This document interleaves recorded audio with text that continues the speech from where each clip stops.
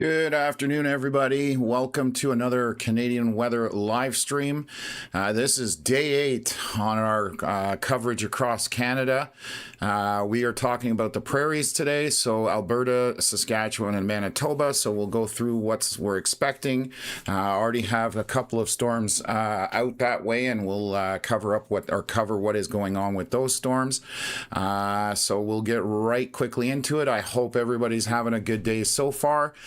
We will be here obviously for the afternoon and evening, and we'll stick with it as long as we have to. So again, let's jump right into it. I've got to get Connor on board here, so bear with me for a second. We've got our radar there. Connor's in the office today, so let me just see if I can flip that around. Bear with me for a second here. Let's do that. Properties, and let's see if we can get Connor in here. Okay. I should have Connor popping on the screen here. There we go. We've got Connor. I'm going to turn on his volume. There we go. We should be good to go, Connor. Howdy, folks. Welcome back. Never ending, apparently, across this country. Yes, exactly. So again, welcome to the stream, everybody. Appreciate everybody that's on the stream. We are looking right now out west. We already do have several storms firing, so I'm going to jump on that quickly just to take a look at what's going on. We do have a tornado watch out. We have plenty of severe watches, as you can see, basically through Saskatchewan, Manitoba, and Alberta. And then we'll walk through what we're expecting as far as outlooks are concerned, and then kind of taking the progress from there. So right now, east of Edmonton, we have several storms that have gone severe warned along Highway 16. This is to do with hail. There is very large hail potential. Some information saying up to 8 centimeters, which is just shy of 3 inches at this point. So that is very large, what we call catastrophic hail. Obviously very damaging to property, livestock, crops, that kind of stuff. So keep that in mind as these storms are progressing today. If you have anything you can keep in shelter, I would definitely do so. So again, Highway 16, this one would be probably grape size hail, maybe a little bit bigger on that, just with those brighter pinks. I will show you how these storms are moving. Let's just go through that right now so you can see what has transpired here. They're moving on a northeasterly track at this point. And again, this is east of Edmonton, and then northeast of Red Deer, we've got another storm that did get severe warned. That one is right to the southwest of Sedgwick, or southeast of Daysland. Smaller hail on this one, but they've already put the warnings out. So we do have additional storms popping in that area or initiating. So that's why we're paying attention to them. And a storm just on the Saskatchewan-Alberta border by northeast of Dewberry. That is also severe warned at this point. So they've put that big warning out for the storms currently to do with hail. So let's take a look. We have a tornado watch in Saskatchewan, so I'm going to read that out. Conditions are obviously favorable for development of severe thunderstorms, which may produce tornadoes, strong winds, large hail, heavy rain, afternoon and evening, and this is in west central Saskatchewan. And there's the call right there, 5 to 8 centimeter hail on storms expected. That is very damaging. 110 kilometer wind gusts, 30 millimeters of rainfall, so a bit on the lower end, but Saskatchewan, I mean, basically that entire area, Alberta, Saskatchewan, Manitoba, just seeing way too much water at this point, and then a few tornadoes being called for in that. Remarks from the Met: a developing low pressure system over central Alberta will lead to scattered thunderstorm development this afternoon and evening, and obviously with that large hail, that will cause significant damage, and that is definitely a big threat for today, along with straight line winds. And then if tornadoes do develop, that's going to be the other issue issue as well. So let me take a look at some of the thunderstorm warnings or watches, sorry. So again, they're just calling for conditions are favorable for strong wind gusts, large hail, and heavy rain this afternoon and evening. So we are watching that. We're also watching back to the foothills in Alberta. There's some storms always come off the foothills. It's a question of whether they can sustain when they get off the foothills. Traditionally, lots of them die, but there are a few that hang on and then go on to possibly be a problem. We do have some watches on the west side of Manitoba, and unfortunately this is to do with 30 to 60 millimeters of rainfall again, 2 to 4 centimeter hail. Not good news for that Dauphin area, anywhere around that western portion of Manitoba. I know Brandon, the city, is actually building dikes to prevent flooding because of all the water coming down the river eventually in later this week. So just a lot of stuff that unfolds from these severe storms may not be right away and can impact days later. So that's what we're seeing is, all that water accumulation is going to go southward. So, and we also have on the eastern side of Saskatchewan, severe thunderstorm watch with the same parameters, 4 centimeter hail, 30 to 60 millimeters rain, and gusty winds. So the last thing you want to hear about is more rain, but that unfortunately is headed for the region. Let's jump in here and look at the outlooks. I'm going to turn the radar off, pull up our outlooks, and this is from Environment Canada. So these are the outlooks that are put out. I'll start with the orange area that kind of stretches back to the west of Red Deer, almost just to the north of Calgary, basically, and then stretches northeast with an easterly component in Saskatchewan. This whole entire orange zone is warned as high. 110 kilometer-hour winds, 4 to 6 centimeter hail, and 50 millimeters of rain with the risk of tornadoes. You will notice that the watch came out with much higher rating on the hail, so the hail parameters have gone up since this outlook was put out. Again, up to 8 centimeter in that area. The large yellow area north of this cutoff line that you see here that kind of arcs from Saskatoon over into Manitoba, that area, again, a moderate watch or outlook area, 90 kilometers an hour for winds, up to 4 centimeter hail, and 30 millimeters of rain. And if I scooch down one more level here to stretch on the southeast corner of Saskatchewan and then southwest Manitoba, 90 kilometers an hour for winds, 2.5 centimeter hail, and another 36 to 60 millimeters of rain. So not good news in that regard. So that is what we're looking at right now. We do have another small area in BC for a moderate scattered thunderstorm, 70 to 90 kilometer-hour winds, 2.5 centimeter hail, and only 15 millimeters of rain. So those stronger wind gusts are going to be the issue out in that general direction. And so that is what we are basically going to be covering at this point, and we'll continue to do that. I do need to switch some things up here while I'm just forgot that I had a few things turned off here, so bear with me. I'm trying to think which satellite is best right now. That'll probably be the best one. Let me switch around here. Definitely should have set this stuff up ahead. I didn't get, managed to get good sleep last night, so I'm about 90% compared to where I was yesterday. Much better in that regards. So we did jump on quickly here.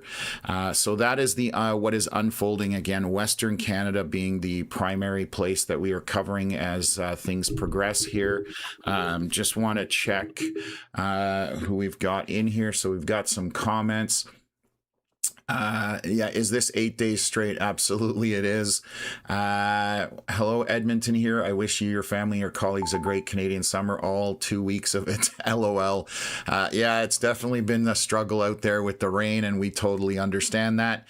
The severe warning went out on the Alberta side for the storm, indicating some larger section of hail here north of 641, just on the border itself. This would be kind of grape size hail, maybe maybe slightly larger, and this is drifting into Saskatchewan at this point. So again, we have three areas that are moving through the region that are severe warned, and there are additional storms trying to kind of get themselves established. So we'll keep an eye on that. We also have, some.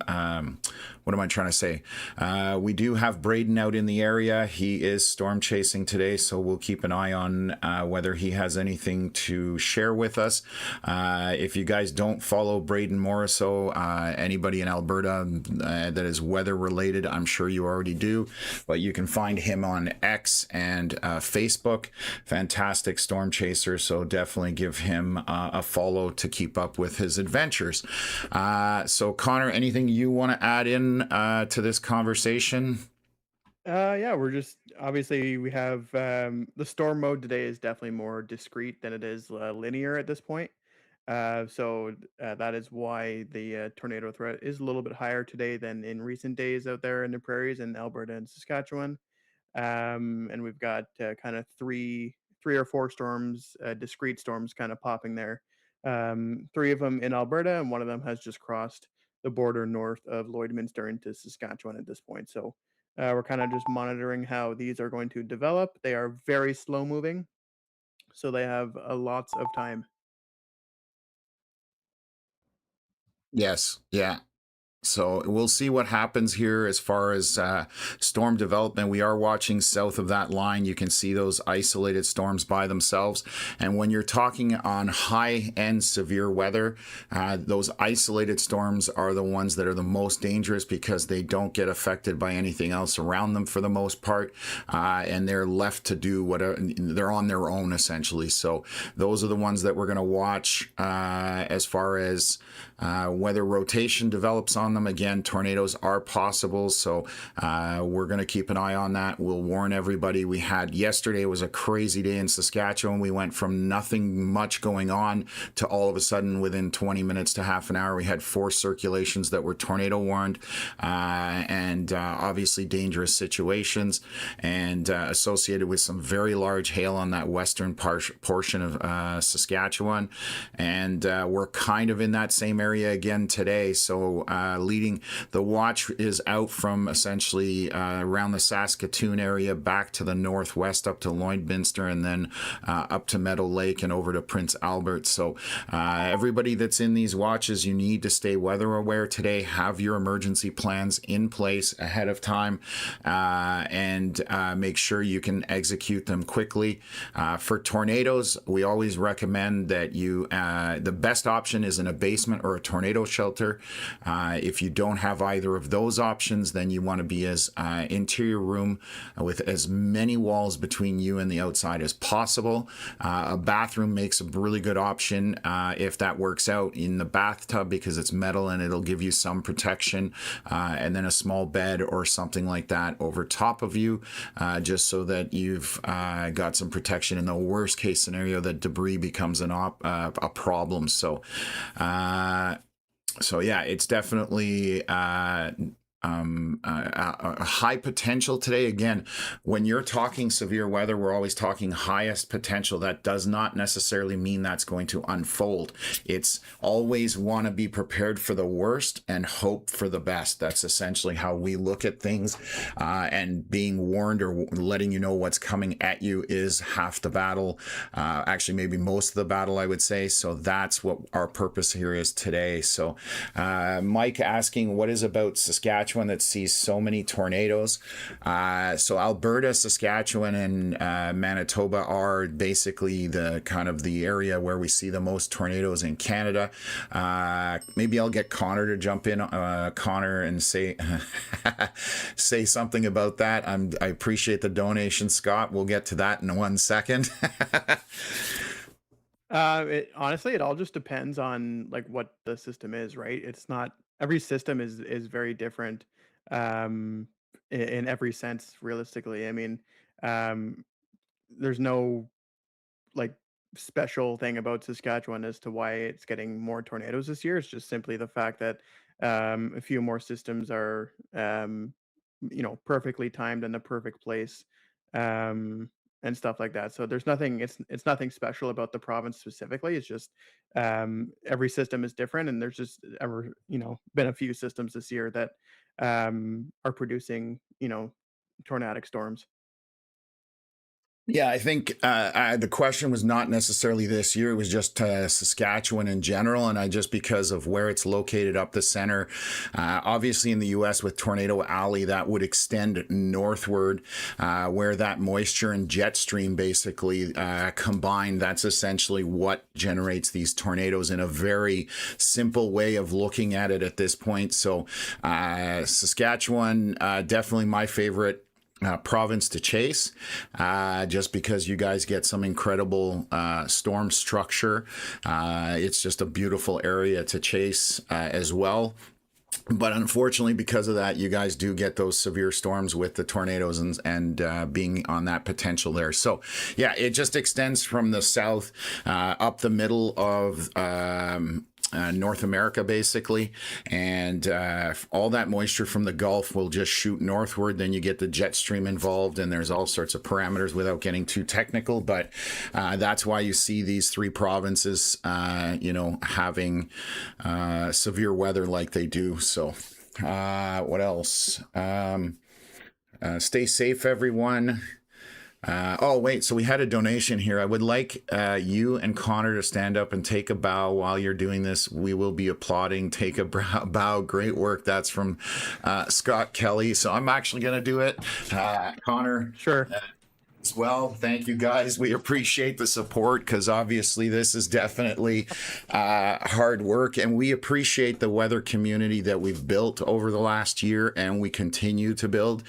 It's all about getting that information out to folks. That's the main thing that we are after. So really appreciate that. It helps us push through these long stretches. This is definitely the longest stretch. It's most days in a row, and it also has the longest live stream at 12 and a half hours. So it does wear on us, but again, that's, we do it because we're passionate about it, both of us. And same with our moderators. We can't do it without them. And some of them are in there as much as we are on the chats, moderating stuff and keeping an eye on things, keeping it all under control so that things do not get, out of control in our chats. But we couldn't do it without them. And then also all the people that are helping to live stream for us.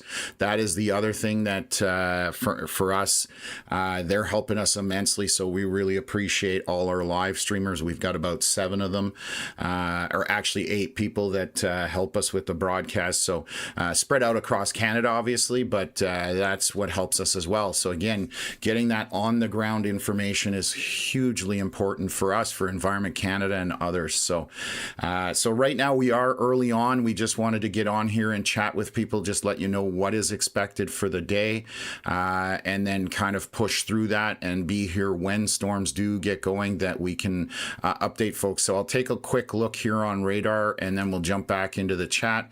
We'll see where things are at with the hail.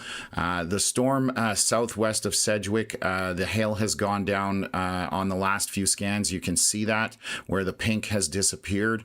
And if you're new here, pink is when we start to get into those smaller hailstones, and if you get into purples, that's the real big ones, and we may see some of that today. And anything on light orange, yellow, green, and blue, that's on the low end of the precipitation scale, meaning how much it's raining or hailing in some certain situations. Small hail core right over Highway 16. Again, this would be probably grape size, maybe slightly larger than that. It is sustaining here. This is to the Innisfree, west of Innisfree on 16, and these are drifting essentially northeast. They may kind of turn east if they latch to the surface a little more, but we'll watch that. And then our hail has moved over onto the Saskatchewan side. This is north of Lloydminster, or Onion Lake. Cree Nation is where it is currently. Let's take a look at winds in that. Right now, not too bad with the winds. So again, we are early on. Thing with thunderstorms and severe weather, you will get You will get storms developing, but for the higher end stuff, they have to mature. So they're going to go for a while, establish themselves, kind of become dominant in their environment, and then that's when they can really go crazy. We saw that here west of Ottawa several days ago. We had one storm that just dominated everything else, and it was. Connor and I were talking about it. It was the equivalent of a supercell thunderstorm that we would see in Oklahoma, Kansas, Nebraska. It was just an absolute monster storm, and those are dangerous because of what they do in terms of rain, flooding, obviously the lightning, and then you've got hail in there, and then strong winds one way or the other. So, okay, let's jump back in here. Great comment from Gabs a lot. I get the sense that a lot of people underestimate straight line winds. Please take straight line wind advice from Tom seriously if you're out there. And yes, those straight line winds can cause serious damage. We've seen east of Ottawa, we had 120 kilometer hour plus winds causing all sorts of damage east of Ottawa on Canada Day. So that was not fun for folks that are in front of it. So yes, absolutely, straight line winds can be just as dangerous. Listen, at the end of the day, if a 2x4 is doing 100 kilometers an hour, whether it's in rotating or whether it's flying straight, if it hits you or hits something that you own, it's going to do the damage same as anything else. So absolutely good comment there. So I'll answer one. Yeah. So Gabslot was asking about, we hear a lot about tornadoes and tornado warnings and predictions, but can other damaging wind situations like downbursts be predicted? Yes, actually, there's in a more like scientific way to forecast. There's not to get too scientific on you, there's a thing called soundings that we can look at as forecasters well before a chase, and there's a parameter called D cape, which is downward cape, and that if the higher the number is on those, the higher likelihood that a storm can give you a downburst, and strong damaging winds could be possible. So D cape is one that I personally watch as a chaser as well, that can tell us that downbursts can be possible.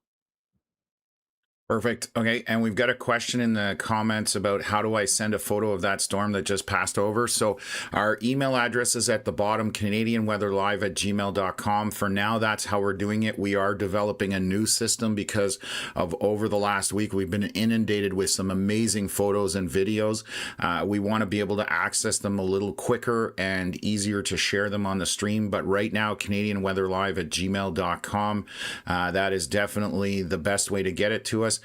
There is a QR code at the top of the screen. If you scan that with your phone, if you're watching it on a tablet or you're watching on computer or a big screen TV, you can put your phone up to that, and that'll get you a link to all our social medias as well. So that's just a really quick way of finding us where we are on the internet. But that's basically how the easiest way to get it is. So Connor, if we get something in there, I'm sure you're going to monitor it, and I'll leave you to that. And I'll check it once in a while as well, because it's a lot when this starts going. So how is Ontario going to do with the storms that will be happening from Tory Shilling? Today there is nothing, I don't think there's anything severe right now out for Ontario, and I'm just going to double check. There's just a very minor possibility, but those are going to be very on the light end of scale for Southwest Ontario around the GTA area. Maybe Connor, you can speak to that a little bit, possibly. Yeah, I did answer her question there, actually. Sorry. Okay. It's all good. Yeah, Ontario's all good for people that are tuning in from Ontario. Nothing severe today at all. Just really, if there's going to be a storm, it'll be non-severe and just regular showers. Okay, perfect. I apologize. I didn't get that far and down, and Connor's been answering stuff. I'm used to Connor being in the field over the last few days. So definitely the more technical questions, we obviously, either I answer them or Connor does when he's here as well. So yeah, it's definitely good. And we will keep you, if anything happens outside. I mean, we do get notifications of severe warnings, so we do monitor them as best as we can across Canada. Obviously, it's just you know, if Connor's in the field, it's just myself in front of all of this equipment. So it's always good to have Connor in the office on non-chase days because he's the eyes in the back of my head, essentially, and he can kind of also give a heads up of potential in certain areas where I'm looking at stuff that's ongoing already. So again, we'll take a quick look here while we're watching radar. Those storms coming off the foothills right now, non-severe, but you can see they're trying to establish themselves coming off those foothills, drifting eastward. So they just put out a new warning for the storms to the east of Edmonton. So let me pull that up. What's our closest radar here? It says which one? Well, both of them. So I'm just looking to see what they have warned for. Has this been parked here? Because this could be for stationary storm, but let's see. The severe warning just put out saying tracking a severe thunderstorm, producing strong winds, obviously quarter-size hail and heavy rain, located north of Wainwright and is moving east at 25 kilometers an hour. I do not see a hail signature in it right now. There is some heavy precipitation in it, and it is got a bit of lightning on it as well. So that is another storm that is trying to get itself organized, as you can see. So we essentially have three storms currently.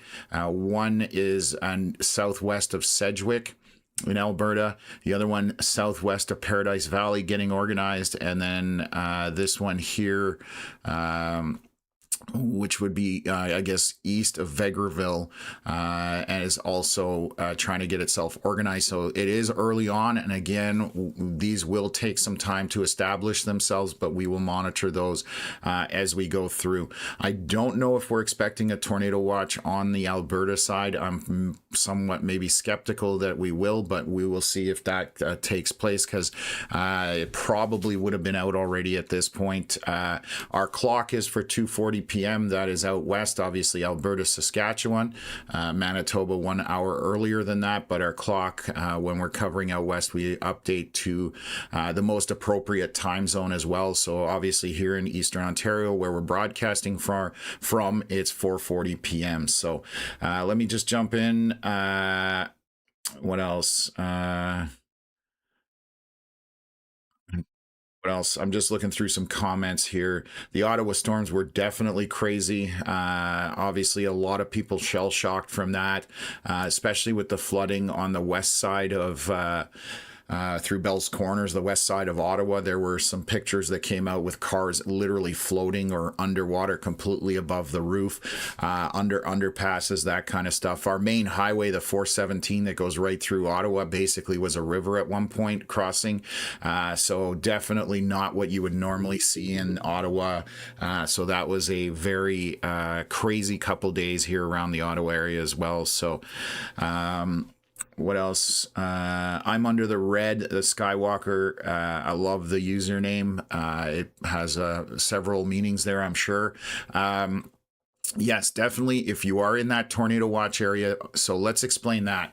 Tornado watch, the best way, or watches and warnings, I'm going to explain that to you. And we've got a great analogy that's been tossed around. I used to use, baking a cake as a comparison, but we've gone to the taco side of things. So we are now, when you have a watch, that means your ingredients for your taco are on the table. Or in the kitchen, I should say. And then when you do get a warning, it means that all those ingredients have come together and your tacos have arrived or are being delivered. So when you get a watch, that's just, hey, keep your head on a swivel, be weather aware today. And then if you do get a warning, all the ingredients have come together and you potentially have a situation where either a severe thunderstorm is happening or a tornado warning means a tornado possibly ongoing. Sometimes we will get confirmation in those warnings that say confirmed tornado situation or a tornado ongoing, depending if there's visuals or whatever the case may be. So there's several tools for that. So let's just take a look back here from I'm just going to double check which radar we are on. these storms are kind of in between the two of them, one to the west of Edmonton and then Cold Lake up to the north. We do have a little bit more hail developing in this. There's almost two updrafts here. It looks like they might be competing with each other. So north of Innisfree, directly north of there is some hail in there. This would be pea-sized, not pea-sized, sorry, grape-sized to maybe just slightly larger, maybe up to loony size. And then to the north of that, there is a hail core developing here that just showed up on the last scan or two, and that one's more significant in the sense of its organization and how compact it is altogether. Down here west of Sedgwick, again, we've got a little bit of hail spread out from each other on the same kind of updraft area. In here, we would be talking about, again, grapes probably at this point, maybe slightly bigger than that. So still not very dangerous at this point. And then east or Wainwright, so near Wainwright, we still have a storm with very heavy precipitation. Still not seeing any pink on it for the hail side of things, but it doesn't look like it's moving very quickly. So this could cause overland flooding. Another thing, so they've just updated this severe right at the Alberta-Saskatchewan border, and they've expired that. So the severe thunderstorm warning right to the east of Dewberry. That storm, as you can see, the pink has all moved into Saskatchewan. That is quite significant. This would be probably getting toonie sized or larger. This is near Onion Lake Cree Nation, so hail core on that starting to pick up and intensifying as well. So I'm just looking at some wind velocities in there. So Alberta side, it has moved off. The other thing is, if you are new here, Environment Canada sends out updates on the radar every roughly 8 minutes. So we are 8 minutes between scans. So a lot can happen between these scans. For example, the storm down here by Wainwright could all of a sudden develop hail in those 8 minutes, and we're not reporting on it because we don't have that information on the screen. So you can go from a dark red, precipitation core to suddenly having a very large hail core in one scan. So there's a lot of time in between them. So that's basically what we are looking at this point. And early on, we expect to be here again. It's 2:45 in both Alberta and Saskatchewan. We definitely expect to be here late. This will carry out through till dark and possibly later on.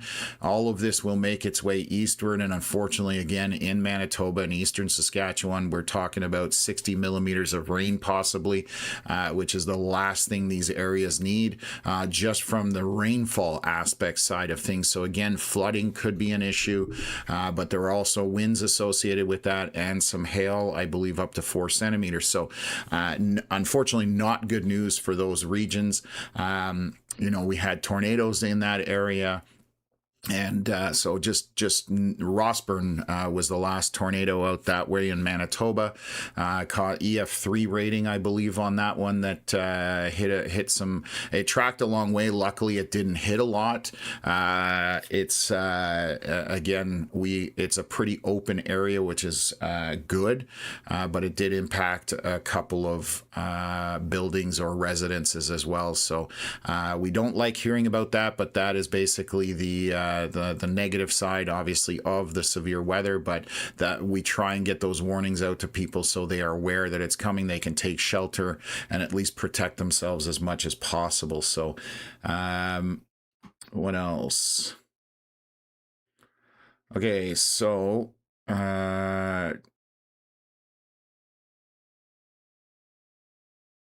okay. So Connor replied to this comment here, and I'm just going to read Connor's comment. There could be some severe storms in the western and northwestern part of the province that produce large hail. Tomorrow is likely a bigger day, though. So that for Manitoba, we're speaking at this point. So again, yes, there looks to be a stronger severe day on tap for Manitoba. Not what they want to hear. I know Winnipeg, for example, that's a very what's the word, anxious area, just because of all the severe storms that went through there. There was a tornado that went through small part of Winnipeg, and so obviously a lot of people not looking forward to severe weather. I can actually bring up our day 2 afternoon. This is based on today, so again, we will be live tomorrow for day 9. We may make double digits, folks, which would be crazy. 9 days in a row, 10, maybe 10. I hope not 10. I'm hoping tomorrow's the last day so we can have a day off and catch up on all sorts of stuff. But there is potential for tornadoes, as you can see in this orange area. Just to highlight that is for tomorrow, and then there's more less severe, moderate areas through Calgary or through Alberta, around the Calgary, Lethbridge area, Medicine Hat, and then into Saskatchewan. And then you can see the very large one here for Manitoba on the moderate side. So definitely some possibilities tomorrow. We will update on that as things continue on. So let me switch back to radar. They are updating this severe thunderstorm warning. Again, this is around Onion Lake, Cree Nation area. Still significant hail in this. This would be, again, probably grapes to loony size hail in that hail core, moving northeastward at this point. So if you can see where that is on the map, this is north of Lloydminster, and we'll take a look at the rest of our hail cores here. I'll update whether they are subsiding down or whether they're continuing. And sometimes you'll get these storms that go up, they get strong, and then they weaken. So we've just got to watch what's going on there and keep track of which ones are doing which. This is right near Innisfree. There's probably some small hail in this. This would be maybe in between pea size and grape size hail. You're seeing only about 10 pixels of pink, but very dark red. To the north, same kind of statement there. This is just south of 631 on the Alberta side. So let's take a look here. We still have south of Sedgwick. This is getting some brighter pinks in here. So we're going to be loony sized hail in portions of this, but that hail core establishing itself somewhat as the storm progresses. So once we get into those really bright pinks, we're going to start seeing some purples, and that's where you get into golf balls and larger. So again, just seeing, keeping an eye on what those hail cores are doing is important. And then the storm by Wainwright, you can see that pink has now jumped in here. So this storm is slightly intensifying as well. So that is another area that is severe warned. So we can see we have 3 basically severe warned areas on the Alberta side, essentially northeast of Red Deer, and then east of Edmonton, and then back here we would be west and southwest of Meadow Lake, and then northwest of North Battleford or north of Lloydminster, just to give folks an idea where things are happening. Going to double check what's coming off those foothills to see if any of those are sustaining. There's one cell here that has some lightning on it, still off in the foothills essentially at this point, still quite out there. But this is, where would this be? West of Brazeau Reservoir. Let's just get a line up here with what's on in line with that. This west of Alder Flats, that's essentially where this would be. So still, again, into the foothills, and it's the only one that really showing any sign of intensity. The rest are just regular showers. Again, those yellows, oranges, and greens and blues, that's on the low end of the scale. So yeah, that's kind of where things are at right now. I know Connor's been replying to a few things here. And what else? Question about, okay, east northeast, you've already responded to that. So Connor's just keeping up with the comments, asking your opinion. Do you find, and I didn't see that one. Oh, there. Do you find that so far this year we've had more severe weather activity than usual?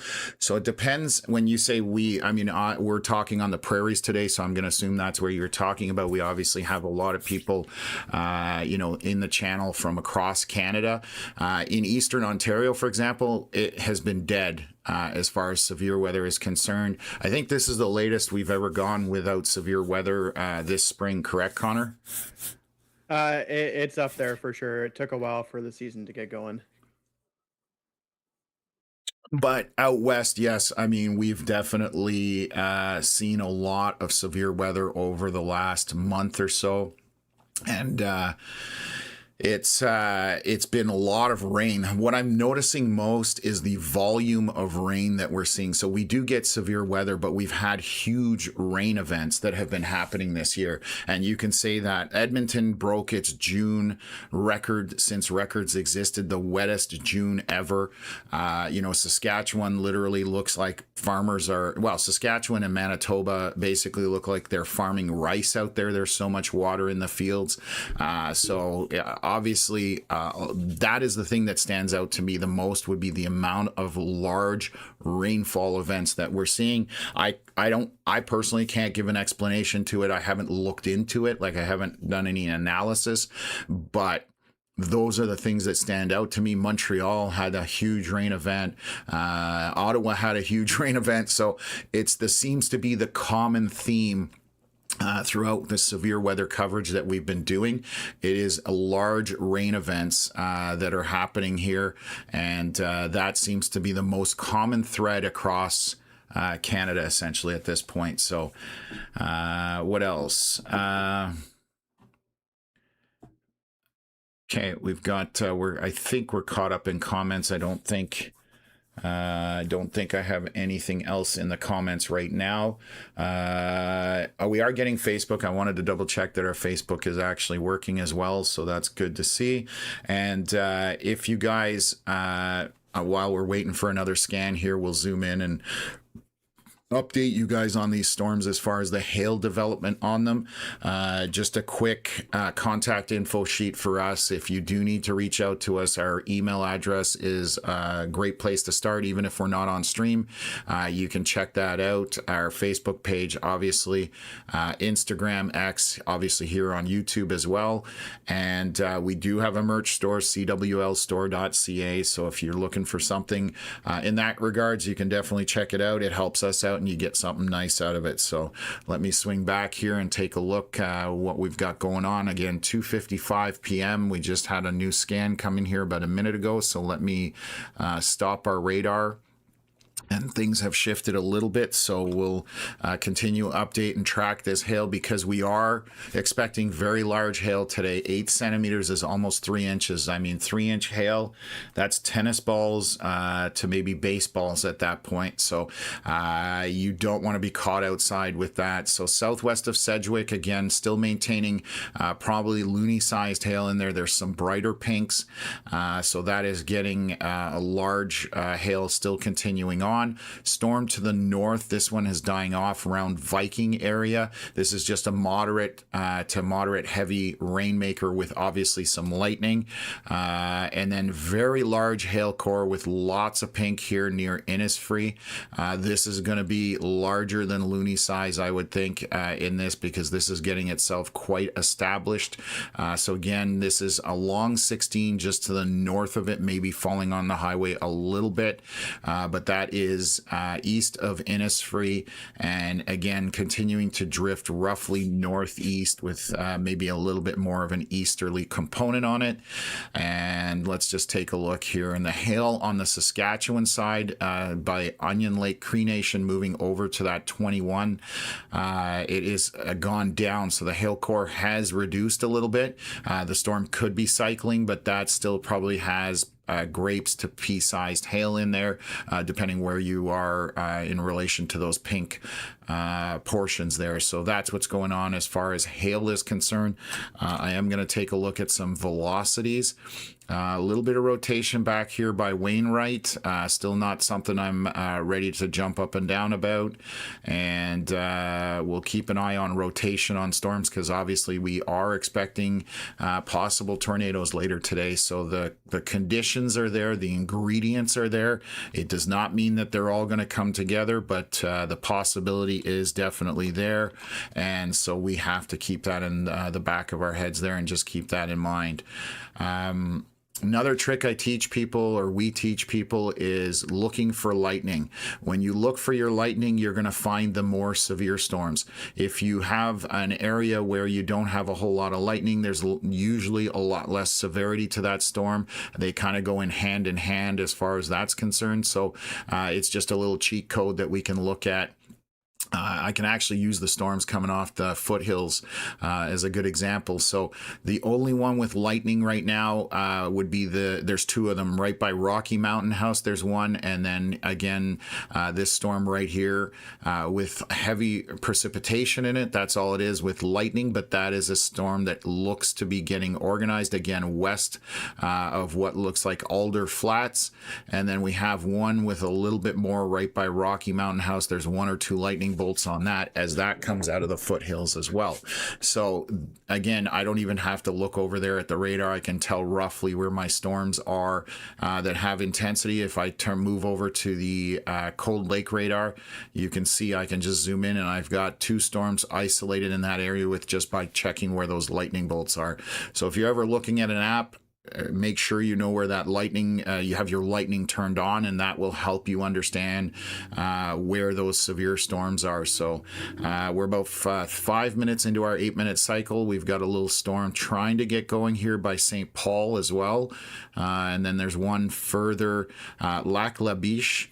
That is another area that has a storm getting organized as well. So again, we will watch all of these, make sure everything, we keep you up to speed. I'm just going to take a look at some of the radars around the area, around Regina, Saskatoon. Still nothing initiating over there. We are expecting that later on, so we'll keep an eye on it.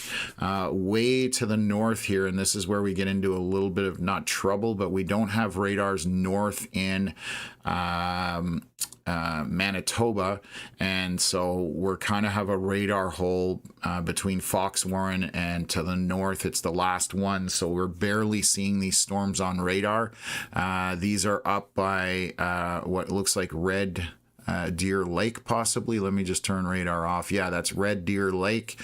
These are just heavy rainmakers with some lightning on them, and I cannot even see where this lightning is south of Flin Flon or the pass. I don't have a radar that reaches that far, so we are literally blind as to what's going on there with radar. My only cheat code would be using satellite.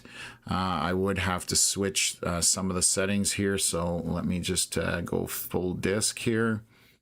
I'll just jump to in see. really quick. Yeah, absolutely. So that storm south of Sedgwick and west of Hardisty, Alberta, is starting to get its act together. We have a post here from Mr. Braden Morriso. He's on that storm. He has a wall cloud on it as well. It is looking pretty good. Okay, perfect. Thank you for keeping you're my eyes in the back of my head. So let me switch over. We'll kill off satellite. We'll worry about that later. I was just trying to keep an eye on things out there. But the only way we'd be able to see that stuff would be with satellite imagery, and that makes it difficult to understand exactly what's going on. So let me pull up Braden's post here. Again, we are talking about the storm south of Sedgwick, which again, I was talking about that hail core intensifying on it. So I'm going to pull the video up here and share it with you guys. So this is again from Braden Morriso. You can see the lowering. I'm going to highlight that on the video. So our area of concern with the wall cloud would be where these arrows are. We're having it draw up. That cotton candy looking cloud is called Scud. And as it's drawing up, it's condensing as it gets into the storm. So this area where we have a lowering here is a little disorganized, but these things can go very quickly. But visually speaking, right now, that looks a little bit disorganized, but it is making an attempt to get organized. So that's your early warning that you need to pay attention to this storm, as Connor mentioned in the stream there. So we'll continue to monitor that. Again, Braden Morriso out underneath that storm. And I was saying yesterday that Braden Morriso and Connor Mockett are are definitely guys you don't want to see late afternoon, early evening, because that just means weather's probably in your area. And it's not sunshine, folks. It's not the good stuff, unfortunately. So Jim Cantori in the U.S. has that reputation. If you see him, and same with Reed, late in the day, you definitely don't want to be hanging out with those guys in the afternoon. So 2:59, this just updated. So we've given you an update on that storm. Continued hail core here to the east of Innisfree. Still probably loony-sized hail in that roughly. So that is that storm. Obviously, the one we just spoke about to the south. And then over by Highway 21 on the Saskatchewan side to the southeast of Onion Lake, Cree Nation. Probably grapes, maybe a little bit bigger. There are some brighter pinks in this area here. So those are the areas we are monitoring right now. And we are going to look at whether these rotate. Some of them do show some rotation on them. You can see that on the Sedgwick storm. There is some rotation. Again, not too scary at this time, but we do have eyes on that storm as well. So that's another helping factor. So just looking at storms, keeping an eye on them, seeing what they're doing, and trying to get the information out ahead for folks. So what else? Comment from Sean. Lawn is still saturated in Edmonton and nowhere near drying out still. Unfortunately, it looks like it's going to take quite some time for lawns to dry out. So yeah, it's definitely one of those things that a large portion of the prairies is experiencing right now, and it's not obviously a lot of fun. So also getting a comment from Gabs a lot saying it'd be really cool if this channel did some informational videos to clear up misconceptions about storms and help folks understand terms like Derico, straight line winds, downburst, tornado, etc. And it's all on our to-do list. But again, we are a very small platform in the sense of manpower. It's just Connor and I. So, those are things we definitely will do, and I think it's stuff that we will ramp up over wintertime or in the off season when we get out of the severe side of things, because right now, especially covering across Canada, like we're day 8 at this point. So but those are definitely great comments and great ideas, and they are on our whiteboard, as I call it.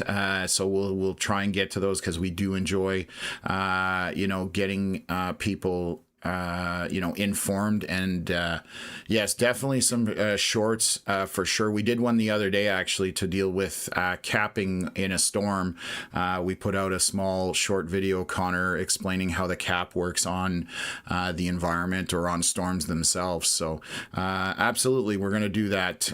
Glenna asking about Barrie. I think so. This is out west, folks. This is in Saskatchewan, Alberta, and Manitoba. There is nothing coming to Barrie of any significance compared to this.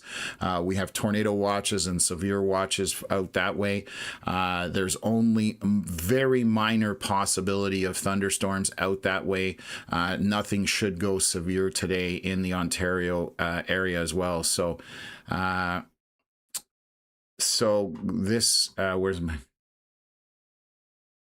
okay, why is that okay? Oh, yeah, so I want to address this comment. Why is Saskatoon on a tornado watch? Isn't this stuff going to miss us? Clear blue skies here. So that is the most famous thing. If you watch any interviews of anybody in the US, Canada, that's been hit by a tornado, the most common thing they say is it was a beautiful day out, and then all of a sudden it was like Armageddon. And so you need that sunny weather for heating and destabilizing the atmosphere. That's basically what it's doing. So generally always preceding a tornado, you have a beautiful day, and then mid to late afternoon, early evening is when things end up going stormy. And if it's an isolated storm on its own, it just starts coming through, and at that point it's too late. So that's why these watches go out early, and again, the ingredients are out there that possibly something's going to happen with tornadoes, but it doesn't mean that it's all going to come together and happen. If you get a warning, take it seriously today. There are some high-end parameters possible today, so that's our purpose. We will warn you. Yesterday we had 4 separate tornadic circulations going on at the same time, so we had a lot of rotation and storms yesterday on the Saskatchewan side, so we're still expecting quite a bit today, and we are early on. It is only 3 p.m. out there. Still a lot of daylight left, a lot of heating. Let's just take a look while we're talking about that. Our temperatures. Let me turn that on. And so right now in that area, we're looking about 23 degrees, still, temperatures climbing. Further to the south, we're in the 25s. So again, environment still potential in there for more surface heating, more destabilizing. And we've already got storms ongoing in the Alberta side, and they do take time to mature. So they may be in Alberta right now, but like Connor mentioned, they may end up getting into Saskatchewan and being a lot more mature and being able to do things. So let's turn that all off, and we'll go from there. So that's what's transpiring right now. So we just got to keep an eye on things, and hopefully this watch, goes up and nothing happens in terms of tornadoes. That's the best case scenario at this point, and that's what we hope for, so that people aren't impacted by tornadoes. But if the worst case scenario happens, you have got the warning and the heads up that that's possibly headed in your direction if you happen to be in that area. So we will. That's our purpose. We're like insurance. You have it out there, but you hopefully you never have to use it. But if something does go wrong, we will be here to walk you guys through it. So, what else? I So think Connor. the Yeah. anvil from that Hardesty storm is probably going to kill off the one that other storm right to its east, and probably become dominant here in the next 30 minutes, I would say. Okay. The one to the east, so the Sedgwick storm is going to become the dominant one, is what you're saying? Yeah. Okay. Cool. Okay. I just wanted to make sure. I figured that was the case, because the anvils, which is the updraft goes up and then the clouds spread out really high up, that's called an anvil. And then it creates a shadow, which obviously cools things for storms that are, if the anvil is stretching northeast, then, that's going to start creating a shadow for the storm that is near Paradise Valley right now. So that's what Connor is talking about on that regard. So we'll see when our next scan is in here. We're about 4 minutes away. We still have very large hail tucked in east of Innisfree, north of 16. West of 881 essentially. So this would be probably up to loony size, maybe slightly bigger. There are some bright pinks in there.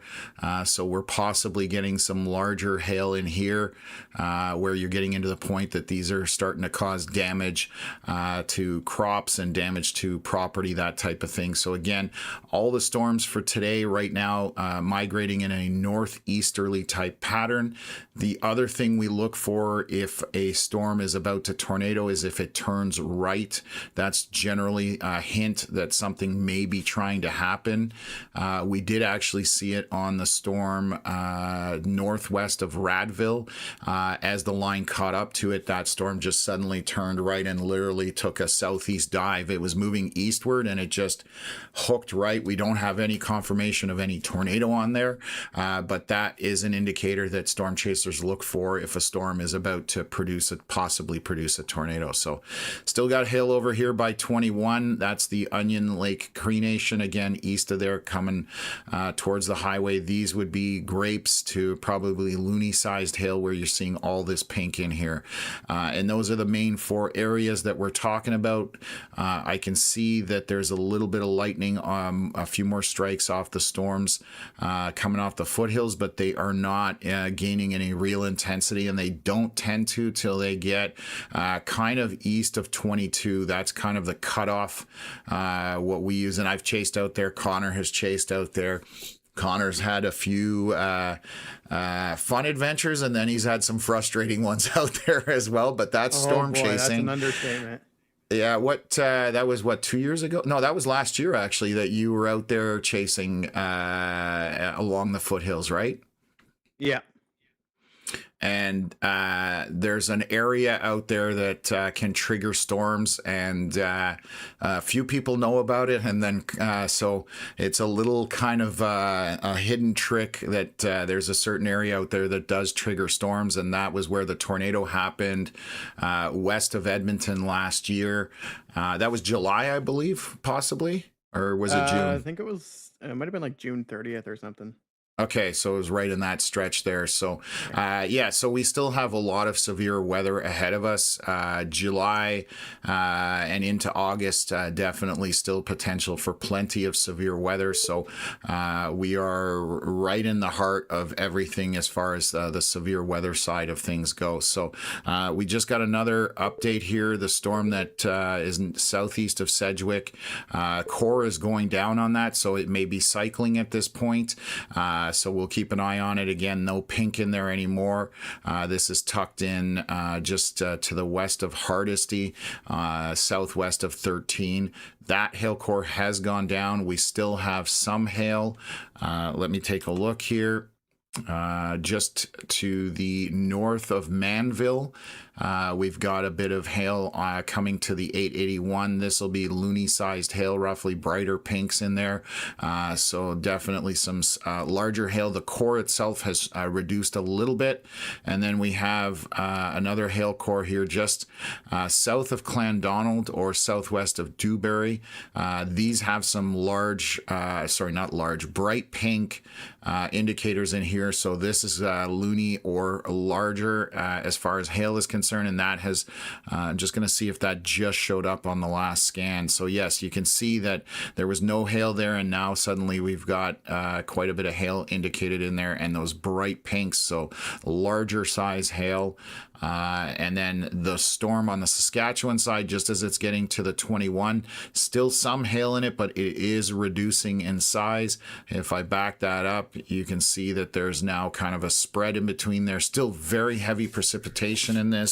Let's just see what our winds look like in all these storms. I'm just going to take a quick scan. Some of them do have some rotation on them, and that's another thing I want to address. Storms do rotate. That is a normal part of thunderstorms, especially supercell thunderstorms. They will rotate. The amount of storms I've been on that rotating like crazy and nothing comes out of them, it's the vast majority of the time. It's that 10% that, okay, wait a minute, we've got to pay attention to this because it's continuing to amplify. So just seeing rotation doesn't mean that you're about to see a tornado. A lot of people will just look at radar and go reds and greens together, and that's it. You need to understand a couple other things. You need to know how high up in the storm it is, because radar beams go up into a storm because of the curvature of the earth. And then you need to know how broad that rotation is. So how far apart is it? Is it within hundreds of meters, or is it kilometers across? And then how fast that rotation is. So there's a lot of things that you have to look at when you're talking about rotation. Some people just assume red and green and, oh my God, there we've got a problem. That is not the case. And again, you have to be careful with that kind of stuff. So let me see. They've just updated the severe warning here for the storm southwest of Paradise Valley or northeast of Wainwright. Let me see what they're saying. Still tracking at 3:14 p.m. Environment Canada tracking a severe thunderstorm possibly producing strong wind gusts, quarter-size hail, and heavy rain. So that is ongoing there right now. No signatures of hail. Our only two hailers right now would be the storm, again, northwest of Manville or almost directly north of Manville. And then back here southwest of Dewberry, there was another town there there, Clandonald, south of there. So on the Saskatchewan side, there's one storm at this point. So still very early on in this process, and we're watching what's going to take place. Again, we are only mid-afternoon at this point out both in Alberta and Saskatchewan, and we're going to track as things produce. So we'll keep you guys appraised of everything. Not, the excitement level or the intensity right now, obviously, of the live stream isn't there in terms of any danger. So that is good news. Obviously, hail does cause damage. So that's why we want to let you folks know if you are out ahead of these storms and you've got farming equipment, livestock, whatever, if you can get that stuff to shelter, whether it's a car, truck, whatever the case may be, because some of these hailstones could be larger later on, and it would save you, having to get that stuff damaged at this point. So, what else have we got here? Okay, some of these questions have already been asked.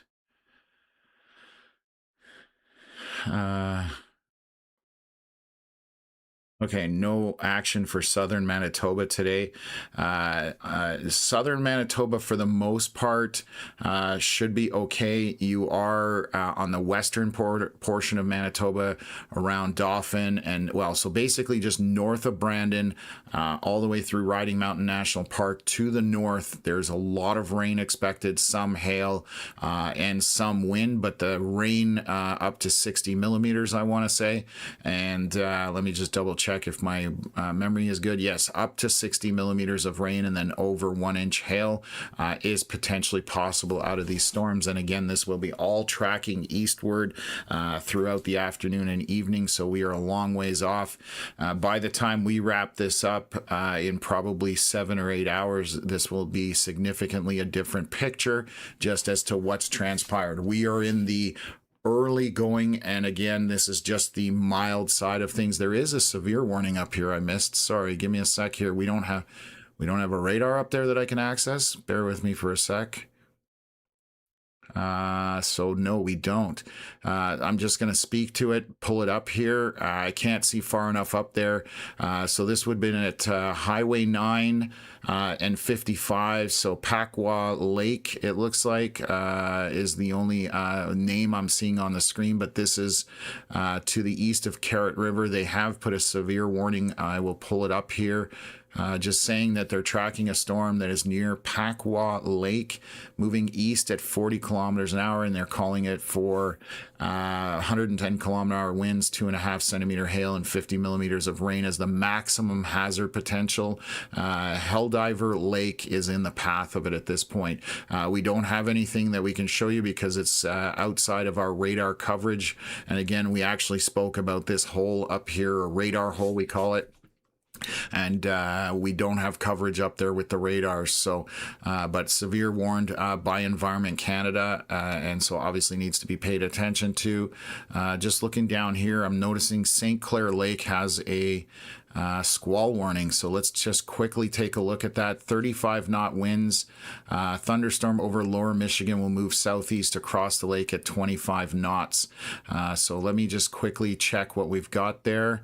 I just want to see what direction this is moving in. So you can see some storms moving through these currently. Heavy rainmakers, not a ton of wind in there, and 35 knots. You're basically around just over 70 kilometers an hour on the surface. Obviously over a lake more unimpeded than over land, so wind does tend to pick up on water or larger bodies of water. So that's what's going on. These storms coming from the northwest at this point. I'll just show you the line that's moving through, and there's only 2 areas there, so they've warned it out ahead because people out on the water enjoying it. It's a nice sunny blue day, and then suddenly bam, you've got a storm blowing 70 or 80 kilometer hour winds on a boat. Not my idea of a fun time. So that's what's going on back there. So let's see if there's anything in BC. Still not seeing anything on the BC side that's severe warned at this point. Let's just take a look here. This is 3:17 p.m. So these storms are definitely weakening. Sedgwick, Hardisty, that storm is weakening, maybe going through a process there. A little bit of a hail indicator on the storm to the east of Wainwright, near 14 and 894, 1 pixel there. And then we have, again, just north of Manville, there's going to be some larger hail in this. This would be grapes to maybe loony sized at this point. And our other storm back here, there's what's kind of around here. North of Vermilion, I assume I'm going to say in English because that's a French word, but Vermilion would be my guess as to how that's pronounced in English. The hail on this would be probably, again, grapes to loony size roughly. What else have we got here? And then the hail is still present on the storm in Saskatchewan with a little bit more sporadic pixels in there. So that's indicative of it kind of struggling to maintain that hail intensity. These would be probably grapes or maybe just a little bit larger than that based on the coloration that we currently have. Watching the storm by St. Paul, but that so far is not doing very much. And over here, I'm just going to take a look at what this storm is doing. Drifting a little bit eastward on that, showing a couple pixels of pink in here. This is at 55 and 36, way to the north, kind of south of Lac La Biche. So that is going to probably get a severe warning here shortly. And they've re-updated the warning for the storm west or southwest of Meadow Lake. So let me just bring that up. They are upgrading the warning for this, capable of producing damaging wind gusts, and they're calling for loony to ping pong ball sized hail and heavy rain. Our hail, obviously, where these pink pixels would be, so east of 21, and then back tucked in here west of 26, again in the northwest corner of Saskatchewan at this point. So, I'll answer a few questions about Saskatchewan all in one. yeah. So we had people asking about you're in Prince Albert. You're not sure if you're in a watch, and then um, somebody from Saskatoon was also asking why. So the reason why you guys are in a tornado watch in Prince Albert and Saskatoon is simply because there is the potential that a few of these storms make it over in that general direction, and conditions are favorable in front of these storms for the potential for a tornado or two. They are currently in Alberta, as we know, but that is why the tornado watch is issued in Saskatchewan, is because these storms are going to head into Saskatchewan, and they are expected to mature further. And a couple of tornadoes could be possible in Saskatchewan, not necessarily literally in Prince Albert or Saskatoon, just that whole general area where the tornado watch is. I'm gonna answer a question or ask a question here, Connor. I haven't looked because I haven't really been on social media today. Kind of took a little bit of a break there. And Connor sent me something here. That was a while ago, so that's from Braden. Just gonna double check here. Question is, did anything come of those storms in Chatham-Kent area yesterday late in the day? That was that straight line wind event. I don't think anything came out of that. At the time, I didn't think there was anything there. Those were, again, very strong straight line winds, but the rotation aspect I couldn't even find. I would have to put it under a microscope to try and find it, and it just wasn't there. So I don't know if they had a report from somebody. No idea as far as that's concerned. But no, so far we haven't seen anything in that regard. So I know we get people watching from the Ontario side. So we'll update that. I'm going to just show a video here from Braden. This was posted about 6 minutes ago, so bear with me. It's still on this storm that currently looks to be getting an update on it, I believe.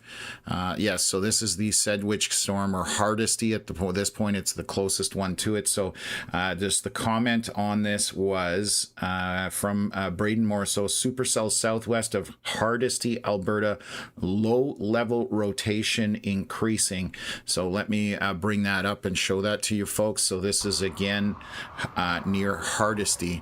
And so you on the right hand side, that is the area where the concern would be. This is rapid, or this is scud rising into the storm. It's trying to produce a organized wall cloud possibly, and so Braden warning out ahead of it. So this is a storm that still is packing a punch and still trying to get itself organized. So we'll have to watch that as things progress here. And that is the storm in the center of your screen, again coming towards Hardesty. I'll show you the last few frames. It's almost drifting eastward at this point, so it'll go through Hardesty and then kind of just south or through actually CFB Wainwright. So just keep that in mind. Let's take a look at our hail cores up to the north. Still a solid hail core on this scan about 3 minutes ago north of Manville. This would be grapes to maybe loony sized hail right over 881. Smaller little patch of hail south of 631 on that same kind of complex of storms. And then just to the east or southeast, I should say, of Clan Donald, some more hail in there. That probably grape sized at this point, roughly. And then let's look at the Saskatchewan side. Hail has pretty much subsided on this storm. We literally only have one pink pixel in there, so we will monitor it to see if that re-intensifies. And again, most of this is moving just northeast or eastward, depending on where you are with these storms right now. The southern storms seem to have turned mostly right.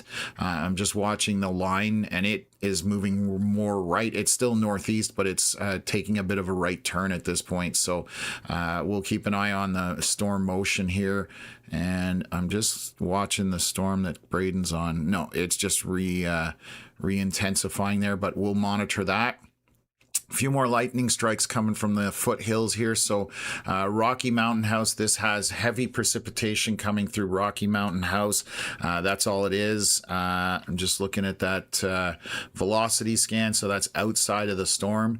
But lots of heavy precip with some lightning on it as these come off the foothills. West of, what town was it? Alder Flats. Those storms are there. There's a second one behind it now getting a little more organized, and that happens on the foothills. And again, when they come off, they tend to die off or weaken at the very least. So we'll continue to monitor that. We'll see if there's anything down by Calgary. We do have one storm between Sundre and Olds, kind of to the north of both of those, moving east-northeast. So we'll watch that to see if there's any development from there. And a storm is trying to get going at Kananaskis Village. And that would head towards Calgary roughly. And we know how Calgary loves those hailstorms, unfortunately. So Connor just sharing something with me. Let me take a look here. Hardesty. Yeah, okay. So we've got some action on that storm as well, so we're going to keep an eye on it and go from there. So we are pretty good at this point. Again, quiet part of the stream. We're in the calm before the storm. And we are your calm in the storm, so we can let you know what is going on, where things are headed, and give you guys a heads up. We are kind of like the eyes in the back of your heads, just letting you know what is happening. So what else? Okay. I'm just seeing any comments here. What do we use for our radar? So we can, the software that we're using, I'll go full screen here. Top left corner, you can see the logo WeatherWise. We are on the Pro version. They do have a free version. And then you can upgrade, obviously, if you want to spend monthly on it. We obviously mine a lot of information. We drill down into a lot of stuff. So we're looking for all the features. Switched to them about 6-7 months ago and haven't looked back. We were both using radar scope for about 12 years, and this just gives us a lot more stuff working with the software. So all the Environment Canada data goes to all the different types of software programs that are out there, so we all get the same thing, but the software we're using to display it or interpret it is from WeatherWise, and their support is phenomenal. We are not sponsored by them. We've just been super happy with the product and really enjoying what it can do and what we're able to do with it. So thank you for asking that question. Friendly Manitoban asking about Manitoba, and we are expecting on the western portion of Manitoba a pile of rain up to 60 millimeters, up to 4 centimeter hail. This is all moving eastward, so again, we are very early on, and this is going to head through Saskatchewan, and we're going to have storms going into Manitoba later. So we are only 3:30 p.m. right now, so very early in the game. Connor and I are expecting to be up late.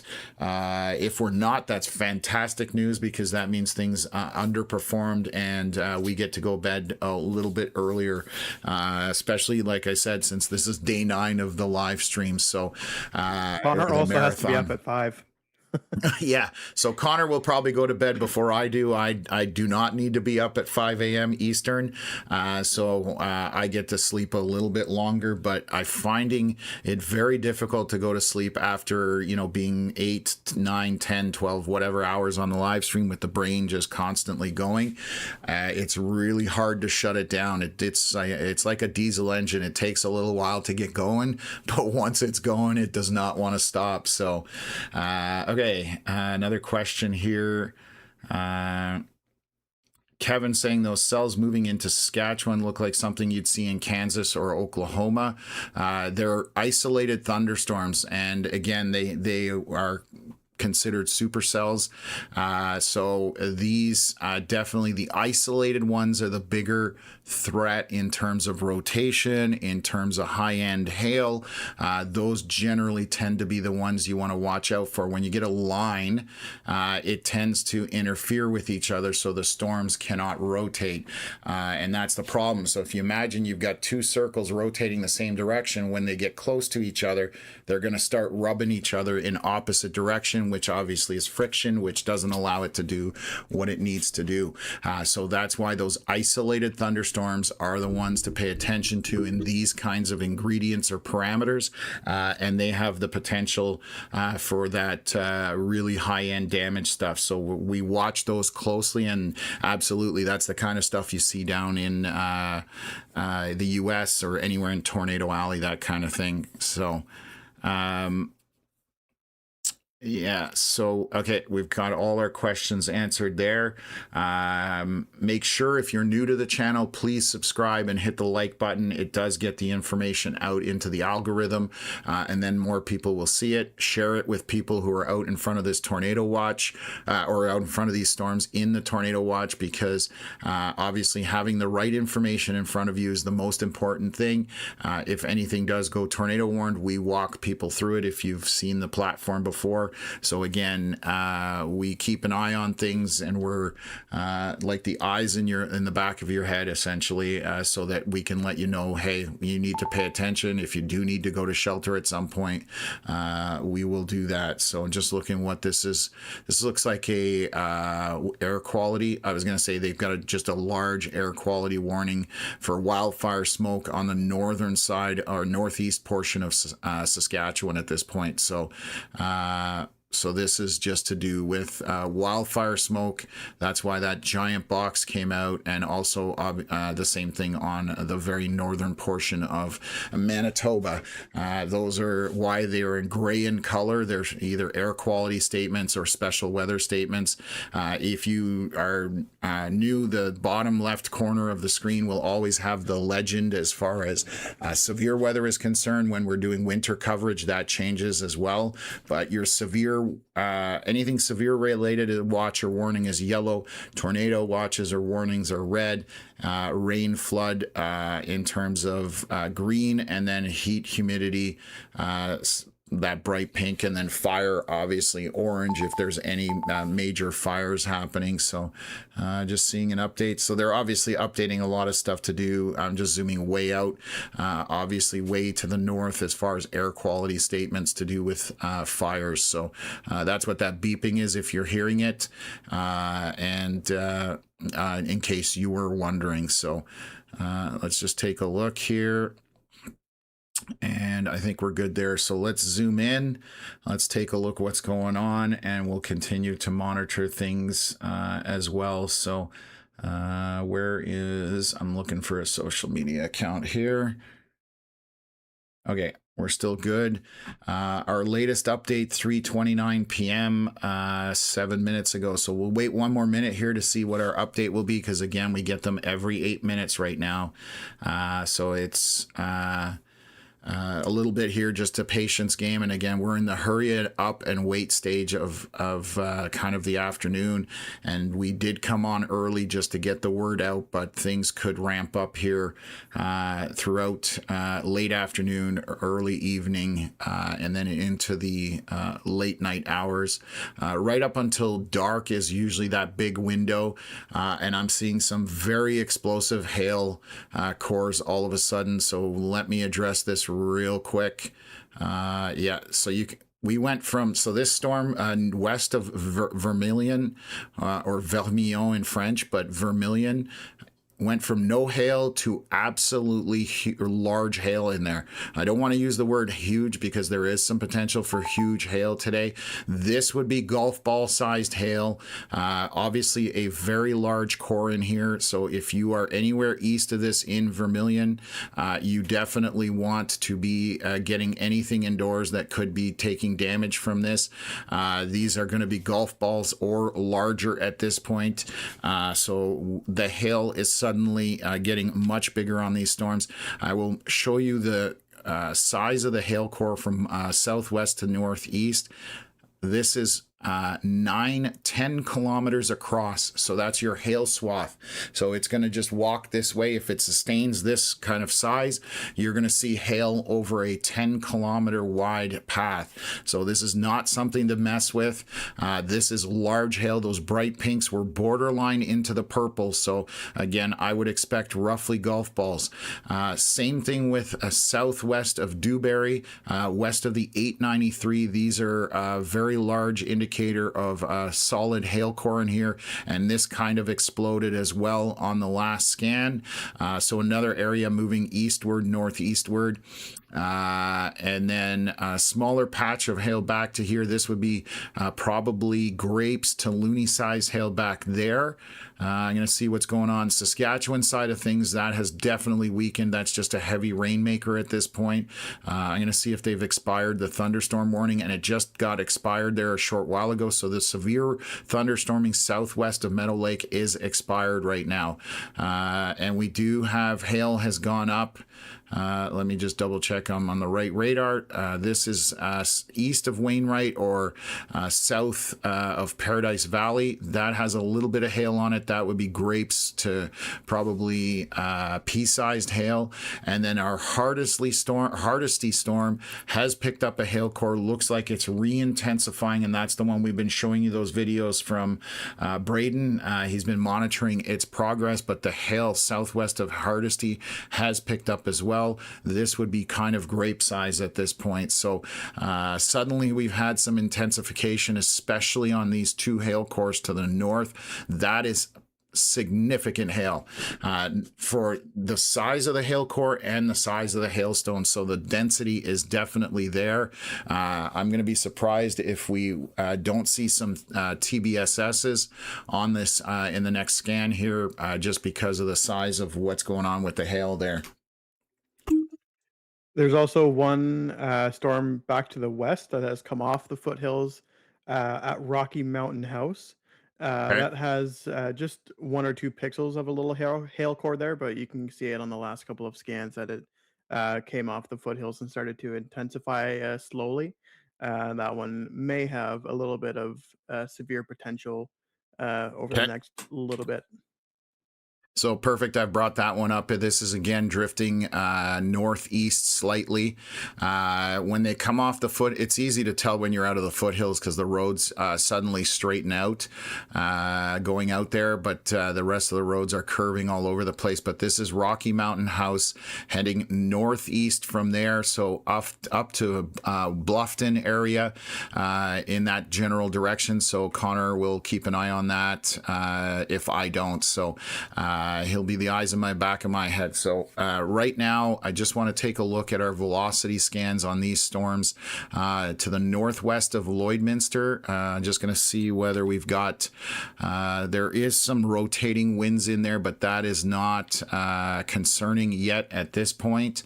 And then let's look to the south. So far, not concerning in terms of rotation. And again, some rotation on storms is perfectly normal. That's the way things go. But this, if you've got farm equipment, I know livestock, obviously, if they're out in a giant field, you can't move them around. But if you've got any livestock that you can get to shelter, I would definitely try and get them there. Vehicles, trucks, whatever you've got, this is going to be damaging stuff and causing significant damage with this signature on the hail here. We're 6 minutes into that 8-minute scan, so these storms have our attention for the hail at this point. To the south, we do have those attempting to develop. What have they updated here? So let's take a look at our severe warning. They are calling for loony to ping pong ball sized hail at 341. So again, around the golf ball sized hail. So, you know, again, that was 6 minutes ago. We'll see what the next scan shows, whether that is continuing to intensify. If we start getting into those purples, that's where we're getting larger, much larger than golf balls, and you're going to be into something like tennis balls possibly, or hen eggs. You're always, when you're golf ball, hen egg, you're getting kind of up there. It doesn't matter at that point. It is going to do damage. So you just need to be cautious of all this hail. So yeah, that's where we're at right now. Again, it's kind of early on, but still expecting to see some significant storms later this afternoon and evening. So let's take a look here. Our hail looks to have changed a little bit. Still lots of hail in the Vermilion storm. It is right to the northwest. It has gone down a little bit, but I would still expect between probably loony to toony sized hail. This did subside on the last scan. The hail has spread out a little bit southwest of Dewberry over 893, but I would still expect probably loony sized hail, maybe slightly bigger to toony. So still going to be doing damage if you're taking impact with that. One of the things I probably haven't mentioned here all week, actually, hailstones, there's density differences. I've seen hail that looks like snowballs, basically very wet, heavy, sticky snow. And then I've seen hailstones that are like concrete. So again, you can't tell that based off a radar scan. But if you get hit by the ones that have that really hard density, smaller stone will do more damage, but you can have larger stones that are softer and won't do as much damage. So again, obviously density has a lot to do with it in terms of the hardness, how frozen it is, and it just depends how it's falling through the atmosphere, like what the temperatures are, that kind of thing. So we'll see where things progress from here. Again, the Saskatchewan side right now, very quiet. That severe watch, the severe warning southwest of Meadow Lake has been expired at that point because the storm has moved off. And I'm just going to take a look further south here. Let me reset my radar. Let's take a look if anything is trying to get going. I'll actually... Oh, they've severe actually... warned Rocky. Yep. Yeah, I was just seeing that. They just severe warned the storms out by Rocky Mountain House. It's going to be the one storm here. That does have now hail on it, as you're seeing in the pink here. So this is going to be grape-sized hail, roughly in that size, moving northeast. And that is to the northeast of Rocky Mountain House, traveling up to 761, up to 53, and up from there. So towards roughly Bluffton, in that area, roughly. I expect the storm again, west of, and I keep having to look it up, there's a west of Alder Flats. That storm is showing some indicators of hail. It's still in the foothills, so we'll see when it comes off of there, but that is maintaining some decent intensity. And you can see the storms to the west of Edmonton. Those die off as they're coming off the foothills, so they are not maintaining. I do want to look down by Calgary. Still nothing establishing itself coming into Calgary area. Let's just take a look here. So there you can see the storms just around the Canmore area, just to the south, and those are just obviously interacting a little bit with the foothills and the Rockies. They're popping and dying very quickly, so we'll see if one of them does get itself organized for that. So let's read our thunderstorm warning for the storm near Rocky Mountain House to the northeast of there. Just saying strong wind gusts, loony to ping pong ball sized hail and heavy rain. The severe thunderstorm is located 10 kilometers north of Codner and is moving east at 40 kilometers an hour. That's from Environment Canada. So let me just take a look here. Oh, it has turned a little bit, so it's moving a little more eastward, but it's still kind of in a northeast pattern at this point. So we'll monitor that and just see what that's trying to do here. I'm going to watch this velocity scan for a second here. Let's see where that is in the storm. I'm going to see if this is inside or outside. It's inside the storm, so there's a bit of rotation on that one over the last few scans. I'm going to monitor that. We'll see whether things are going to continue to intensify. That's just an area of rotation, so it just has our attention, but we'll continue to update on that one there. There's a camera that Connor just sent me, so I'm going to take a look. This is one of the traffic cameras out in Saskatchewan. So this is 511 camera. Where is this is Alberta, actually, sorry. Where is this one, Connor? Lloydminster. Oh, okay, it's just on the outside of town, I assume, or? Yeah, it's on Highway 16 west of town. Okay, we'll show you the picture of the storms to the west along 16. You can see them in the background. Obviously, some thunderstorms developing and moving northeast from there. So this is, again, along 16. This is at 3:41 p.m., so about 6 minutes ago. But we're using those traffic cameras to be able to see or share with you roughly, giving us eyes on the ground. The other thing is we normally, it's interesting, we're working, let me take a look here. So right now, we have cameras in BC that we can access. So wherever you see these blue ones, we've got them in Manitoba. Saskatchewan politely told the gentleman at WeatherWise to get lost. They weren't interested in having us have access to it. I'm not sure why, because we can simply click a link on the internet, but that requires far more work and is more labor intensive. I'm not sure why they won't give it to us. We do have Ontario and Quebec as well, and then New Brunswick and Alberta. We should have soon coming to the platform where we can just click on an image and show you guys the visual right from that camera. So it makes it much better that we can share that information with you as long as the camera's up and running. We should be able to get an image here, and so that shows you immediately. It is only a still image, so we're not pulling video. We're just getting a still image from that at 2:01 p.m. From that particular camera, Highway 16, Shoal Lake, out in Manitoba. So again, it's a tool that helps us, but for whatever reason, Saskatchewan doesn't want to share that with us. So we'll keep an eye on these storms. Very large hail on this scan. Oh my goodness. South of Dewberry, 3:47 p.m. We have very bright pinks in this, so this is going to be golf ball sized hail probably in that neighborhood, and this is moving. Let's just take a look here. The hail is slowly moving northeast, so this is coming to the south of Dewberry. You can see that bright pink in there, and then to the northeast of Vermilion, again, very large hail in there. That would be golf ball, between golf ball and toonie sized hail, roughly, depending where you are. So those are maintaining their hail cores. And we have a new one here on the storm, kind of over 14. This would be kind of southwest of McLaughlin. I'm just seeing if there's anything else out there. This would be slightly smaller, maybe loony-sized to grape-sized hail in that storm. And then we have Hardesty, again, maintaining a bit of a hail core. This would be probably grapes to pea-sized hail in the southeast of Hardesty.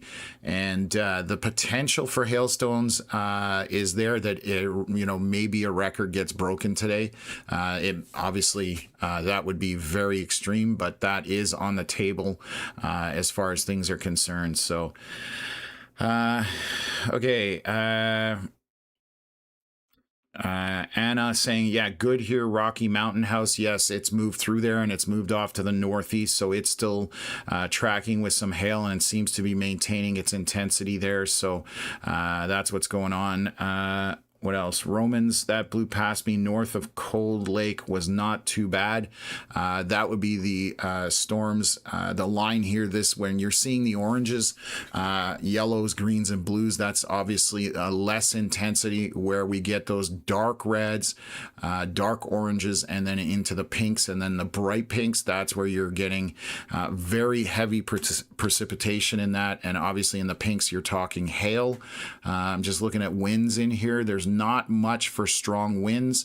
I'll switch back over to the Rocky Mountain House storms in that area.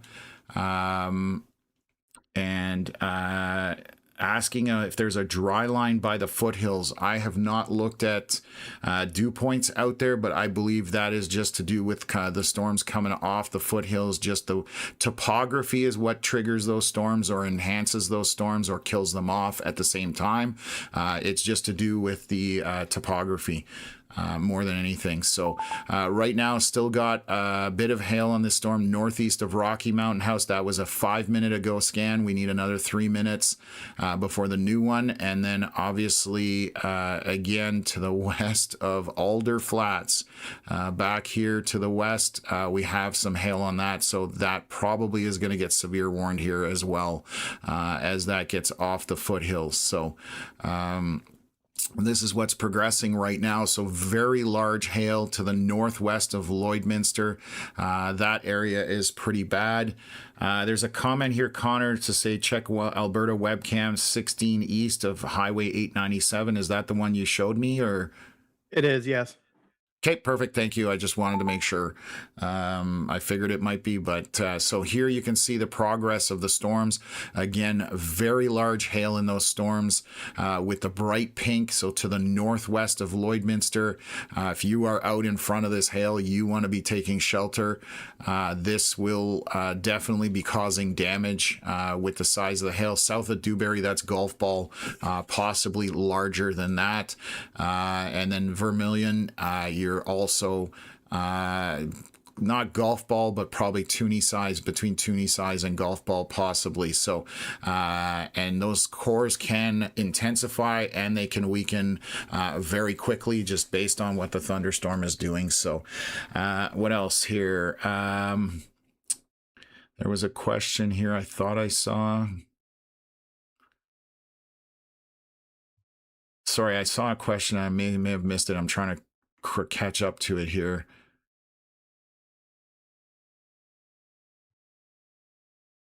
Okay, must have missed it. What about Meadow Lake? That was another one. So let me take a look. Folks, when you guys are asking about a specific location, please put the province in there, especially when we're covering 3 separate provinces. So I just want to know, because it makes it easier to be able to search things out as far as that's concerned. So this is in Saskatchewan. So Meadow Lake right now, we know a lot of locations. We don't know them all, especially when you get to a little bit more remote areas. This right now is just moderate to to light rain at this point. Nothing to be concerned about. That severe warning has expired to the southwest of that. So no concern at this point with these storms. They are just regular storms, non-severe. The hail core at Dewberry is picking up. This is now getting into purple. This is going to be well over golf ball sized hail. So I'm going to show you how this is tracking. This is what we call catastrophic hail because it will ruin crops. It will kill livestock. It will destroy vehicles, farm equipment, you name it. This is moving mostly east at this point. You can see how it's tracked and condensed over the last couple of scans. It is not moving very quickly, but when you see these bright purples getting in there, this is east of 893. That is going to be very large hail in there. So if you are anywhere in this area to the east and northeast of it, depending if it expands, you need to be taking that very seriously. This is a very large hail falling out of that. We're getting probably over golf ball sized hail. We're, I would say, what's next after hen eggs, maybe? I always have to remember the kind of the scale that is there. The Vermilion storm has lost its hail core. It's still very heavy precipitation in that. This is the most dangerous thing on the map right now. So south of Dewberry, southeast of there, very large hail falling out of that storm. This will damage stuff for sure. No questions asked there. And then I'm watching the hail and storms down by Hardisty. That would be smaller hail. This is going to be probably grapes or smaller, so not as damaging, but that storm to the north is definitely causing problems. Where is this? This is southwest of McLaughlin or south of Paradise Hill. This again would be probably between pea-sized hail, maybe up to small grapes. That would be it on that storm. I'm going to take a look at Rocky Mountain House to see how that's progressing, and they have severe warned the other storm to the northwest. So let me take a look here. This is over 761 north of 12, northeast of Rocky Mountain House. This would be basically small pea-sized hail up to maybe small grapes. And then the storm west of 620, this storm is picking up a hail core over it. This is going to be grapes, maybe a little bit larger than that. So right now the story seems to be large hail cores that are developing. And again, we are early in the afternoon. It's only 3:40 p.m. That is the story, especially to the northwest of Lloydminster. South of Dewberry, this is big time hail. This will ruin a lot of stuff in its path, unfortunately. And again, we are talking across 8 or 9 kilometers. If I go the full length here, about 10 kilometers. So this is not a small area of hail. This is a very large area of hail. Do not take this lightly. If you are out in front of it, do not get caught outside in it. And obviously, if you can do stuff to prevent damage for equipment, vehicles, animals, whatever the case may be, this is the kind of hail that can be extremely dangerous. When we storm chase, and then this is what comes up on radar, we literally have helmets in the truck. You don't want to still get hit by a hailstone in the shoulder, the back, arm, whatever, but the noggin obviously is the most important part. And so we carry literally helmets for this so that we can go out and hail and collect them. And I've seen softballs. That's the biggest size hailstone I've ever seen. And that will wreck your vehicle. It will wreck everything in sight. It literally put a hole in my windshield. And windshields are typically or traditionally very hard to destroy. I've seen one leave a bowl in the middle of my windshield with water pouring through the hole in the bottom of it. So hail can be bad. So the intensity is picking up in terms of the storms. This is what we were talking about. You're going to see those storms mature as they march across, and they're going to be problematic, and that's what we're talking about. Sean Barnes, thank you for being in the chat. Canadian Weather Live. Today is my birthday. Happy birthday, chat. If we can throw Sean a happy birthday in there, we'll continue on doing what we're doing. What else? Kevin just saying that front storm is taking a turn to the right. If you're talking about this hail core right now, I did notice that it did move east. So when you're saying that storm, I just want to make sure that that's the right one. We are getting a question about Kenora, Saskatchewan. I'm just going to take a look where you are. You are in a thunderstorm watch. So yes, there's potential for storms all the way across here, folks. So you can see where our areas are here. We have thunderstorm watches in yellow, tornado watches in red. Those are all the areas that are in play today. So I'm looking at the map. Alberta, Saskatchewan, Manitoba, you got to know where you are. I'll do my best to cover comments, but as things pick up, we have to focus on what's going on. We do have some storms starting to fire out east. Let me just see what in Saskatchewan. Our radar is pretty far away from it. Unfortunately, we don't have one up there, but things are starting to pick up intensity. So again, right now, yes, you are potentially with severe thunderstorms later on today. We are only 4 p.m., folks. Until it gets dark, you're not out of the woods, and even after dark, you may not be out of the woods. So best thing to do is stay tuned to this channel, and we will update you folks step by step, literally. They did severe the storm north, and this is Lac La Biche. This is significant hail up here as well. I know we're getting remote. Oh, it just changed on the last scan. So this is over Ironwood Lake. This would be probably Toonie-sized hail, maybe a little bit smaller on that latest scan. Prior to that, it had some purple in there.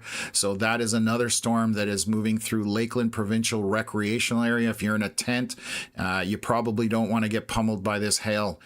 Let's take a look at Dewberry. This hail core has spread out a little. It has weakened a little bit too, but we probably still have some golf balls or smaller in this hail as well. I'm just going to look at our rotation on there. There is some rotation as well.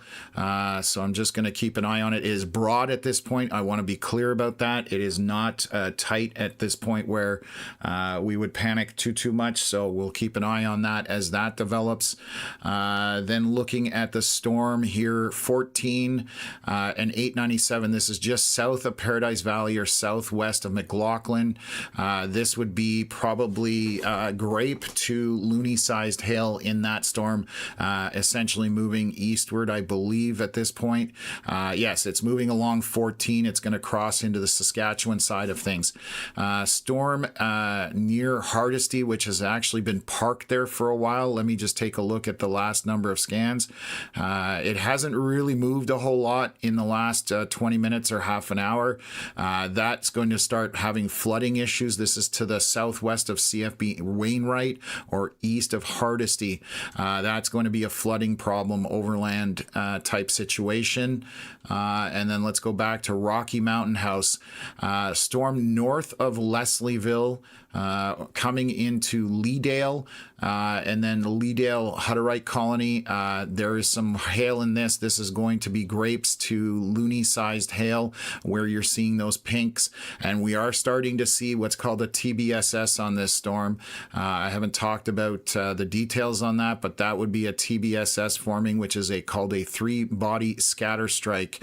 And that just starts to indicate very dense and large hail. So a lot of density to the hail, meaning the number of hailstones is picking up on that. So we will watch that as well. And then again, Alder Flats to the west there, still showing some hail off that storm, still coming off the foothills. But that would be probably roughly probably grapes, maybe slightly bigger than that at this point, just judging on it. And now we have a storm trying to establish itself over Carstairs, south of Didsbury. So we'll watch that to see if that can sustain as it comes off the foothills. It just popped in the last, or initiated, I use the word popped, over the last few scans. So things starting to pick up here, and we're going to have to be with a swivel on our head trying to keep up with everything that's going on, just because we are covering 3 provinces at this point for this severe weather this afternoon. afternoon, but that's what we're here for. So appreciate everybody sticking with us and being tuned in. If you are new, please subscribe, hit the like button, and share this with people, because it will get it out into the YouTube algorithm, and those people needing the information will get it. So that's our most important thing that we're after, is getting that information out to folks. So we are 4:04 p.m. currently, and we'll see when our next scan is here. This is the latest scan, so we're about 5 minutes into that 8-minute cycle. I'm going to do a refresh here just to see if it'll drop that severe. It's not dropping it, so that's okay. I try and wipe out any of the severe warnings that are on the board that can be deleted, but the one on the Saskatchewan side has been dropped here, that you're seeing in the center of the screen, southwest of Meadow Lake. That has expired because the storms have moved out. However, if this hail continues to move towards the Alberta-Saskatchewan border, they're going to rewarn it, because this is significant hail in here. Again, golf balls may be slightly bigger than that, but this is large hail. Again, going to cause a lot of damage. It's interesting. I'm just zooming in here. Oh, it's overlapped. I thought that they left Lloydminster out of both of them. Just looking at the way the software looks here on it, there's a yellow box to the west and a red box to the east, but it's in that thunderstorm watch area at this point. So anyways, let's keep up with this, and we'll see when the next scan comes in here. 3:59 p.m. I'm going to show you how these storms are moving right now. We'll zoom in a little bit so you can see the progress on these storms throughout the afternoon. They just, I think, severe warned another area. Yes, they've put out a couple severe warnings here, so let's go on that. We are 4:06 p.m. So let's do switch here. So we're waiting another minute, but they've put a severe warning out ahead of the storm, south of Paradise Valley on the Alberta side, going into Saskatchewan, anticipating that, heading that way. And again, with that hail in there, 100% agree with that. People need to get the warning. Again, if you have farm equipment, that kind of stuff, you want to get it out of the way from there. The hail has picked up on the storm east of Hardisty, southwest of CFB Wainwright. This is probably grape-sized hail, maybe slightly bigger, again, moving eastward. The storm southeast of, south of McLaughlin's, let's use that, along 14. Hail core subsiding a little bit in here, but we've seen this pulsing up and down. It is probably, I'd say, between pea-sized and grape, roughly. Let's go back to the north. We've got these, there's 3 large areas of hail east of Dewberry on 445 and 897. This is still a large hail in here. This would be golf ball or smaller, depending where you're looking at, those bright pinks. And it's had a history of very large hail signatures on it, so we need to watch that. Due south of Dewberry, that is unintentional. There's a lot of hail in there. That is going to be grapes to golf ball sized hail. Pardon my apologies there. We're going to be talking grapes to maybe loony sized, maybe a little bit bigger than loony. That is over 893. And then over Islay, we've probably got small grapes, maybe slightly bigger than that. That covers our hail on the eastern portion of Alberta. And there's some more developing on the Saskatchewan side. I just noticed that. So we have 3 little hail cores here along 21 that have intensified. They're probably going to reissue that thunderstorm warning that they expired if that hail continues in there. Up here over Lakeland Provincial Recreational Area, some larger hail in that. So again, this will probably be loony to toony sized hail out of this, maybe even a bit bigger. And then let's go back to the west side of Alberta and take a look there. Hail picking up in this storm. This is to the south of Leedale. In here, you're probably loony-sized hail, maybe slightly larger than that, again, moving east, northeast, essentially. And then Alder Flats, the hail storm to the west of there, hail has subsided a little bit. So that's our main areas. Watching around Calgary area, there's a couple of storms trying to get organized. Connor, go ahead. So I was just looking at models actually because I haven't looked at them all day actually. The upper trough is arriving. That is why you're starting to see a lot more development there along the foothills. So I'm expecting probably there's that one south of Rocky and maybe around Didsbury as well. I'm going to expect those to ramp up over the next hour as the upper trough arrives in southern Alberta there. Okay, perfect. Thank you for the update, Connor. Awesome. So let's just keep up with this. So again, northwest of Lloydminster, we've got a lot of hail, and actually Connor sent me an updated photo from that camera, so I'm going to pull that up. You can see the storm is starting to get closer to Lloydminster on that Highway 16, so I'll pull it and share it with you guys. This is 4:03 p.m. About 6 minutes ago. Obviously a very dark storm, and if you are right now, the hail is north of 16, so you're okay. You'll drive into some heavier precipitation on this, but I would not be driving anywhere on 45 at this point. That is a large hail at 897 and 45. Again, mostly moving eastward. The hail has got a bit of a northerly track on it, but moving east at this point. So we will continue to monitor those sections as well. So we're going to keep an eye on that and go from there. What else have we got here? Going to take a look at some velocity scans in here. A little bit of rotation on a couple of these storms.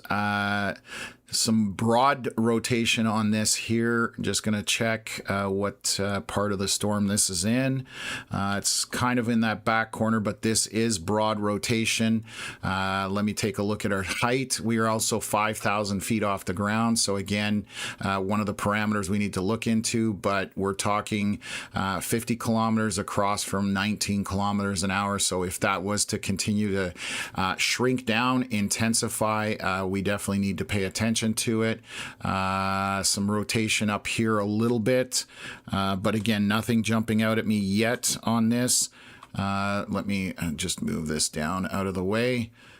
So a little bit of rotation where we've got some greens and reds together, and we do get some noise in the radar, so sometimes it's hard to tell what pixel is doing what. And what I mean by noise in the radar, this is what I call a Christmas confetti. This stuff up here is corrupt data in the stream that gets put out, and it's always a battle to try and figure out what is what on storms. You can see it here. Look at this. How am I supposed to figure out where rotation is in this? Or anybody, not just me. I mean, it's difficult. It does, increase the probabilities of missing something or being confused by it. So, anyways, we still good on rotation side of things. And I'm going to go back to the Rocky Mountain House area and check on rotation on some of these storms. So right now, nothing jumping out at me too intense in terms of rotation. They are still coming off the foothills, and the storms do need to continue to mature at this point. So we just got our latest scan while I'm out here. Large hail south of Leedale. This is getting into probably toonie to golf ball sized hail.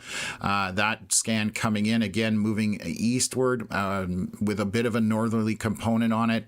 Alder Flats has lost some of its, the storm west of Alder Flats has lost that hail core as it's coming off the foothills, which is traditionally what happens. Let's take a look down here for the storm. We'll have to watch this storm by boundary southwest of Red Deer to see if that picks up intensity, but we do have large hail tucked into the storm again south of Leedale. So let's take a look at the rest of it over here and continue to cover what's happening here. Hail course parked right over 45 and 897. That's not not going to be a fun intersection to be at. You can see it's been there for the last 2 scans, which is 16 minutes of time. So it's been hailing there for quite some time. It has gone down. This would be probably toonie to loony sized hail, maybe a bit smaller than that.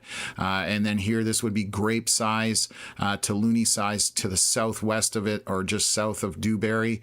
And then Islay, there's only 2 pixels of pink, which is good that hail core is subsiding. So that would be probably pea-sized hail or a little bit less.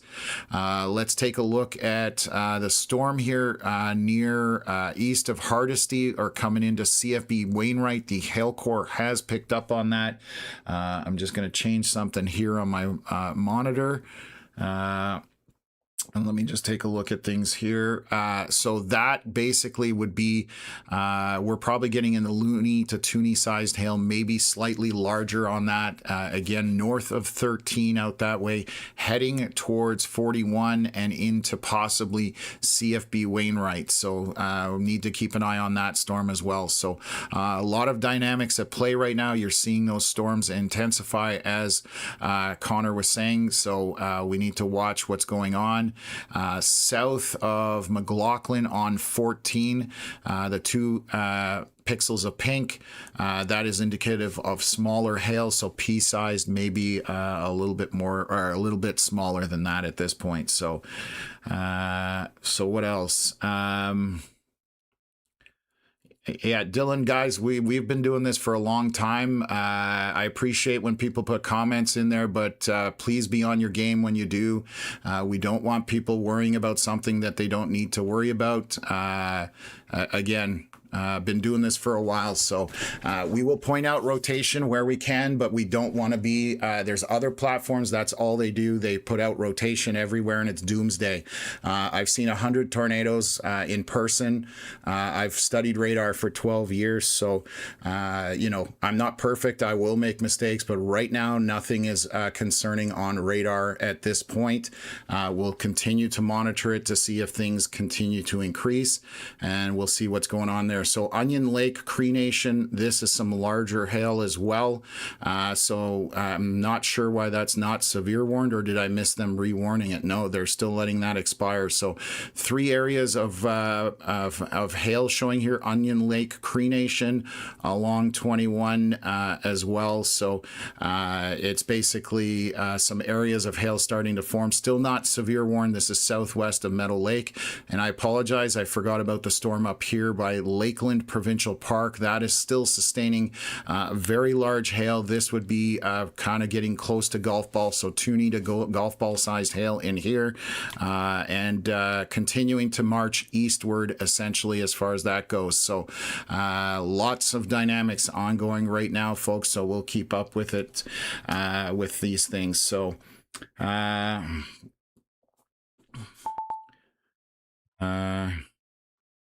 okay, thunder. Kind of got my eye on that storm south of Rocky Mountain House. Yeah. It's kind of got a little bit of a look to it as it develops, so I'm just gonna keep my eye on that one there. Agreed. That's the one southwest of Red Deer. Red Deer, obviously, way to the north, but that one definitely came off the foothills and got going quickly. So it, again, has both of our attention just because it's showing some signs of maintaining intensity and could have some potential in it. What else have we here? Donna saying thunder in Carrot Valley. That's a cool name, close to the Saskatchewan border. Do they grow a lot of carrots out there? Is that why it's called Carrot Valley? I'm just curious. You never know why something gets a name, so I like to ask that kind of stuff. What have they updated? Okay, they've updated the storm near Rocky Mountain House to the northeast of there, south of Blyfton and southwest of Rimby, it looks like. Let's click on that. Loony to ping pong ball sized hail is what Environment Canada is calling for within this storm. And again, this is large hail in here, so you do need to take it seriously at this point.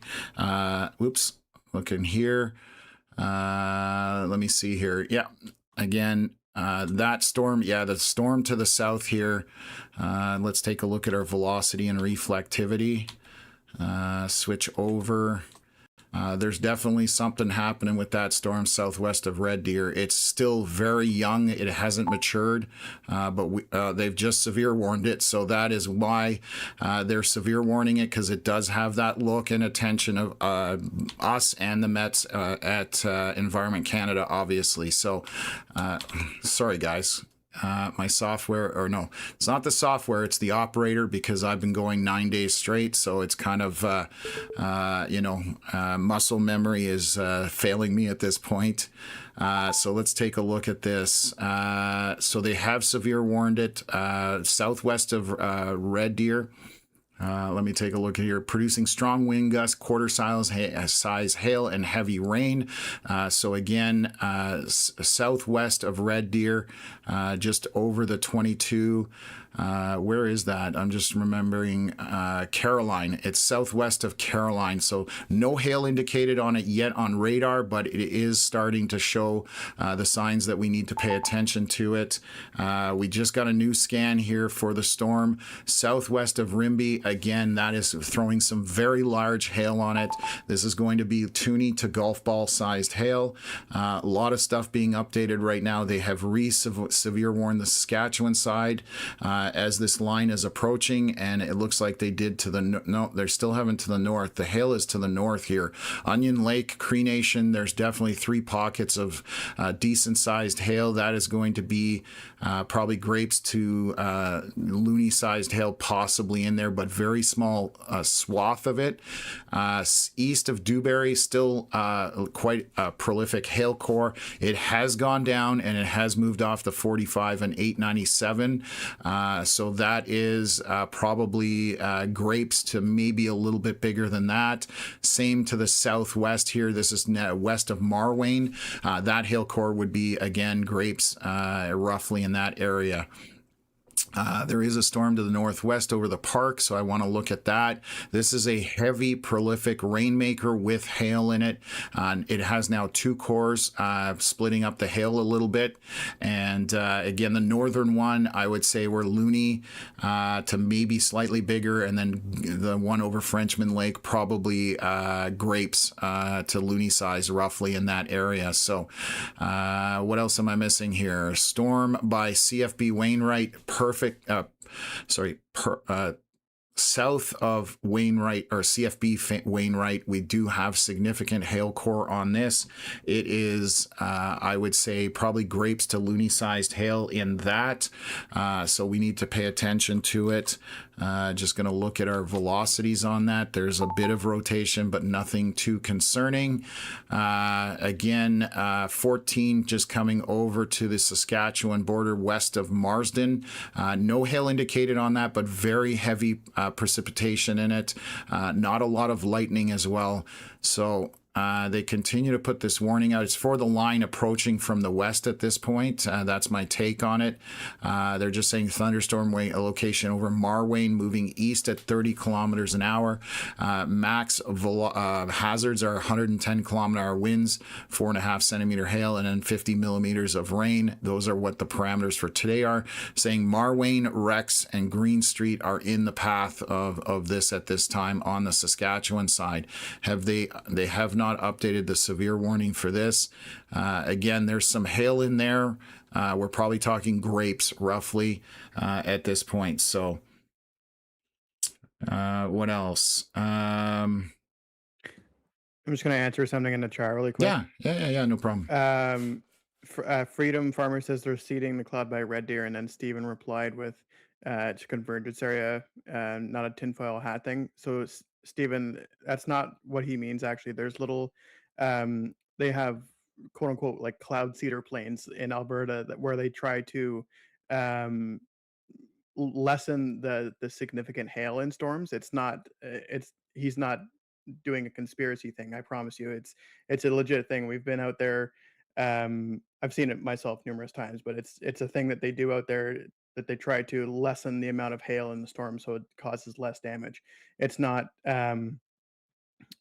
it's it's not really proven that it actually works to a certain extent. I don't think it really works with the giant storms that we might have today, but smaller storms, they definitely might have a little bit of an impact. But he's not he's not doing some conspiracy thing, Steven. It's silver iodide that they spray into the Yeah, to the storm to try and lessen the particles of hail, basically, so that they have less yeah. to attach to. That's essentially the thought process or the theory. So yeah, absolutely. Okay. I'm just looking here. Brett saying all clouds along the Saskatchewan, Manitoba around 16 have started puffing up, but nothing organized yet. Yeah, that's probably a Q field over there starting to get a little bit agitated. But that's basically what's going on. Still a long day ahead. Again, if you are anywhere near any of these watches, whether the red ones, which is tornado watch, or yellow for severe thunderstorm, have your head on a swivel. Be weather aware today. If you want to, we are here to track everything as best as possible. Again, a lot going on, but we will do our best to keep everybody updated.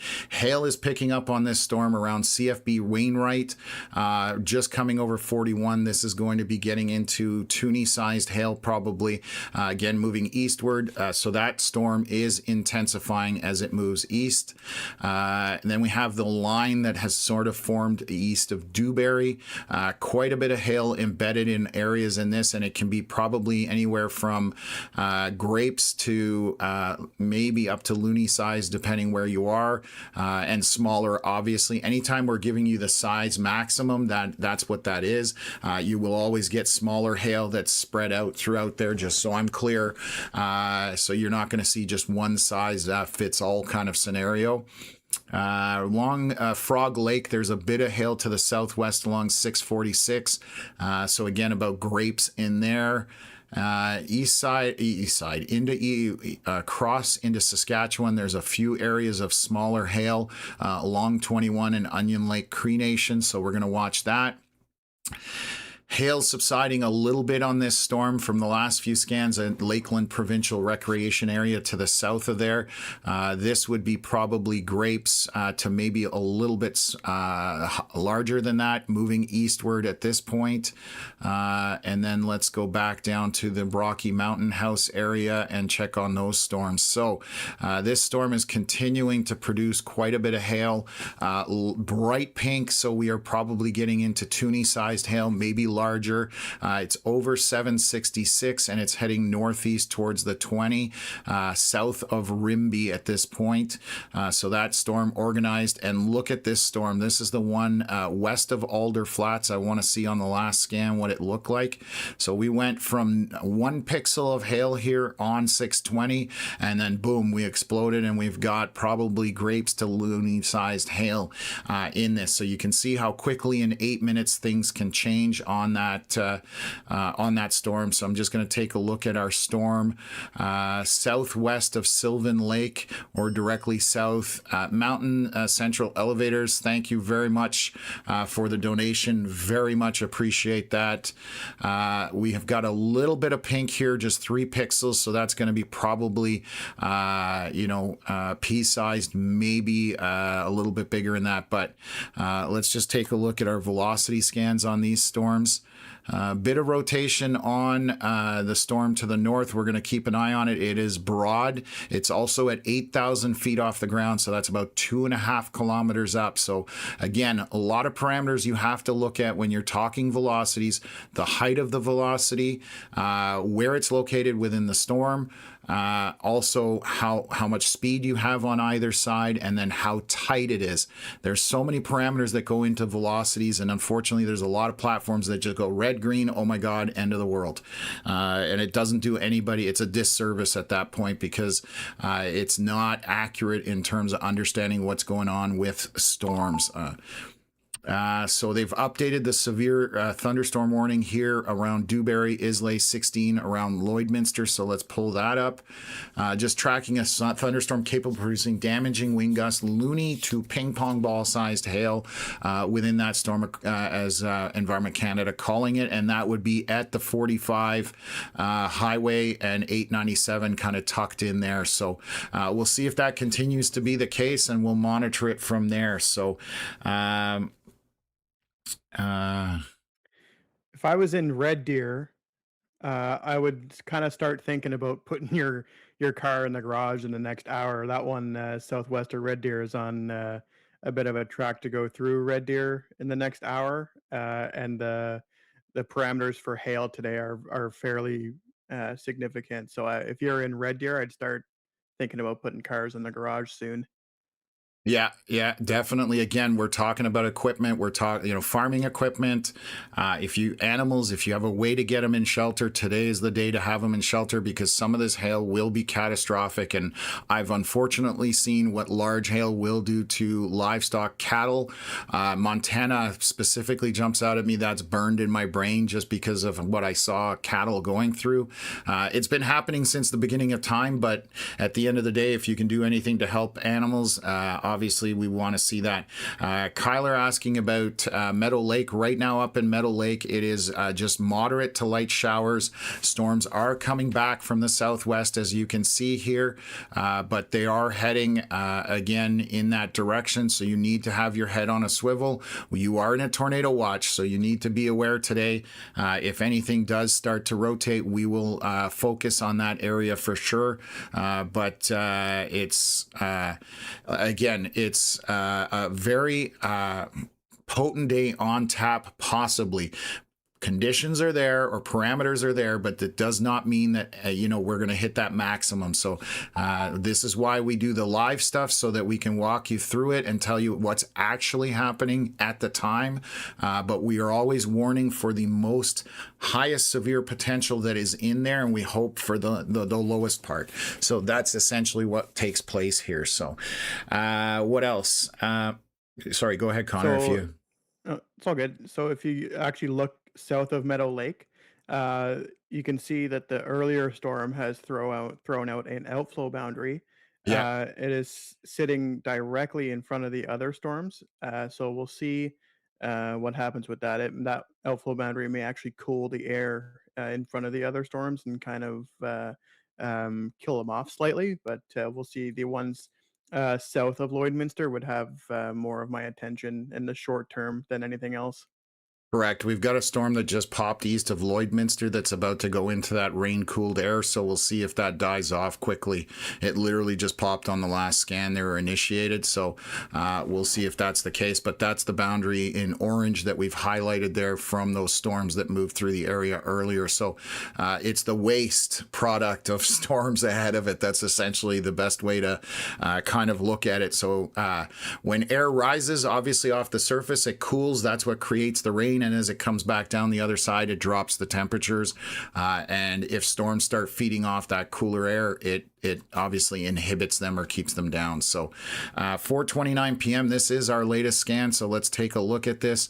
Hail still directly due east of Dewberry, east of the 897. Still significant hail in there. I would be calling probably for loony size, maybe slightly larger than that. On the Saskatchewan side, the only place that's got any kind of pixelation would be east of 21, Peck Lake area to the east of there. And then let's look back south. This storm is definitely getting organized by CFB Wainwright. You can see these bright pinks in here. So this is going to be getting probably very close to golf ball sized hail, and maybe slightly larger. This is a long 41 and it's just drifting eastward at this point. So let me see what else is going on. I've got that all covered, and then let's go to Rocky Mountain House area and watch our storms out that way. So storm south of Rimbey, the hail core has gone down on this. I almost want to say that might be a storm trying to split, but let me just see here. I'm going to wait another scan or two to kind of comment on that if that's the case, but the hail core has subsided. Still very heavy rain. When you see those dark reds, that's an absolute downpour. And then obviously small pea-sized hail in there. Storm to the southwest of Red Deer, continuing to get organized here. It does have rotation on it, and it's got some winds in there, so we're going to watch that one just to see whether things start to get organized. It's just got a few indicators. And then Alder Flats to the west of there, we are definitely seeing some large hail through this hail core. This is probably toonie sized, maybe up to golf ball. So again, that is the story of the afternoon so far, is these large hailers, and we had the maximum parameter was 8 centimeter hail, which is just under 3 inches. You do not want to get hit by 3-inch hail. Let me tell you, it does not feel good. So oh,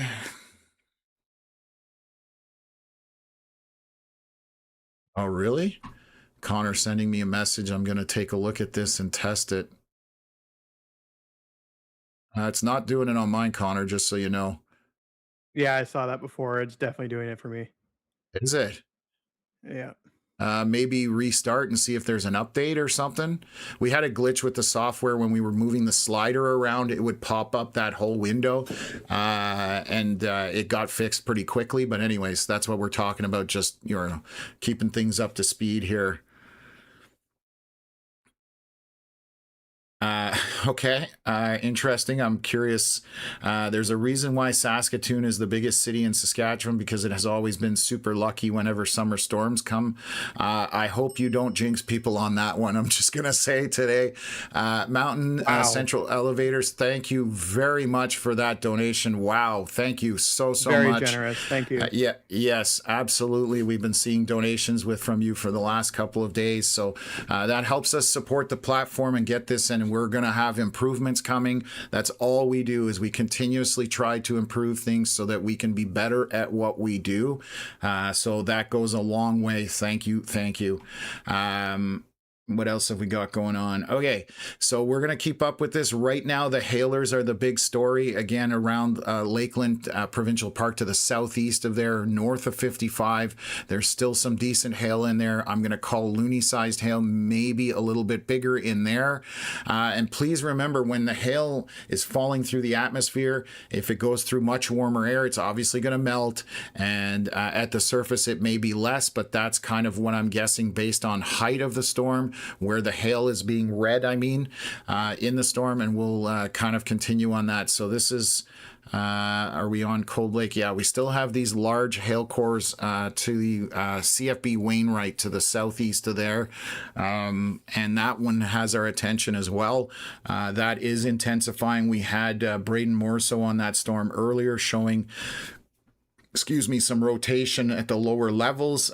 We haven't had an update from him. So if you see an update from Braden Morriso on his social media feed, you know things are starting to get spicy. That's basically what it boils down to. So he's your early warning system as far as weather is concerned. So that's why it's fantastic to follow him and keep up to date with things. So what else? Just looking through a couple more of my chats here. Okay.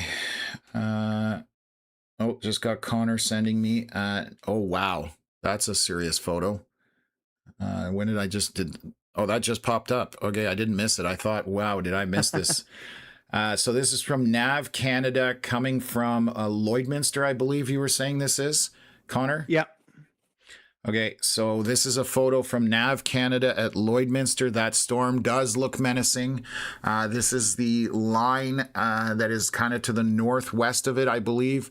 And obviously very dark, very stormy, and decent amount of wind in it as well. So absolutely... one of those storms you do need to pay attention to right now, mostly to deal with the hail. Obviously, some larger hail history on that storm. It may be just going through a process because it was interfered with from storms to the south. So we'll see what happens as this goes through the next couple of scans and then crosses into Saskatchewan. So we'll keep an eye on that as well. This just our latest scan down to the east of CFB Wainwright. Hail course is subsiding a little bit on this. We are talking probably grapes to loony-sized hail on that. That is the only storm on the east side of Manitoba that's of any significance for hail. The storm that is currently, I'm trying to, east of Frenchman Lake, north of 55. Still some hail in there. That's going to be grapes to loony size hail, but coming up, losing a little bit of the size of that hail core as well. So let's skip back to Rocky Mountain House area. There's several storms here. Alder Flats west of there, this storm maintaining its hail core over this next scan. It is basically, I'm going to say probably loony size, maybe slightly bigger on that one there.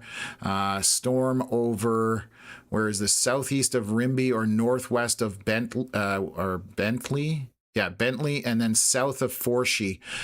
This has got probably toonie-sized hail, maybe slightly larger. Again, most of these are moving east, northeast. So, and then our Red Deer storm getting a little bit disorganized on that last scan, possibly, but I'm going to check from a closer radar. It is closer to this one, so let me just see what it looks like on the radar east of Calgary.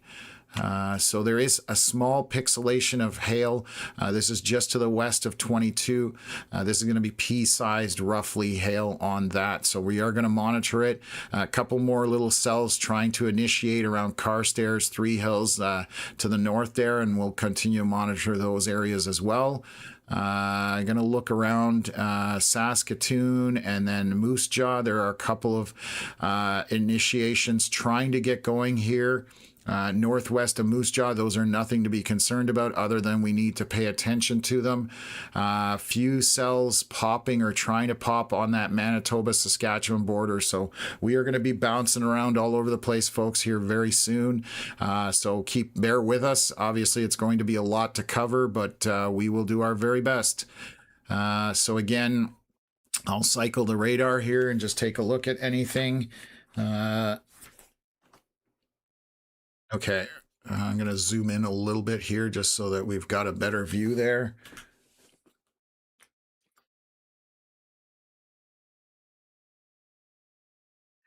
Okay, let me pull this up. Connor finding me some pictures to share with you guys. This again is going to be from NavCan Canada, and this is looking from the Red Deer area, looking west southwest, and this is the storm that's developing south of Rocky. So let me share that with you, and you can see it on the far left side. Obviously, very dark. That is very low to the surface. It looks like here, unless we have a significant transition of height on the horizon, but that is definitely a pretty solid lowering on base on that storm. Sorry, not lowering, but base on that storm. So we'll keep an eye on it. Thanks, Connor, for that. And again, that is back to the southwest here from Red Deer, looking at that storm. Back in this corner here. And what time are we at? 4:35. Which radar is closer? Okay, I'm just checking. We're seeing. So I'm going to show you something that can cause confusion or throw people off. There's two radars that this storm is in between. One to the east and one to the north. If I look from the northern one, which is the closest one, we can see the pink coloration. There are bright pinks in here. But if I click on east of Calgary, you're seeing purple. And the reason you're seeing purple is you're up higher in the storm. So this is indicating at higher levels, there's larger hail, but it is melting as it's coming down closer to the surface. So that's why you're seeing that. We also have a TBSS on this. We talked about that, just seeing prolific hail in this storm. This is what's called a three-body scatter strike. And that just indicates that you have a lot of hailstones and a lot of large hailstones. So another cheat code looking at hail and precipitation in a storm. So I'm going to highlight this again and I'll zoom out. Our radar is up by Stony Plain area right here. And if you draw a line, I mean, I'm not drawing a straight line because I'm not good at it. You can see that that's moving with it. So that is indicative of it. We've just had an update and this is absolutely the strongest hail signature we've seen today. I'm just going to double check I'm on the right radar. This is getting to over over golf ball sized hail. This would be even over hen egg. This is very large hail over 771 to the northwest of Sandy Point Resort and RV Park, moving eastward. This is the darkest colors that we've seen, and we're well into purples. So this is going to be very large hail in this. Again, catastrophic. This will do damage to everything in its path, whether it's animals, vehicles, farm equipment, you name it. So you need to be aware of this storm right now. And look at the 3-body scatter strike on it that I was literally just pointing out. It stretches all the way down here. So this is very, very large hail in this storm here moving eastward. This is the kind of stuff that destroys things. So if it is moving east and you are in the path of it, what is this? It's Gull Lake. That's what I thought it was. I just couldn't read it properly. So eastwards and northeast of it, because the hail core can expand, you need to be out of the path of this. Connor, are you seeing this purple? Or you're trying to eat, but this is the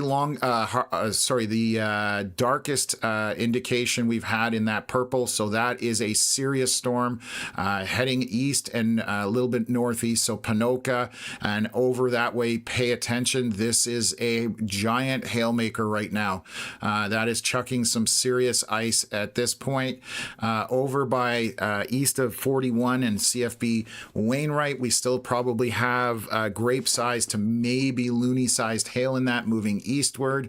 To the east of Dewberry, is there anything closer than that? I've been saying Dewberry all afternoon. It is east of 45 and 897. There's probably grapes in here to maybe a little bit larger, again, moving eastward. The dark red is obviously a ton of precipitation as well. So that's what's going on there. So let's take a look here. So obviously a lot of stuff going. Mentioning that there's a audible hail roar from that Gull Lake storm. Okay, yes. So audible hail roar. There's my dyslexia jumping in there. It sounds like stampeding horses, waterfall. We've heard all sorts of different things as well. So UMACME, thank you very much for the donation. As always, I really appreciate it. You've been really supporting us. There are some velocity scans a little bit on this storm. I'm just going to see how it compares to reflectivity. It's slightly outside the storm, but is showing some winds in there. So we're going to keep an eye on that as well. And there's some velocity on this Gull Lake storm, but I believe that might be out in front of it. Let's just take a look here. It's kind of tucking into that notch a little bit that's starting to form in there. So we may have an issue with this Gull Lake storm. That is the strongest storm we've seen so far in terms of updraft and precipitation. So you guys need to take this storm very seriously, heading over Gull Lake to 792, 604, and then over to the Highway 2 Morningside. It looks like it'll go north of Lacombe, but there are some winds on this. It looks like strong inflow into that storm.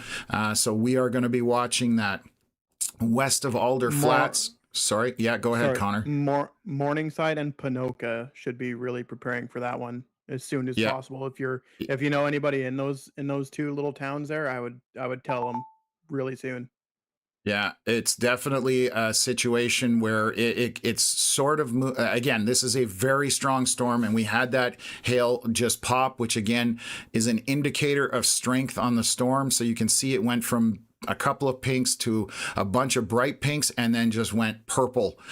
So again, that's indicative of very strong updraft on that storm. So imagine you've got a hailstone the size of a baseball or a tennis ball, that kind of thing, just floating in the air. So how strong does that wind have to be to sustain that?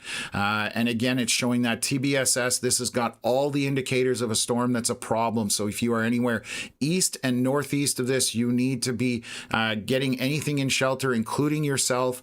It is also throwing lightning bolts way out in front. So this is a storm getting organized and is a very dangerous storm at this point. We also need to watch rotation on that one as well. So 4:41 p.m., 6 minutes into this, and you need to be really, really paying attention to this storm. It is not moving quickly, thankfully, at this point in terms of people who are out in front of it. The problem is it's going to sit over over you for a long time, which is a problem. Sandy Point Resort and RV Park, out of exercise of caution, I would be getting shelter there, especially if you're in tents. They are not going to do anything for you in that area. This will do lots of damage.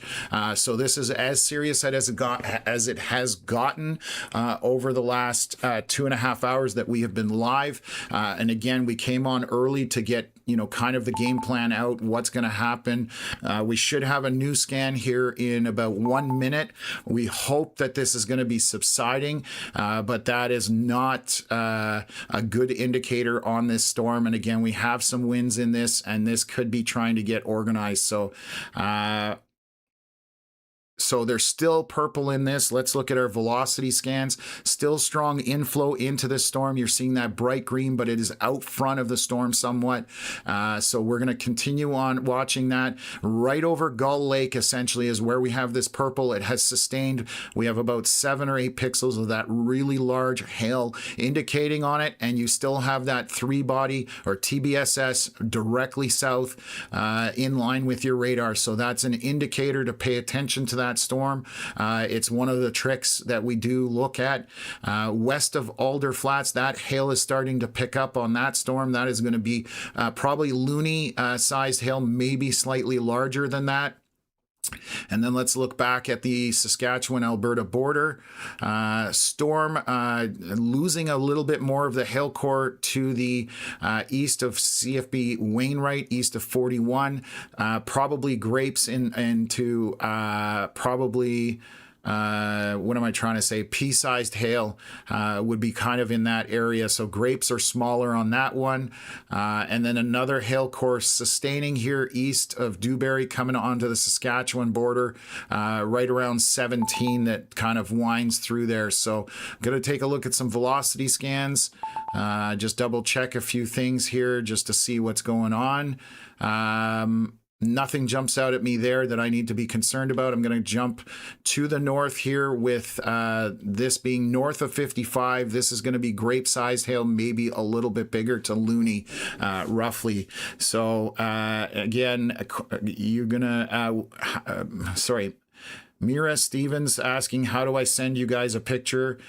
You can send it to our email, canadianweatherlive@gmail.com. That's the easiest way to get it to us right now. It's at the bottom of the screen there, or you can scan our QR code at the top, and that will get you to our socials, which you can also go through there. So to recap here, the storm over Gull Lake is the one that is picking up. This is the dominant storm at this point. And is indicating all sorts of things as far as hail is concerned. And it looks like, I'm just going to look here, obviously very large hail. I'll tell you how wide across this is at the south. The hail core is 8 kilometers across at the bottom. And then at the kind of northeast of there, it's about 6.5 kilometers wide as it sits through that scan. So very significant storm, and we're not trying to scare people. This is just something you need to be aware of, because it is going to do serious damage with those size of hailstones out of it. So we're 4 minutes into our 8-minute cycle, so we'll have to wait to see what's going to happen. Highway 2, if anybody's driving along Highway 2, this is headed that way, and if it sustains that hail core, it will absolutely pummel cars, and then people panic and slam on brakes. You can cause accidents with that kind of prolific downpour is the other thing. This is going to have a ton of rain in it. Visibility is going to be near zero, and again, I want to highlight how far out in front these lightning strikes are happening. This one just shot 21 kilometers out in front of the storm, so that is another cheat code to knowing how to pay attention to a storm, because it's throwing those lightning bolts way out in front of it. So again, pay attention to that storm. I'm just going to look around, see if there's anything else. Nothing concerning at this point. We just have these three storms back on the west of Highway 2 right now in Alberta that are of concern. So we're going to just monitor that. I'm going to stick with the strongest storm for waiting for that latest scan from it, from the radar, just so I can update whether this is sustaining or whether it is dropping down. And I'm going to take a look at satellite on this one. Let me see. Give me 1 second. They're updating that warning, so I'm going to bring that up as well. I'm just going to see if we're just on the edge. Oh, maybe we'll get it, actually. Give me 1 second here. I'm just trying to see if that will load satellite imagery for the storm. It's probably there. That is that update for that severe warning at Lacombe for that giant hailstorm is a red severe thunderstorm warning. That's a first. Holy cow, I haven't seen that. So no, that happened in May in southern Ontario. Oh, okay, yeah, saying baseball size or greater hail. Baseball sized hail. I repeat that.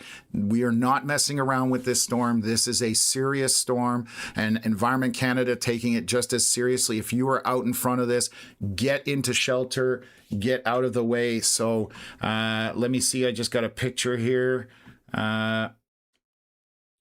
Okay, we just got an email from the Lloydminster area from Keegan and Mira sending this picture. So I'm going to share that with you folks. Bear with me for a second. We'll switch back to Gull Lake. So this is again out near Lloydminster area, that line obviously by the Alberta-Saskatchewan border. Thank you very much for sending that in, folks. We really appreciate it because, again, it gives us eyes on the ground. It's 2 kilometers east of Lloydminster was where that was taken from, facing north.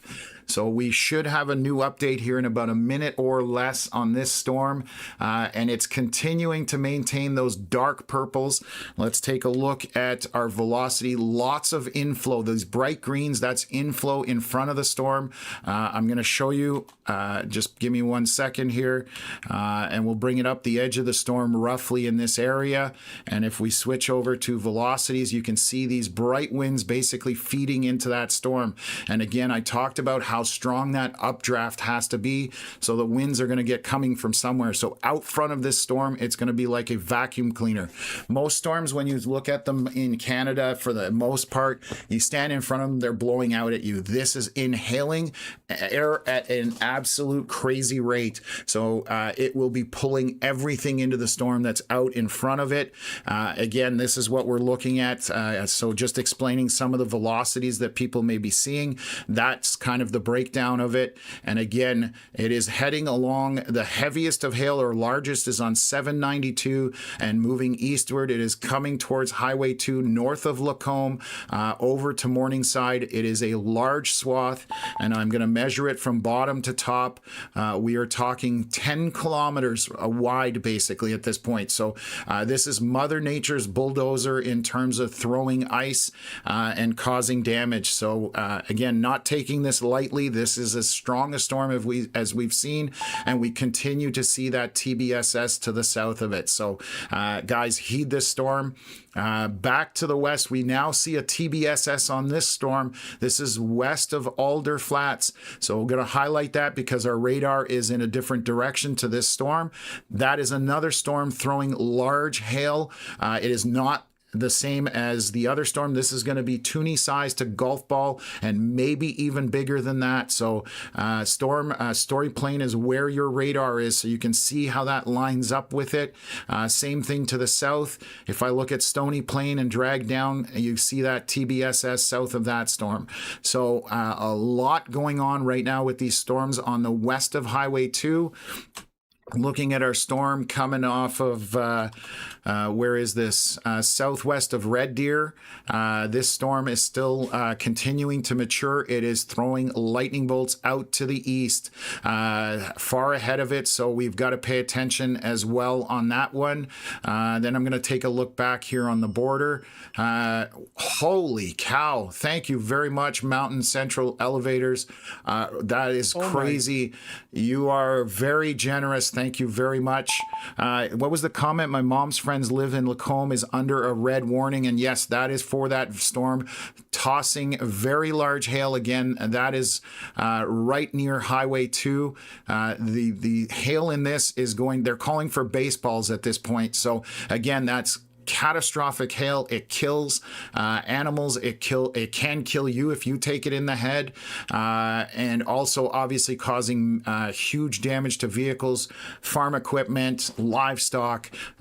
Nothing good comes from that storm. So east of CFB Wainwright, the hail in there is what are we talking about here? This is going to be Toonie-sized hail, and it may be getting a TBSS on it as well. So that may be intensifying. It may be an early indicator of it. On the Saskatchewan side, 303 east of Lloydminster, there's a bit of hail on there. That's going to be maybe pea-sized, roughly. Those are the main areas, and we still have one storm to the north of or west of Cold Lake along 55. This is going to have a couple of pockets of hail. This would be probably grape to Toonie or loony-sized hail, roughly in that area. Again, moving eastward. So that's our coverage there, and I'll come right back to things as far as the Lacombe storm. I do believe that with a red warning, I'm pretty sure those get sent over alert ready. So people would be getting that on their phone there around the Lacombe area. But I do believe the worst of the hail core is likely to slide just north of Lacombe. It is currently on a collision course with Morningside, a little town just north of Lacombe. Obviously going to cross Highway 2 as well. So that's not going to be very fun for the vehicles on Highway 2. We're probably going to hear some stories about that over the next hour. But again, this is going to pass just north of Lacombe, go through Morningside, and we're just waiting for the next scan here at this point.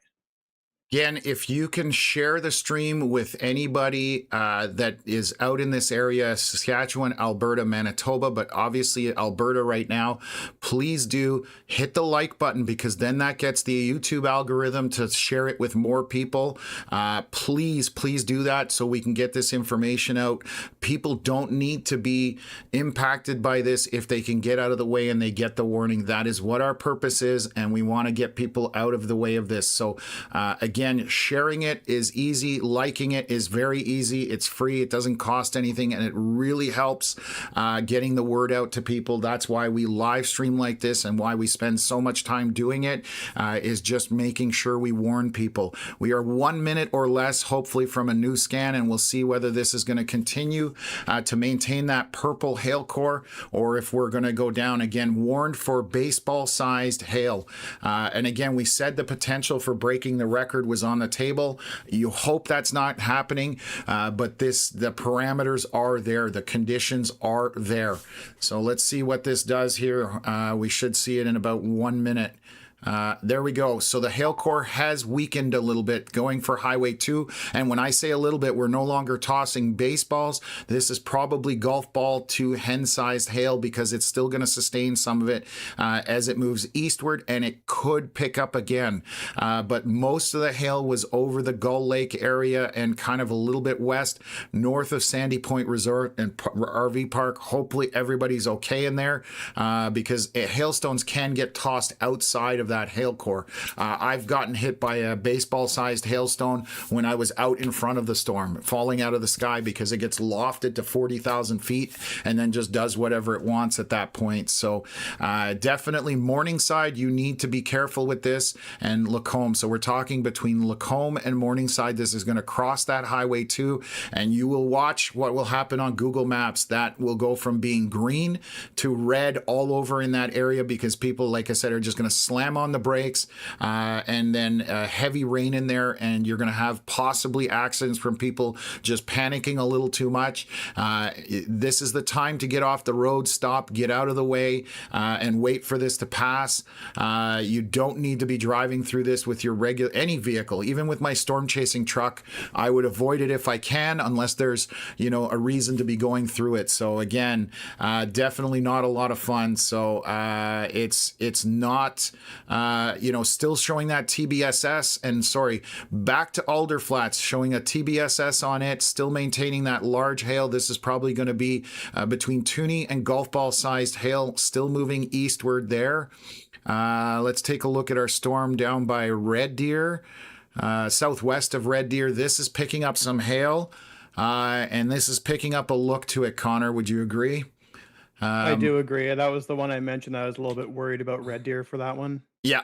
Yeah, it's starting to mature, and this storm could be another one we're going to have to pay attention to. So this is to the west of Innisfail, moving northeast towards Penhold, Springbrook, and up to Red Deer at some point. We're still far out, but that is a storm we are going to have to pay attention to. Three Hills has a storm to the north, or El Nora to the south of it. That's another cell popping there, so we're going to pay attention to it. Let me move to the Saskatchewan and Manitoba, or Alberta border, my apologies. East of, let me see if I've got anything closer, but no, it looks like east of CFB Wainwright, we still have a hail core there. Grapes to loony-sized hail in that, moving directly east essentially at this point. Heavy precipitation to the north of Lloydminster, no hail indicated on that. There are a bit of wind in there, but it's not too bad. Just heavy precipitation onto the Saskatchewan side. And then southwest, there's a storm over here to the south of Meadow Lake. Give me a sec here. This is higher up in the storm, so we are getting farther from the radar. So let me look how far we are. We're 7,000 feet off the ground, so this is just over 2 kilometers, but there is some larger hail. Where is this? There's not much out there.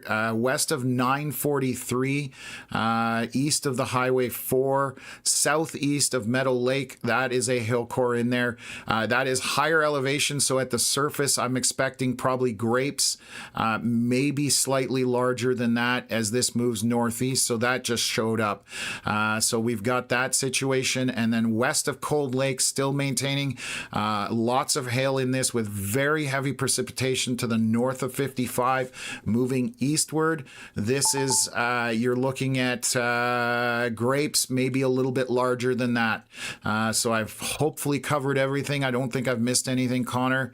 If I have, smack me around, but I think the outflow boundary on the Saskatchewan side there is kind of wreaking havoc on those storms in the terms that they're going to weaken significantly there in that line. Yeah, that's kind of. Okay, that's east of Lloydminster, so those storms probably weaken. Right now, they're not too concerning. They have dropped probably the severe thunderstorm warning just to the north of Lloydminster on the Alberta side. So on the Alberta-Saskatchewan border, the only one is east of CFB Wainwright. That has some hail in it. That is the one to be concerned about. Just going to look here. Again, west of Alder Flats, that storm looks to be getting organized for bigger hail. It's not west, it's southwest of Alder Flats. My apologies. Heading towards 22. That is going to be golf ball sized hail in there, maybe larger. And then we obviously have our storm here to the north of Lacombe, and it's going to be crossing Highway 2. And I guarantee you, if you look at Google Maps, you're going to see that turn red and orange from green if it already isn't. But I would not want to be driving through this at this point. That is very damaging hail. Hopefully it continues to subside as it goes towards Highway 2. So what else have we got?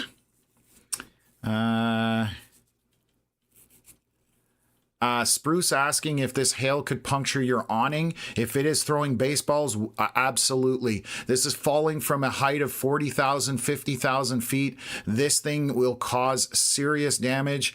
Again, it's as high as it gets with hail. Baseballs are absolutely the worst kind of situation, and it has picked up. So north of Lacombe, we have purple again. So the hail core on that is picking up again. crossing Highway 2 already, so people are impacted by this. Again, hail core picking up. We are talking from Environment Canada, a red warning on this for this severe thunderstorm because of the large hail, calling for baseballs in this. So this is going to damage everything in its path on Highway 2 and anywhere in that vicinity. Again, farm equipment, livestock, animals. If you take it in the head, you're in danger of serious injury. You do not want to be in the path of this at all. Get out of there. We've seen hailstones causing some serious damage in our storm chasing careers. Again, that TBSS to the south, that's a 3-body scatter strike. It also indicative of a very serious hail, lots of it and large.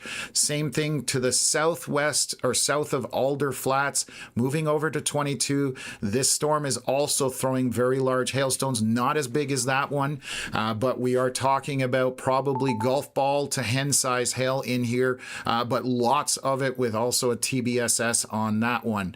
Let me just take a look at the storm. They just threw out some severe warnings for this out ahead to the storm on west of Innisfail. Let me take a look at velocities. So that one's still trying to mature, not much hail in it. If anything, it's going to be pea-sized hail. And then let me move back to the Alberta-Saskatchewan border. So still continuing here. This is coming into Ribstone Creek Heritage Rangeland Natural Area, 610 and 894. There's going to be probably loony to toonie sized hail in this core moving eastward towards the Saskatchewan border. And that is the only large hail at this point in that area. A little bit of hail here east of Peck Lake on 21 on Saskatchewan size. This is going to be probably grapes or smaller at this point. And then let's take a look. Cold Lake west of there, Highway 55. This is going to be loony to toonie sized hail. Couple of hail cores again moving eastward back towards Cold Lake. And then south of Meadow Lake, this hail core looks to be picking up. I'm just going to verify. I'm looking at so many of them. It's spread out a little bit, but about the same again here.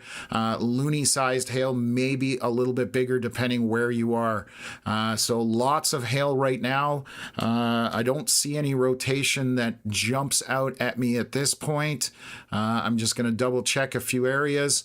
Inflow is screaming into that one south of Morningside. Yeah, so south of Morningside, where's that? Just north of Lacombe, sorry. Okay.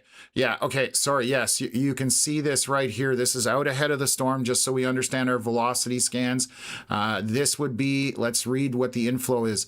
This is 110 kilometers an hour off the surface. This is 5,600 feet off the ground, but you can expect 90 to 100 kilometer hour winds into the storm. So this is Mother Nature's vacuum cleaner, unfortunately. So it is absolutely indicative of a storm that is going to maintain, that is going to be continuing to be the strongest storm we have right now as it sits. And again, we all know the damage these can do. We've all seen the damage in Calgary, but this is hucking very large pieces of ice, unfortunately, for those in front of it. So not a lot of fun. And please take this seriously. We are about 2 minutes away from our latest scan, but with that wind velocity out front of it, picking up into the inflow, 100 kilometers an hour breathing in, that is a strong supercell. This is the one to watch right now, folks. Hopefully it does not start rotating because then we're in serious trouble at that point. So we got to watch what's going on here. What else? Any comments? Watching storms explode southeast of Red Deer. Explode southeast of Red Deer. Yes. That would be the area by Three Hills, I believe, as well. Elnora, I believe, to the north of Three Hills, I should say. But the other storm that has our concern is southwest of Red Deer, west of Innisfail. We're going to watch if that one starts to intensify. So lots of stuff going on right now, but you can very clearly see this is the problem storm south of Morningside, up but tucked in between Morningside and Lacombe. And again, serious hailmaker at this point. So I'm sure some pictures are going to start surfacing on social media with some very large hailstones out of this. Environment Canada warned it for baseball, so take that as serious as it gets. Baseballs will damage plenty of material when it's falling at 180, 200 kilometers an hour, whatever free fall is. I can't remember, but it will be screaming as it comes into the ground. These are falling from a very high height. I wish we had updraft heights on this.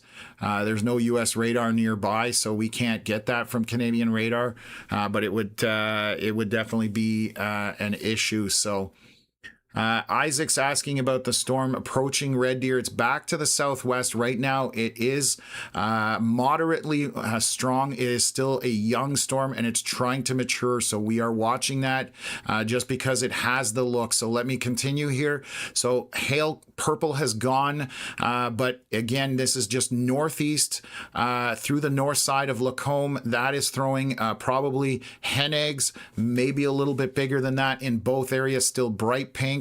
I'm going to take a look at our velocities. Winds are still screaming into this storm. We are still seeing 80-kilometer-hour wind gusts going into it. So those are a little bit less than when we had that purple. And that's, you can kind of tell what a storm is doing just by the inflow on it. The problem now is we're starting to show purple on the storm south of Alder Flats going to 22, still indicating that TBSS, and there are winds screaming into this one now. So we have 92-kilometer-hour winds on this out ahead of the storm, and that is again indicative of strong inflow onto this storm. So again, another storm that needs to be paid attention to. Large hail in this. We are now getting into hen egg and possibly larger on that. This is directly south of Alder Flats, coming to 22, and it will be over 22 there shortly. Let me take a look at our storm to the southwest. Still strong rainmaker throwing a lot of hail. This is southwest of Red Deer, still a long ways off, coming up towards Springbrook and Penhold. Only showing a little hail indicator on here, so this is pea size or less. But right now, that is a storm we are watching just to see what it does, because it does have a look to it. The El Nora storm, I'm starting to pay attention to that one a little bit. And let's move back east here to the border. Are there any storms firing in Saskatchewan to the south or east into Manitoba that I need to watch out for, Connor? No, not currently. Okay, southeast of Wainwright, 610, coming up to the border. This is going to be grape size or smaller hail. That is not really intensifying. And we've noticed that going into Saskatchewan, because of that outflow boundary, these storms are weakening because of the outflow boundary from earlier storms. West of Cold Lake, still maintaining hail core on it. We do have probably loony sized hail in that, moving east with heavy rain. Connor sharing a photo with me here, so let me just take a look here. Oh, I can't share it. Okay, so because we don't share stuff on our stream unless we have permission to do so. Chasers definitely work hard to get to these storms. So golf ball to tennis ball sized hail north of Bentley, Alberta, and that's from Ben Chernesky on social media, so you guys can check him out. Check it out.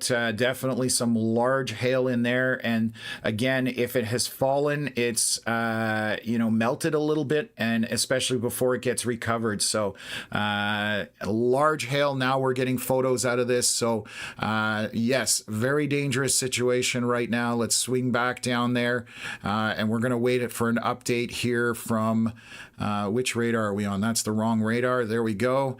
So this is to the northeast of Lacombe at this point, moving eastward. So it's going towards 815. What town? Tees on, it looks like 12. That's a small community out that way. Clive is another small community in line with this. I'm just looking to see. They've just updated the warning. So again, thunderstorm warning with Red indicator saying baseball size or greater hail, heavy rain, and strong wind gusts. Sorry, I left that a little too quickly. Let me double check. Is located north of Bentley, is moving east at 50 kilometers an hour. So we are waiting for an update here within the next 2 minutes or so. But right now, our story this afternoon so far has been hail. That is what was on the table. And again, Environment Canada calling for 8-centimeter hail as their maximum threshold. And we're witnessing what some of that could be doing. So again, it's not good at this point. Definitely, this is a very, very strong storm at this point. So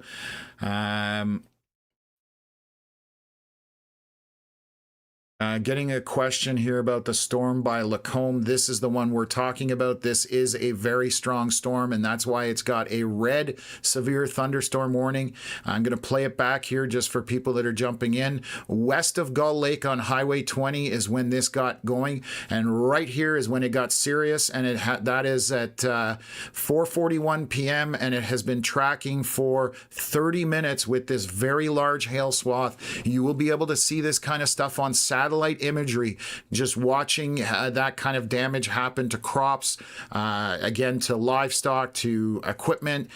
You will see that this is a dangerous situation. We're hoping that this is subsiding, but our next problem is the storm south of Alder Flats heading eastward along 22. That is showing a couple purple pixels as well, so very large hail in that as well. I don't think they've red warned it. It is orange warning on that one. What are they calling for here?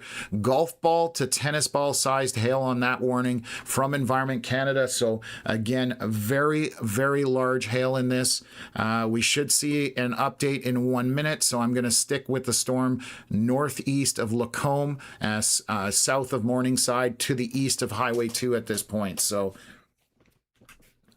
traffic on Google Maps looks pretty red around Morningside and Lacombe. Not surprised. Storm passed through. Yeah, because people are just, running into a wall of ice, basically. So the hail core is still large and strong on this, but it isn't in the purple anymore, which is good. Bear with me for a second. I apologize. Let's take a look here. So this is, I got winds coming in at about 90 kilometers an hour above the surface. So that is very strong inflow, still indicative of a very strong storm. This is going to be hen size to probably tennis balls still in this storm as it moves eastward from Lacombe heading across 815. And again, the Clive is in the path here. That's a small community. And then Tees. I don't see anything to the north, but again, heading eastward at this point. Let's take a look. There is a developing hook echo on the Innisfail storm southwest of Red Deer. Okay, I'm going to take a look at that. Thank you. I was watching that. So again, large hail on 22 here south of Buck Lake, southeast of Alder Flats, moving eastward. It does have a pixel of purple. Environment Canada, again, warning this storm for tennis ball sized hail. Very realistic based on what we've been seeing out of other storms moving east. So to the far east is Hoadley, and then kind of traveling in an easterly direction as well. So let me take a look at our Red Deer storm. Yeah, it's definitely developing a hook echo, and I'm going to tell you what that is. It's very simple. It's this curved tail on the end of it. So we're going to have to watch to see if that starts to rotate. But that's an early warning sign that this storm may be trying to organize itself. Hail in it, not very large here right now. This is near Glenifer Lake, just to the south of it. This would be probably grapes to pea-sized hail, roughly in that. It is heading towards Innisfail. I'll show you the track of this. And it's heading due east, and it may have turned a little bit south. So Bowden and Innisfail, be prepared for this storm. If it intensifies, it is heading in that general direction. And now we have some more storms kind of getting organized south of Elnora, or what is that, Trochu? That storm has a bit of hail on it as well, as you can see in this pink area. And let's take a look at our velocity scans on that one. Nothing scary in terms of winds right now, but that is definitely getting organized. Let me just take a look back the Saskatchewan-Alberta border. Hail shrinking on the storm southeast of Wainwright. We're still going to say grapes are smaller in that, but that is dying off, it looks like. And then hail has popped on this storm north. Never mind. We're not on Cold Lake. Let me switch over. Wrong radar. Apologize for that. I'm going to look at closer radar, but east of Lloydminster, kind of along to the north of 303, you've got some hail in here. This is going to be grapes or smaller, more than likely. Just revisiting the storm here to the southeast of Wainwright, but not much different there. Storm to the north of 934 over it right now has a significant hail core. This is going to be grapes to probably loony-sized hail in there. Again, basically, let me see. I think that one's moving northeast, so heading up towards 55. This is southeast of Meadow Lake, and then this storm heading towards Cold Lake. That's where our radar is, still indicating very heavy precipitation. We can show you how this has been marching east. It's moving a little bit southeast at this point, so getting closer to that 55 west of Cold Lake, and you've got some sizable hail in here. This would probably be loony-sized hail or smaller. I think that's covering all our areas. Let's just scan around a few storms trying to get going around the Saskatoon area. Nothing really much around Moose Jaw, or Regina, I should say. And then let's look at Frank Warren. We do have a storm on the Manitoba border and Saskatchewan. It is non-severe. This is by Gambler right now. Very heavy rainmaker. Connor, can you watch that one as well, just to see how it gets organized? We'll see if that the severe potential in Manitoba was not as high, so less concerned, but let's keep an eye on everything that's going on. So appreciate everybody sticking with us here. We'll see if this hail core continues to intensify. Another thing that says that this is kind of subside, or intensity has dropped on the hail core. The TBSS is much smaller on it, so another thing that lets us know how strong this storm is, but it could pick up again. We've seen it kind of pulse a few times, so we'll keep an eye on that storm. We are 5:17 p.m. We're about a 1 minute or less from our next scan. Let's hope it's dropping. So we're going to lose those bright pinks and drop down. We don't want to see purples. That's where we're at with this right now. So you good. The hail core is subsiding on this a little bit, so we've lost a lot of the pinks. It's still got large hail. This would be toonie to golf ball sized hail in there at this point, and this is right over Clive roughly. So again, just watching out for that larger hail. Still not the baseballs, but it does have a TBSS on it, so there's a lot of hail in it. So you can have large stones, but only a few of them, or you can have a lot of stones, and even large size. When you see that TBSS, definitely a red flag for watching for the hail. I'm going to see inflow onto the storm. Let me just see. Let's take a look at that. 78 kilometers an hour. So it is losing a bit of its strength on the inflow. So that's why that hail core has dropped. Unfortunately, this storm is picking it up. So this is south of Buck Lake, west of Hoadley. This now has purple on it. This needs to be severe warned for very large hail. We're starting to see those same pixelations moving eastward of that dark purple. So this is our next storm that we need to be concerned about for that very, very large hail. So this is definitely not a good thing as far as these storms tracking through off the foothills and going through that western portion of Alberta. Let's take a look back here. Gonna see what this looks like. A lot of noise in that velocity scan southwest of Innisfail. I'm just trying to picture whether we've got any rotation in there. There is hail in that little hook echo looking thing. So the hail in that would be probably grapes to loony sized hail at this point. So again, still got to pay attention to it because that's going to start doing damage to vehicles. Storm to the northeast of Trochu, 585 highway. There's a couple of hail core signatures in there. This is probably going to be grapes, maybe a little bit bigger, but grape would be my take on that. Okay. What's this? Oh, that's the Lacombe storm. Sorry, I'm trying to make so many storms going on right now. Have we covered this yet? Yes, Wainwright, still less hail there. And then they're seeing some hail here on the Saskatchewan side. So thunderstorm warning. This was updated just now saying producing wind, damaging wind gusts, loony to ping pong ball size hail and heavy rain.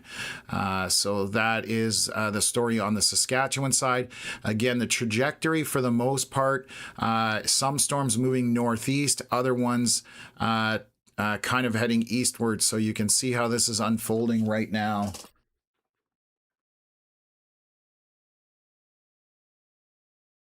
One just north of Three Hills is also developing some hail in their core too. Okay. So that one we've been kind of keeping an eye on. So that's where we're at with these storms. So again, in Alberta along Highway 2, the storm east of Lacombe, definitely the hail core subsiding on it, losing a bit of intensity, but that thing is still chucking some decent ice out of it.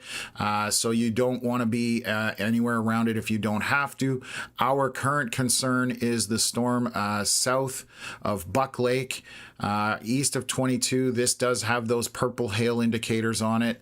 Let's just see what the velocities are like on that. And it is inhaling a lot of air as well. So this is a strong storm west of Hoadley at this point. So we're going to see here in about 2 to 3 minutes what that looks like. And then we are watching the storm back down to the south here. This is west and southwest of Innisfail or north of Bowden on Highway or Bowden, west of Highway 2. That has hail on it and definitely has some winds and looks to it that are a bit concerning. So which Three Hills storm? You're talking to the one to the northeast, Connor? Yeah. Yeah, okay. Yeah. I just, I zoomed in. It's Trochu is a little name there, but Three Hills, that's the infamous area with Lawnmower Man. If anybody's seen that picture with the guy in the blue shorts and the orange shirt mowing the lawn with the tornado in the background, that's where it happened, Three Hills area. And a few storm chasers out that way kicking themselves because they drove through that area earlier. And you just never know with these storms what they're going to do. So that's not fun. I'm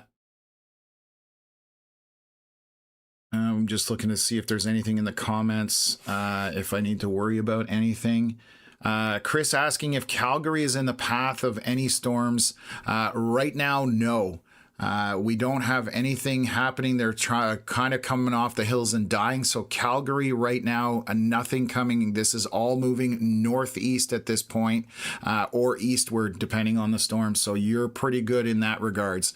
That doesn't mean you're out of it yet. It is only 5:30 p.m. Obviously, till it gets dark, that's where things start to kind of take a turn for the intensity dropping down on storms once the sun goes over the horizon. So still many hours out before that happens, and we're going to continue to watch how this unfolds at this point. So let me just zoom in here.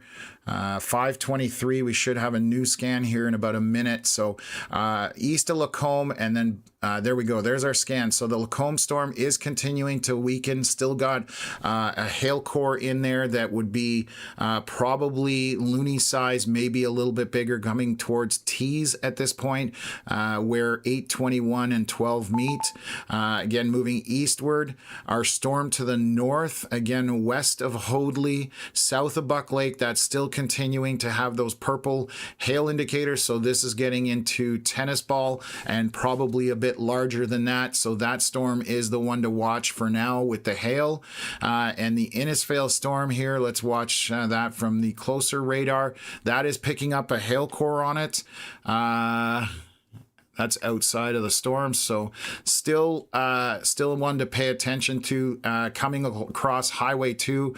So between Bowden and Innisfail, this hail is going to cross the highway. This is probably toonie size or larger coming across Highway 2. So that's going to be another area. If you just crossed Highway 2 to the north of Red Deer and now you're going to cross this storm, that's not a fun trip this afternoon. Hail picking up on the storm from Trochu. That is widened significantly, and again, this is going to be toonie sized or maybe even up to ping pong ball sized hail in there. So you can see that just exploded on the last scan, and this hail core, just so we know, is this is 11 kilometers across, almost 12 kilometers across at this point. So that is a very large swath of decent sized hail. We're going to have to watch that to see what happens to it. They've put out a large thunderstorm warning. They've downgraded it to orange, so golf ball to tennis ball size hail. That is for the Lacombe storm at this point. Just going to see here. So switching to the closer radar. So those are the issues on that side of Alberta. Coming back into Saskatchewan. Let's see here. Cold Lake is so very little hail left in this storm to the east of Wainwright. Is there another west of Marsden in Saskatchewan? This is coming to the Saskatchewan-Alberta border. South of Paradise Valley, there's barely any hail in that. Heavy rainmaker. No real hail to speak of anymore west of Turtleford. That's just heavy rain. And we still have this one cell here by 943 dropping southeast.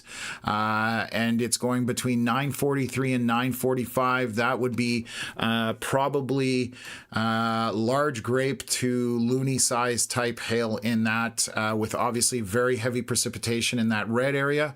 West of Cold Lake, still dropping southeast. This is going to be, again, probably, how far are we from the radar? We're 2,000 feet. We're not very far off the ground. So again, that is going to be probably somewhere in the large grapes to toonie or loony sized hail in that, in sporadic pockets with heavy rain as that continues to move eastward, as you can see, almost southeastward. So we have storms moving southeast at the top near Cold Lake, other ones moving northeast, storms moving eastward. So we've got a lot of storm motion in play. What happens with that sometimes is storms will collide, and then you never know what you're going to get out of a storm collision. It happened here in Ottawa, and it created some 120 kilometer-hour winds, straight line winds shooting east of Ottawa because of storm collisions. So lots of dynamics that happen when storms merge or collide. So getting a question about, let me just take a look here. Storm, so far nothing is heading for Edmonton as far as these storms are concerned. They're either heading east or southeast. So Alex asking that question. So this is not coming into Edmonton in terms of the larger or stronger storms. There's some rain to the west of Edmonton along 16, but that so far is of no significance. We do have 3 storms or 4 storms here to the south of Edmonton at this point. Again, northeast of Trochu, that has large hail on it. Between Innisfail and Bowden, that has large hail on it. East of Lacombe, that hail core is subsiding, but it is still decent to be paying attention to. Hopefully on the next scan, most of the hail disappeared. This is north of Tees.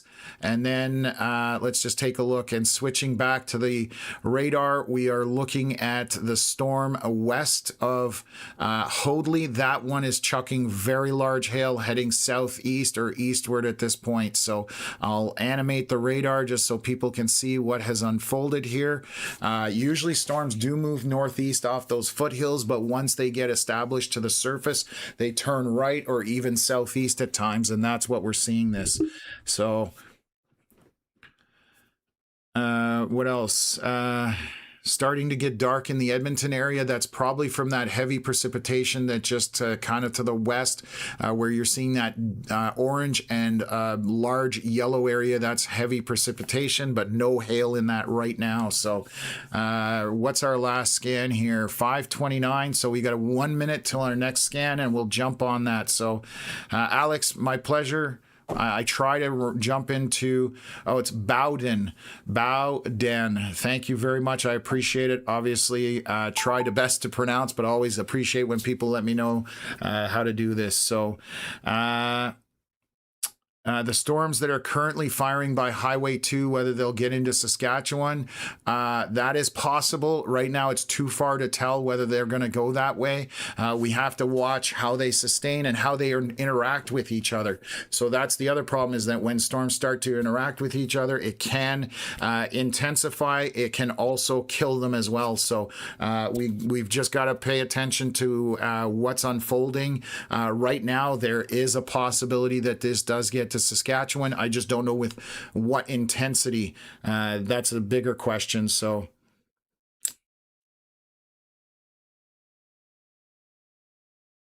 a couple days ago there was straight line winds. Yeah, definitely some straight line winds. Thanks, Alex. So it's bow and arrow, so Bowden. So now I've got it figured out. It's funny how I try to interpret names sometimes. They have updated Cold Lake, so let me go take a look what they're doing up there. Just strong winds, loony to ping pong ball sized hail, and heavy rain. So let's see if our latest scan has come in from our radars for all these storms. We'll stop that. And 5:35. So yes, this is our latest scan. Hail starting to pick up on the storm that is east of Tees. That pink has improved. So we're going to watch that to see what happens as this moves towards Mirror. So not dead yet, but we're probably talking toony to maybe even golf ball sized hail in that still. Storm south. East of Buck Lake and west of Hoadley. Still got an indicator of purple, so this is still chucking very large hail. This is going to be probably golf ball to hen-sized hail, also indicating a TBSS on it as well.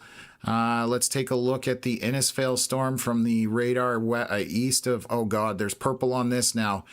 So just over Highway 2, it has an indicator of purple. So this is going to be golf ball to possibly larger than that, maybe even up to hen egg. So this is Bowden, northeast of there, and then south of west of Innisfail, but there's hail over that area. We are talking probably loony-sized hail, maybe a little bit larger. So a lot of storms showing or indicating very large hail. Alex, thank you for joining becoming a member of the Sunshine Club. Really appreciate that very much. So what else have we got going on? Daza was asking, has the warning changed for Prince Albert? And you're not in a warning up there. You're just in the tornado watch right now. I would say, though, it looks pretty good at this point, in terms of stuff is really far away, and the stuff to your west is dying at this point right now as well. So Prince Albert looks pretty good. Yeah, we have another storm potentially to keep an eye on west of Three Hills as well. So lots of dynamics ongoing right now as we sit. Let's take a look on the border. Storms, as they're getting to Saskatchewan, are dying off at this point from those larger hail cores. And west of Turtleford, very heavy precipitation in those dark reds with a tiny bit of hail. So this would be essentially pea-sized hail roughly, but moving northeast a little bit. Hail core back up north of 943. There's still some hail in that. That's going to be grapes to loony-sized hail, possibly in that storm. So Cold Lake, again, hail has subsided on this last scan. It's still in there, but there's definitely less of it over the last couple of scans. You can see how much hail was kind of populating in there, and it's starting to come down a little bit. We'll see if that trend continues as this moves eastward.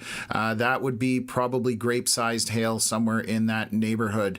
And then we do have some more hail way to the north here. This is by Winifred Lake, east of 881. So you're seeing some pink up there, but that is getting far from the radar. So let me use my inspection tool and see what height we're at. This is 6,400 feet, so around 2 kilometers. So it's going to melt by the time it gets surfaced. So grape or smaller in that one roughly at this point. So that storm by Manitoba, was that doing anything, or is it just it's just dying? Yeah, it's dead. Yeah. Well, it's by the radar too, so it's kind of I got to plug in my laptop before it decides to die. There we go. Okay, so nothing in Manitoba at this point, but again, we are still long ways off. We're 5:41 p.m. We still got several hours before all of this kind of goes past dark. And so far, the story has just been very large hail on a lot of these storms. So we're waiting another 2 minutes till we get our scan. We do have, what are they warning here? Severe thunderstorm warning, producing damaging wind gusts, loony to ping pong ball sized hail. That would be for east of Trochu. Again, we saw some hail in there. So another minute or two before we get an update. Highway 2 between Bowden and Innisfail, we definitely have some large hail over Highway 2. What does the map look like on Google Maps look like on Highway 2 between those two areas? Let's find out.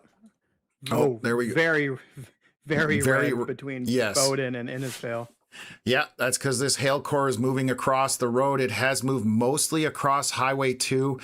Still going to say that we have toonie-sized hail, maybe even possibly up to golf ball, but it did subside a little bit on that scan. Unfortunately, this hail core to the east, I'm just looking which radar. So this is, where are we?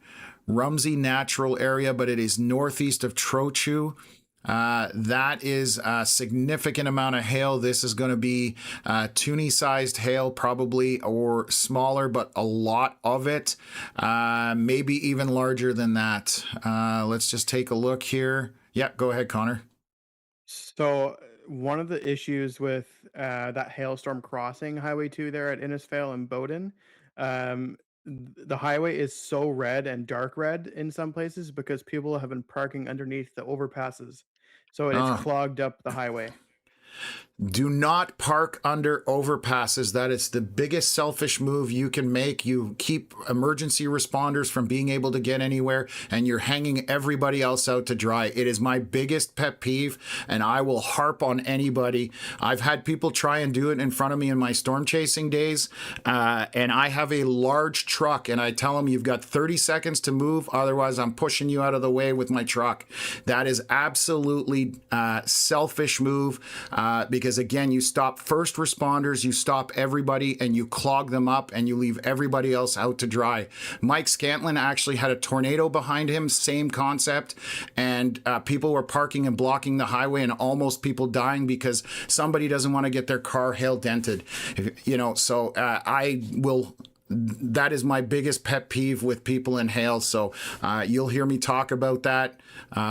Do not park under overpasses. That's absolutely a wrong move there. So again, we have large hail over the Highway 2 there. Let me move back to the northeast.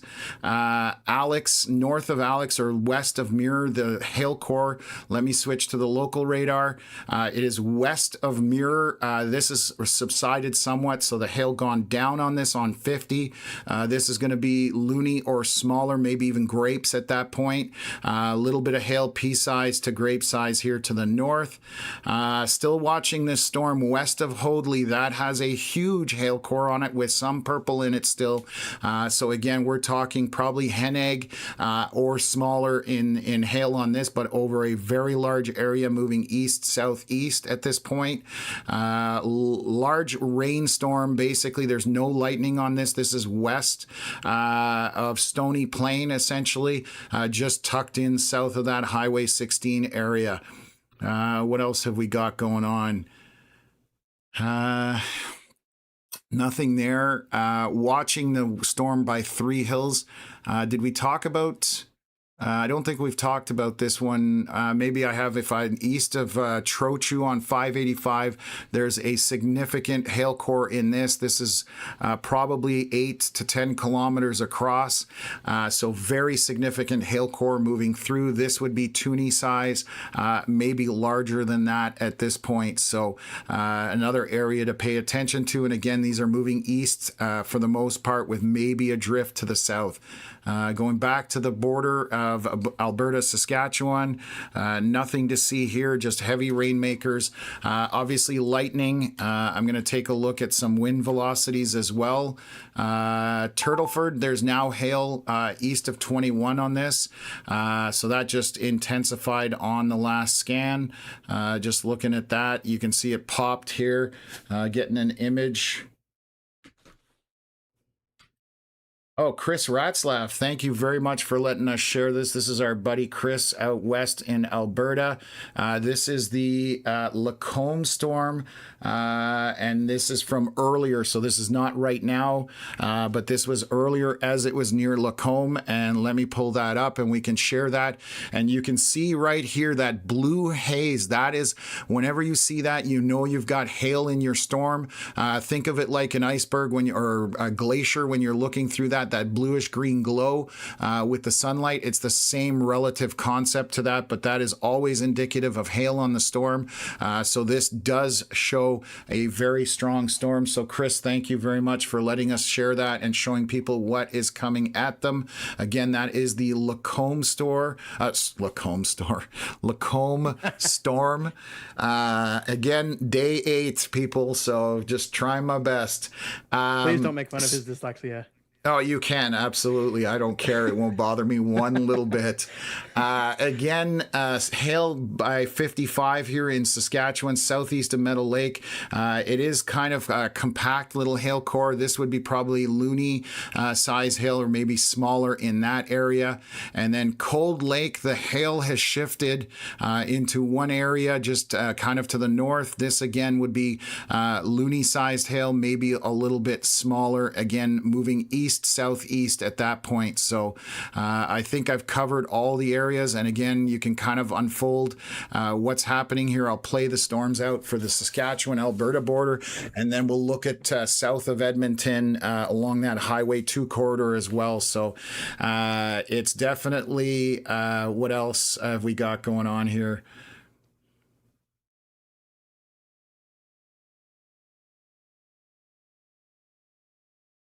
Yeah, just reading a comment. Junior plays talking about a camera out in Shawville area, Connor, Bourget area. So if you want to make note of that, but that's east in Eastern Ontario, Western Quebec. So we have a project that we're doing, in case anybody's wondering, that we're based out of Eastern Ontario, but we cover Canada now. We've started our own private weather cam network with our weather community and weather hosts, or weather cam hosts. We're the only platform doing that, but what it does is it gives us a view of storms as they're on the ground. So it's a live feed rather than just looking at radar. So it gives us a ground view of things, and we're developing. Obviously, you know, installing hundreds of cameras is expensive, so when people give us donations, that's where it goes for. So it helps us expand the platform. So let's take a look here. This is 5:47 p.m. This is our latest scan, actually, so I'm going to jump on that first. Hoadley, you are about to get a bunch of hail unless this hail core dies on Highway 20. It is to your west. There is a purple in here, so this would be about Henegg, maybe a little bit larger, and that's continuing to march eastward. The storm right over Mirror at this point, hail core sustaining. It's probably in the neighborhood of loony size, maybe a little bit smaller at this point. I'm going to look at some velocity scans. Nothing jumping out at me at this point. And then the storm down by Innisfail, switch radars here. Lots of hail to the east of Highway 2. Wind in that as well, but straight line winds. This would be loony to maybe Toonie sized hail as far as moving east southeast. Holy cow. hail exploding on this storm here. This is kind of in no man's land a little bit, it looks like, but this is to the west of 56. I don't have anything out here that I can refer to other than Rumsey Natural Area to the west of that indicator here on our software. So 585 and 839 intersection to the north of it. This now has purple indicators. So again, this is going to be chucking very large hail. So we need to be careful with this storm. So that is the story of this afternoon, just large hailers. And this is now moving just directly east. So it's coming at 56 and it's going to head east from there. Looks like fairly open area. Don't see a lot of names out there, but they've just updated the warning for that. And they're calling loony to ping pong ball sized hail on that. I would even maybe go a little larger just because of those purple indicators.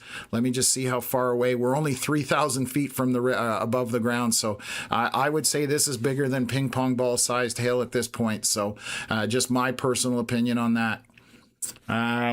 What else?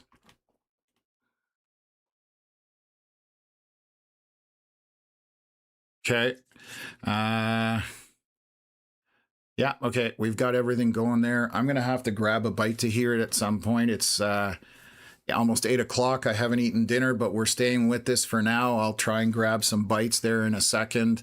And we'll just walk through this. So right now, south of Edmonton, north of Calgary, is where that hail corridor is. So we're just seeing that unfold right now. Our latest scan, 5:47. We should be 2 to 3 minutes. Okay, give me a sec here. Getting another message. So bear with me. So I'm going to stop that. Okay, so this is through Innisfail. We just got a video here. So, oh God. I can hear the hail in this one. Let me blow it up. This is from, sorry, who was this from? This is from Marissa in Innisfail, emailed to us. So thank you very much for sharing this with us. I'm going to share it on the live stream here. We've got a bunch of hail and you can hear it just smashing stuff. So just as the storm went through to the south, and this is on the north end of it more than likely, so this is not the largest of hail, but you can hear how impactful those are. So again, thank you very much for sharing that with us. Really appreciate it.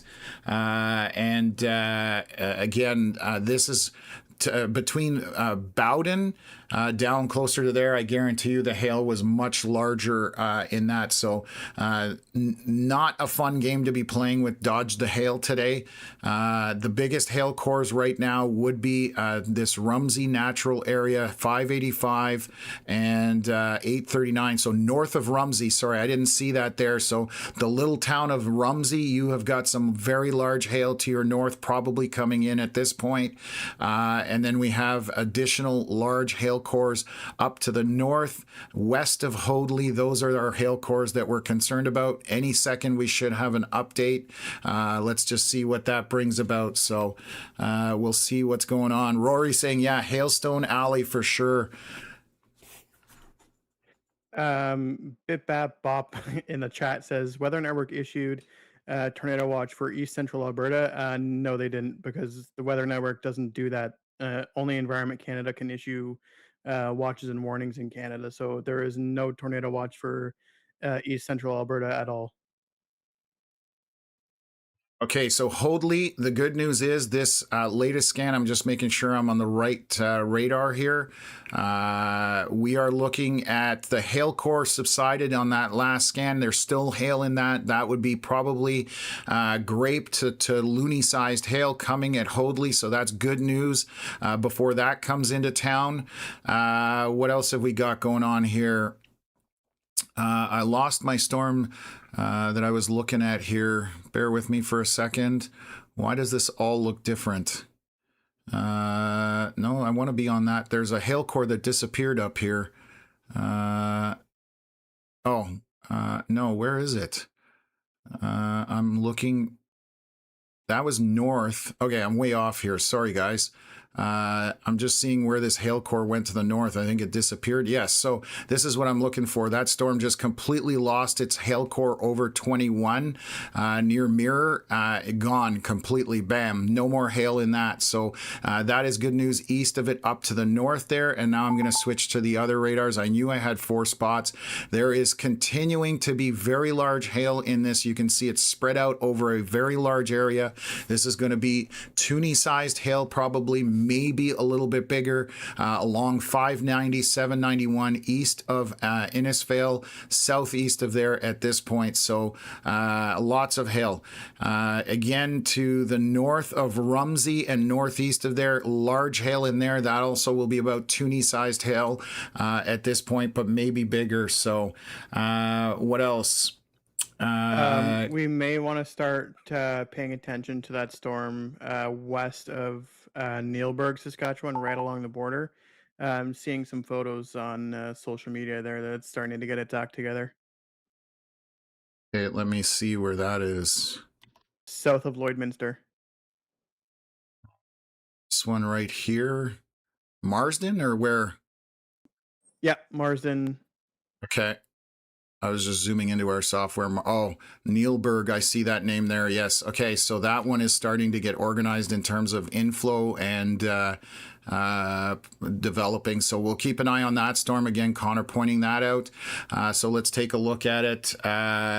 Chris Morris asking, I know you are new, but are you developing an app? It would be nice to notify people in the area, plus reporting features. 100%, we are something on the table that we want to do. Obviously, that takes a budget and people.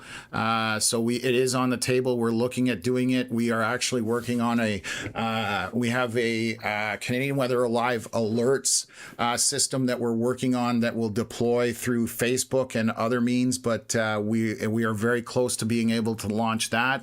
The last 8 days or whatever it is that I've been on here with Connor, we just haven't had time to do anything. So that's taken a little bit of a setback. But yes, these are all things that we are working on. We're weather people. If I had $1 million, I know where I would be spending it, and we would be launching stuff a lot quicker. That's for sure. But yes, anytime anybody donates or supports us or becomes a member of the Sunshine Club, all of those add up and make a difference at the end of the day. So absolutely, those are on the board, ready for, we want to get to them as soon as we can, but obviously that's going to take time and money. But we will do our best to get that done within a timely manner, as long as we have the budget for it. So, okay, so we still have 2 very large hailers here, kind of to the northeast of Three Hills, just east of Bowden. Along Highway 2 as well, and then the hail core to the north that was coming into Hoadley has subsided on this scan. It could re-intensify. I'm going to look at my velocities. Velocities look to have weakened on that, so maybe the hail core is going to continue to fall apart on that as well. What else have we got? Oh yes, I'm not forgetting about Cold Lake up here. So the hail coming apart a little bit on this is storm along 55 to the northwest of Cold Lake. That is getting much smaller, so maybe large grapes to loony-sized hail in that at this point. So that is good news in regards to that.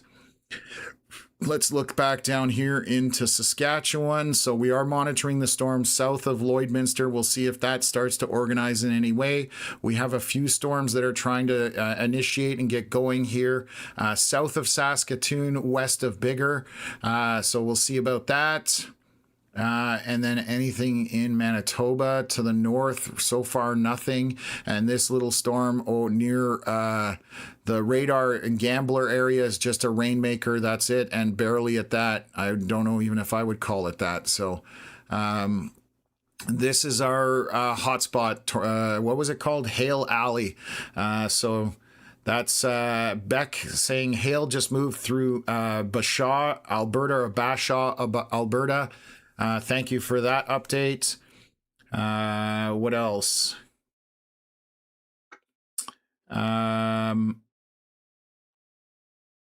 Adam Games showing severe in North Battleford around 7:15 to 9 p.m.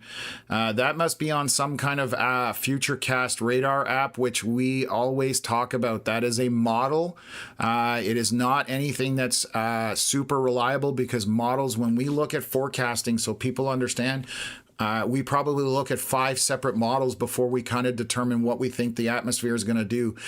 So when somebody outputs one model and gives it to you, it's going to change 7 times, and it's going to be not as accurate. So up for the Battleford area, right now we don't have anything coming that way. And you were saying 7:15 to 9 o'clock, so that's about an hour from now. So let's just take a look here, what's on the radar. There is a storm to your west. We're going to see whether that continues to develop. But again, it sounds like you're looking at a Futurecast radar type app, and that again is not reliable. We don't recommend that. They put pretty colors on it to scare people. Not to scare people, I shouldn't say that. Pretty colors that might scare people. It is a model. It's just simply trying to predict what's happening at this point. So 5:59 p.m. hail core has continued to intensify over Rumsey. We now have purple in there, and we have a lot of purple in there. So we are starting to get again into hen size type hail. This is at 585 and 56 moving eastward. Storm east of Highway 2. Is there any towns in here that I can call out? There's not much for towns. So again, east of Bowden and Innisfail, there is some large hail definitely on 587 and 791. That's going to be Toonie-sized hail, and a little bit smaller to the northeast of there. So just zooming in and out of here. I know I'm flying along, just trying to keep up with everything that's gone on. So the hail core that disappeared on the last scan, that went through, what was it, Mirror? The hail core is back now. It is Old McDonald's Resort is getting some hail right now, and to the southeast of that on 601. This is south of Rochon Sands. Basically, you're talking probably large grapes to loony-sized hail roughly in that. So that is heading towards Stettler, but that has been pulsing up and down, so we'll have to monitor it. The good news about Hoadley, the hail core continued to subside on this, and you're probably pea-sized hail to maybe grapes somewhere in there, maybe less than that, but just going to caution that area right now. Anything happening around Calgary? Go ahead, Connor. Stephen Spencer was saying storm south of Red Deer has developed decent rotation. But Stephen, what you're seeing on radar is the red and green is displaced from the storm, so it's not physically inside the storm. The brighter green is just gusty winds inside the storm, while the red is a little bit of radar noise or inflow on the outside of the storm. So it's not showing any strong rotation or anything right now at all. Okay, thank you. Oh, they just tornado warned something. They just tornado warned in north. Turtleford. What? Got to be the south end of that, right beside 26 there. Yeah, I see that. Okay, so they are putting, this is southwest of Turtleford. They have put out a tornado warning. Let's see if there's any details in it. So it says they're tracking thunderstorm possibly producing a tornado. Turtleford, Glassland, Medstead, Lashburn, Maidstone, St. Walburg, and Hillmond. To exercise caution in and around the those localities. If we have any, sorry, let me mark this here. It would be down in this area right here for the rotation. That would be, let's see how that is tracking. Bear with me for a second. So it's moving essentially eastward right now. That is basically the area where we're seeing that rotation. We've got a strong hail core to the north. But that's basically where we're seeing some rotation in that area. Let's see if they're updating with a location. So they're saying method radar detection near Turtleford. So they're looking at the rotation to the west of Turtleford, Connor. That's what they're doing right now. So they're talking about rotation. There's a lot of noise in here, folks. This is that dilemma that I talk about. I'm going to redo this, that we talk about that noise in radar, which makes it harder to detect which areas you're talking about. You get this Christmas confetti with these blues. So just so you understand what blue is, this is 131 kilometer-hour winds. That's not happening there. I guarantee you that. So it just makes it very difficult. So if you are in Turtleford, they are warning the rotation to the west, according to that last warning, saying near Turtleford, moving east at 40 kilometers an hour. They're saying Mervyn. Where's Mervyn? Maybe that helps. Mervyn is, so if it's heading east, so maybe it is on the south end. This is a little confusing, folks. I apologize. It's yeah, I think it has to be on the south end. The one just west of Turtleford doesn't really make sense. no, it doesn't, but I was basing it on what they were saying there. But if you were looking at rotation there, this is the latest scan. There's so much noise in here. So again, they're saying location in the path is Mervyn. So we're going to say if you're in this area, according to Environment Canada, let me put that back. Right in this area, you need to be in shelter. Basement is ideal, or tornado shelter if you happen to have one. If none of those are an option, then an interior room with as many walls between you and the outside as possible. And a bathroom makes a good location because you can get in a bathtub, which is metal, put a small bed or something over you to protect you in case of the worst case scenario. So this is what we're talking about right now. Our velocity scans are extremely dirty in this area, so it's tough to read exactly where they're talking about the rotation, but we do have a ton of red and greens here located back in this area right here. There's some stronger winds. That's obviously a very large area to be highlighting, but as you can see, there is a lot of noise embedded in this. And again, Environment Canada throwing a tornado warning is for the line here. So everybody to the northwest of this, so St. Walburg, up in that area, back across there, you don't need to worry about it. This is on the southern end, and it is mostly moving eastward. I'll animate things. So it has got a bit of a northeast track on it according to this, just based on the velocities. Let me just take a look here. And I'm going to step this back if that's yeah, it's got a bit of a northeast track. I apologize. So it's going northeast, but that is where we're talking about down to the south for this tornado warning. I'm going to zoom back out. Again, Environment Canada warning roughly this area for rotation heading into that southeast of Turtleford, which is Mervyn, and that's what they're calling for in the path as far as that's concerned. So let's just eliminate that. But again, we're talking Mervyn. You need to be in shelter. If you're anywhere in that area, you also need to be in shelter, not just Mervyn. Just making sure that there is, that situation under control right now, that you need to be in shelter. I'm going to go back to take a look at Alberta, see what our hailstorms are doing. They have upgraded or increased here south of White Sands. That hail core has increased, moving southeast. That again is going to be probably large grapes to loony sized hail in that. Holy cow, is that accurate? This is very large hail, folks. Rumsby Natural Area. This is as big as the hail that we saw back on Highway 2. Environment Canada warned that for baseballs. Let's take a look at velocities in there. So this is chucking a large hail in this, and a very large hail core. Rumsby Natural Area. Obviously not very populated, but still you need to be in aware of this large hail core, and again throwing very large hail. This is going to be possibly up to baseballs. So heading towards 851, currently crossing 56. Going to head back to the storm.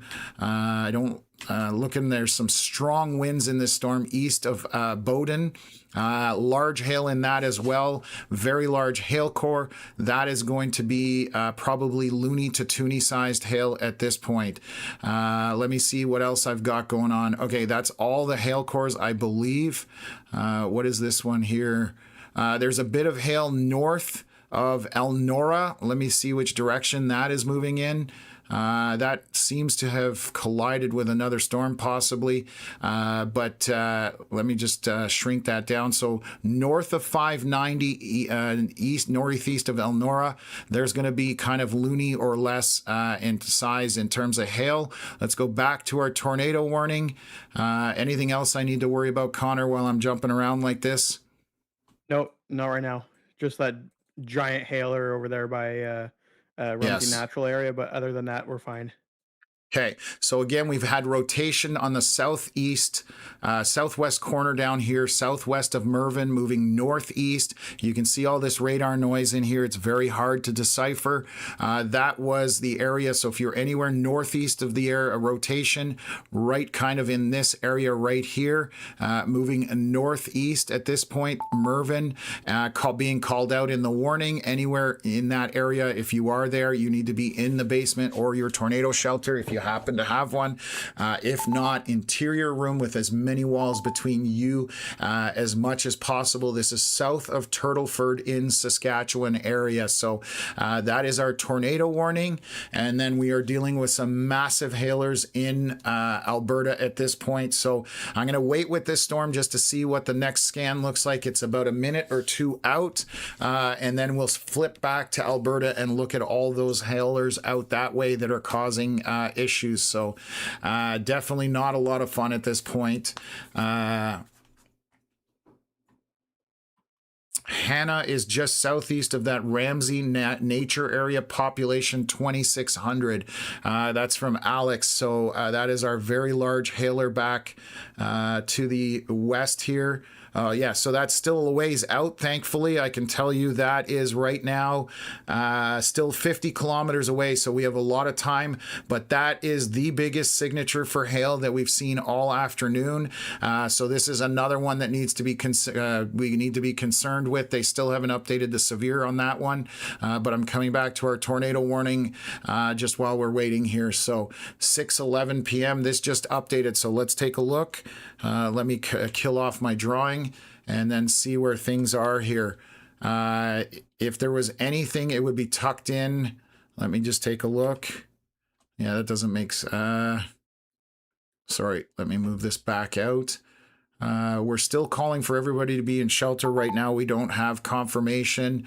I'm just looking. This would be right to the south of Mervyn area, kind of right in here, tucked in, moving northeast. So again, still tornado warned at this point. I'm going to check if there's anything updated there. This was 10 minutes. At it from Radisson. Okay. Oh, yeah. So let me see where my velocities are. So the velocities are right over Mervyn. What's the height of that? We're at 6,000 feet, so I was not on the closest radar, which is interesting. Thank you. Always good to have eyes in the back of your head. So our rotational area would be right over Mervyn right now, moving northeast at this point and continuing on. So still need to be in shelter while this passes through. Please be in a basement or a tornado shelter. If not, interior room with as many walls between you and the outside as possible. Bathroom is always a good choice, just for the fact that you can get in a metal bathtub, which will give you a little bit of protection. So let me just highlight this and moving kind of in that general direction. So that is our tornado warning on the very south end of this, southeast of Turtleford over Mervyn, moving northeast. Let's go back to our storms in Alberta. Let's take a look at reflectivity here. So let's take a look from the closest radar. So a Rumsey Natural area, definitely very large hail in that. Still currently no update from Environment Canada. This is definitely larger than ping pong ball sized hail. This again would be close to, let's say, tennis balls, maybe a little bit smaller than that. It is moving, I believe, just eastward. So yeah, it's basically moving east at this point, going towards 851 and then over to 855. Not a lot of population out here, but you need to be aware of that. Storm to the north of Wimborne. Let's take a look at that. There's some strong straight line winds in there. We do have two separate hail cores, one over 587, 805. That's going to be loony to grape sized hail in there. Another hail core. This is, where are we, right here? Let me see here. Northeast of Elnora. So this is going to be loony or larger, maybe even up to toonie sized hail in that storm. Again, these are moving ideally, I think, mostly eastward. So I'm just looking. They've updated the tornado warning. These are moving eastward. I'm going back to that tornado warning. They have extended it southward. Tracking a thunderstorm possibly producing a tornado. They're now saying localities are Edam, Payton, Turtleford, Glassland, and Medstead. I'm just not... still have that rotation in that area at 611 right over... what was it? Mervyn, sorry. Not sure why they extended it to the south. I'm trying to follow that one there, but anyways, we're still showing rotation in that area. We're going to continue to monitor it and go from there. Let's switch over to reflectivity. Going to see here from the radar near Edmonton. So north of Stettler, we have large hail continuing to sustain in this hail core. This is going to be loony size, maybe up to toonie as that moves. Again, I believe that's moving... it's moving eastward, so this is all trekking eastward at this point. Just looking anywhere else up here, some of the stuff is breaking apart southwest of Edmonton, so they're losing their intensity, but we have essentially 4 storms right in this area where you're seeing all that pink that are tossing very large hail to medium-sized hail, and you want to be out of the path of this. Definitely going to do damage. So let me go back to our tornado warned storm in Saskatchewan. Looking back to the southwest of Maidstone, there is some rotation on that storm, but which is the closest radar? Radisson is the right radar on that one. They just tornado warned it as I was looking at velocities on this. So let's just take a look here. Let me see what's happening here. So we now have another tornado warning. North of Manitou Lake. What's here? This is Neilburg. Is there anything on social media, Connor, that would indicate anything going on there? I'm just looking to see. There is not, but there are multiple chasers there. Okay. Why won't my... Oh. We also had a viewer that sent us stuff from Neilburg. So I know you're probably still in the chat. You might want to... no, not might want to. You need to go to your basement if you're in Neilburg. Yeah, I'm just trying to see if this reflectivity shows where it's kind of right over to the northeast or to the east of Neilburg right now. There is a red pixel down here, and again, that's my problem with these reds, but it just moved off on that latest scans. So let me just take a look here. The hail core on that intensifying, that is very large hail as well. So let's just move this along. Make sure I'm Radisson. Your rotation would be down in the southern corner on this. So let me pull it up again. Sorry, guys. Let me hit reflectivity, then switch to velocity. We would have some rotation in this area along 40. So if you are anywhere here, it looks to be moving mostly eastward. If you are anywhere in this area in east and slightly northeast, let me just take a look what they're saying here. Radar indicated over Neilburg, moving east at 40, which is what we're highlighting. No locations in the path included, so obviously a bit of a rural area, but this is moving eastward along 40 towards 21, where we've highlighted that. So again, east from there is the area concerned.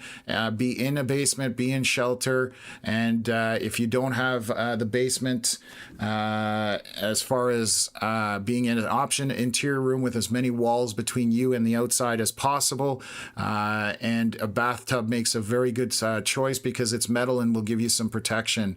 Let's take a look at our rotation near Turtleford. Let me see here.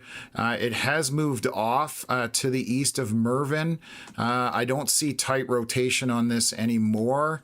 Connor, any thoughts on that? I mean, it looks like it's pretty far from our radars, but let me just see here. It looks really broad. I was going to say that's the issue here. Well, not the issue. That's good news. But if we had anything happening, it would be over a very big area right here kind of idea. That is obviously a very large area. So this looks to have, if the rotation was in there, this is kind of east of Mervyn. And that area, again, looks to have broadened out. But we do have rotation to the south. And we're going to move off to Alberta. So again, be in shelter if you are anywhere to the east and northeast of these tornado warnings, where we've got these areas circled. Again, east of Neilburg is where our newest one has appeared. And let's just take a look at our hailers back in Alberta. And see what's going on there. So hail has gone down a little bit. I'm just going to make sure I am on the right radar here.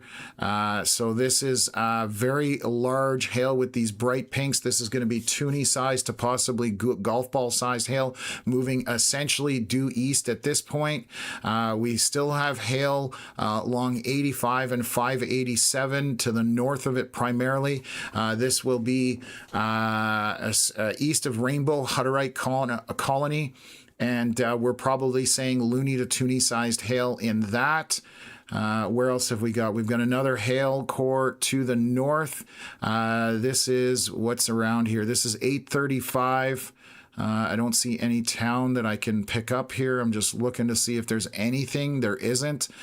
So this is 835 to the north of 590. This is going to be toonie-sized hail or smaller, moving east again. And then let's take a look from our closest radar up here. It's still the correct radar. So this is 601 and 850 Red Willow to the south of east of you, or southwest, I should say. Sorry. We do have some decent hail in that. This is going to be probably loony or smaller at this point. And then back further to the west, I don't see anything.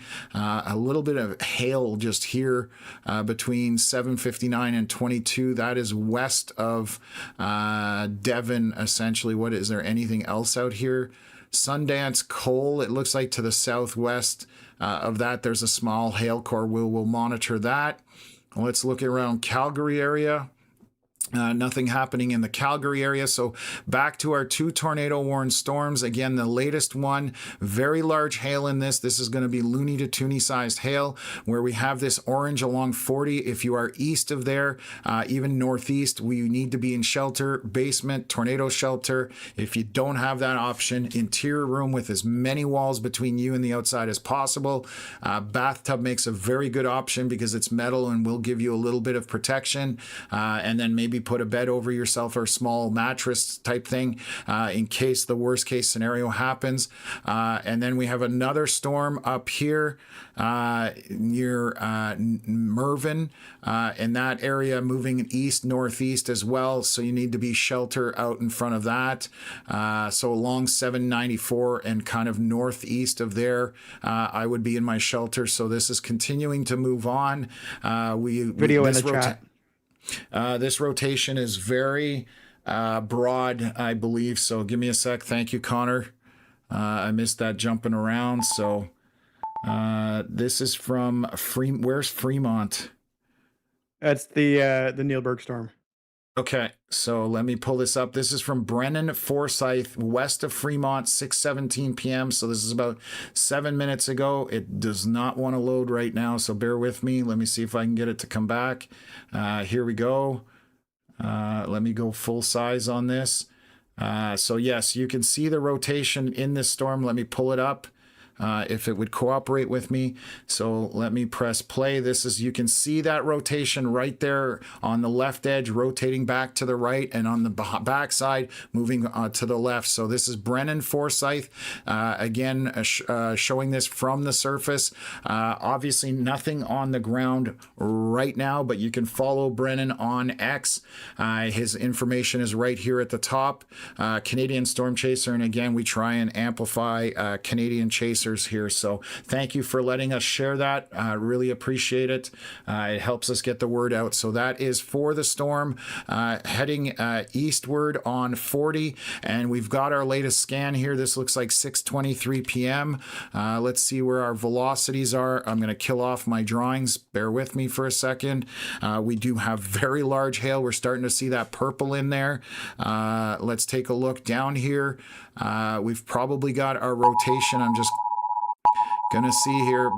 Is that another tornado warning? No, they're updating the other one up there. I'll go to that in 1 second. Let's just take a look at our reflectivity. So kind of along the 40 to the south and moving eastward, our rotation in that area. There is very large hail in this. There's starting to be purple in there. So golf ball or bigger associated with this as it moves eastward at this point. So anywhere east of our circle, you want, and northeast, you want to be in shelter. Again, basement.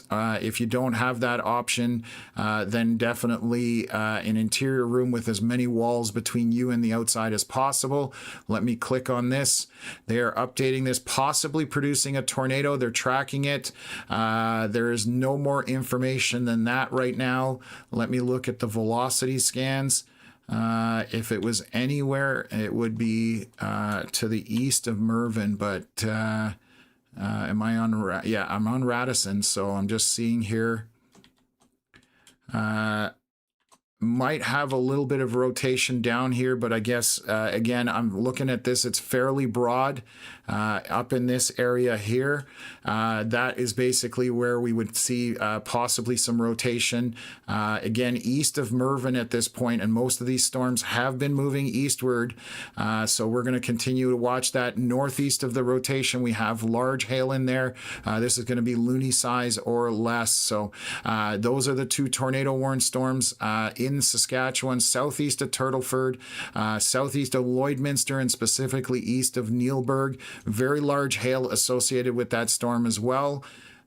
So let me move back over and we'll take a look at our storms coming from the Alberta side east of Highway 2.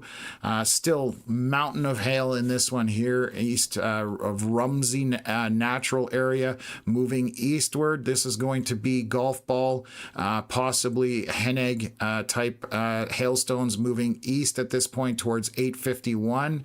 And then, that's not good. Braden just gave me a heads up, and I think Braden is on that same storm. He is, yes. He is? Okay, so we're going to go back here because Braden knows a thing or two about severe weather. This storm looks to be trying to produce right now. So this is east of Neilburg. If you are anywhere along 4021, we just got a heads up from Braden Morso saying soon. So that means it's really tightening up and it's attempting to produce a tornado at this point. So please heed this one seriously. This is a strong storm east of Neilburg. It is moving mostly east at this point. I'm going to zoom out. I'm going to kill off my drawing. Bear with me. And we're going to watch this moving eastward at this point. So, yeah, it's got a bit of a north. Well, no, it looks like it's turning on that last scan, but east-northeast from this location, you definitely need to be in shelter. Again, we're getting a comment that it's about to try and produce a tornado. So if you are anywhere in any of these, and I'm going to make this very broad because obviously until we have any confirmation, please be in shelter out of an abundance of caution. Be in a basement. If you don't have that option, interior room with as many walls between you as the outside as possible. And a bathtub makes a great choice as far as metal, giving you some more protection. But we are getting a heads up from, again, Braden more so, that this is possibly going to try and produce a tornado right now. So that is the one that is the most serious at this point. We still do have a tornado warning to the north. Let's take a look at our velocity scans. We haven't had an update here in a bit, so hopefully we get one there. What are your thoughts on the one by Mervyn? That to me looks just very broad at this point. Very broad, yeah. It also, the hail also kind of looks wrong for me as far as if there was anything circulating there as well. So we are keeping an eye on this right now. We're going to stick with this. We do have 4 large hailers to the west in Alberta. We will update you folks on that, but this is a more serious situation at this point. So again, just monitoring it to keep the word out there. Share it with people. If you know anybody in this area, east of Neilburg on 40, in the Saskatchewan area. This is northwest of Cutknife, and then coming out, well, Cutknife is the only thing they didn't, and there's Hillsvale Hutterite Colony directly east of this, but this is where we're concerned about right now. So please pay attention to it, and we'll see whether the next scan shows anything. So let me update our drawing. That is our latest scan. What the? Got a couple areas of rotation on this now. I'm trying to figure out. I mean, our hail core to the south would be the one here. They've re-updated it. So possibly producing a tornado. Large winds locally. They just keep updating. So let me see if that's changed. It hasn't. Oh, Alberta. Oh, Alberta now has a tornado warning as well? Oh, my God. Okay, yeah. So... let me just see here. Let me switch around, folks. This is getting very dynamic right now. Anywhere down in this area, if you are northeast of this, you need to be in shelter. I know it's a very rural area, but this is a very strong storm. Again, we've gotten a heads up. Let's go back to the tornado warning that's just been issued down here. This storm... looks like it's developing a little bit of a hook, but let me see here.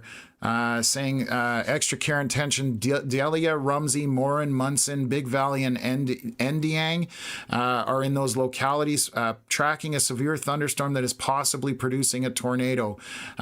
So right now they are warning for this. There's a bit of a hook echo on this. We're going to say right out in this area here. That doesn't make sense, Connor. What do you think of this one? This, like, I'm struggling, and I don't usually struggle with this.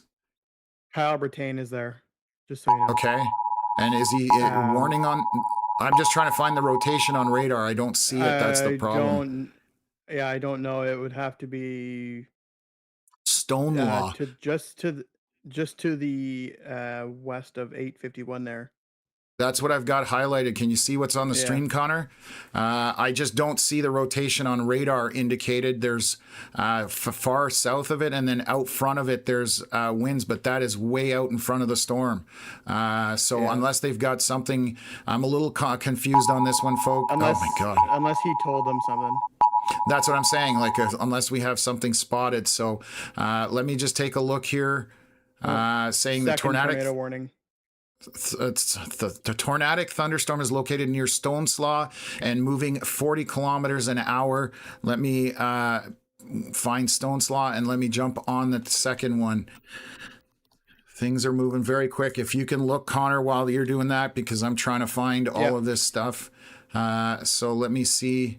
Yeah, so this is where they're saying the rotation. If you are east to this storm at this point, let's take a look at this. That hook echo is what's kind of gotten their attention. It is moving almost due east at this point. So across 851 and heading out that way.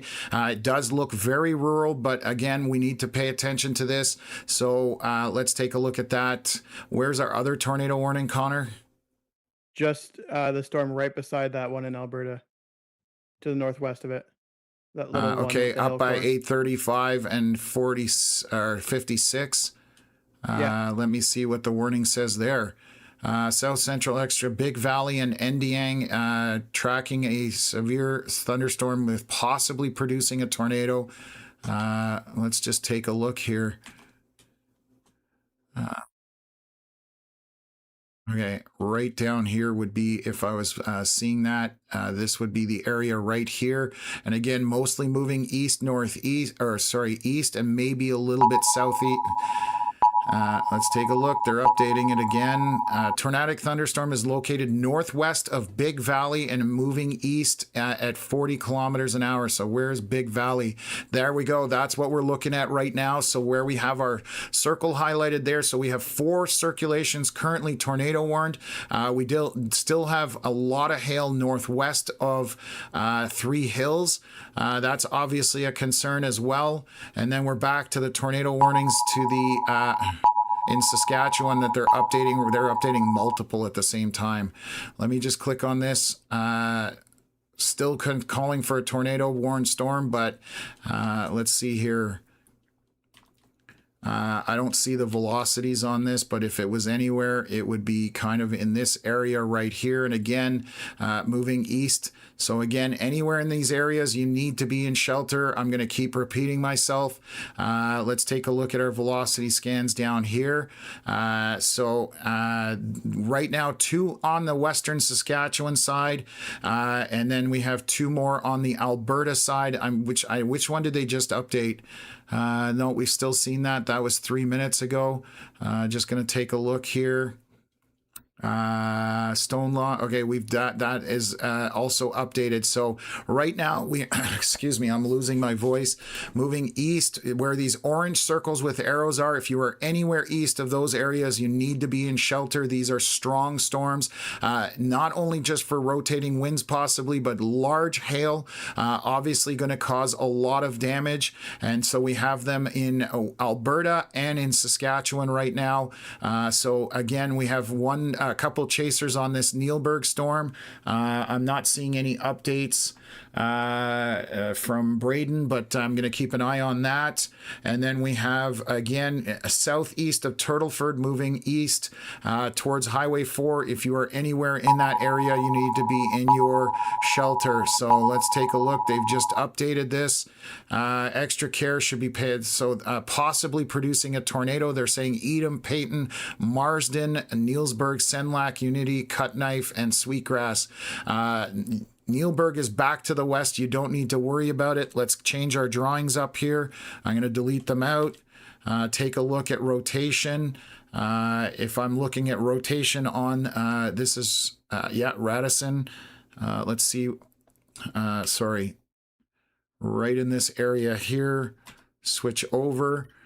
So that would be where I think our rotation has moved to. Connor, double check. I'm not liking what's to the north of that. That's the other part I'm looking at, but it doesn't make sense on radar.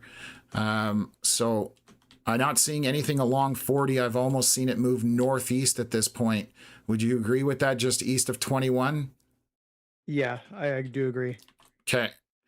Bear with me, folks. We just have so many going on. I'm running things past him as well.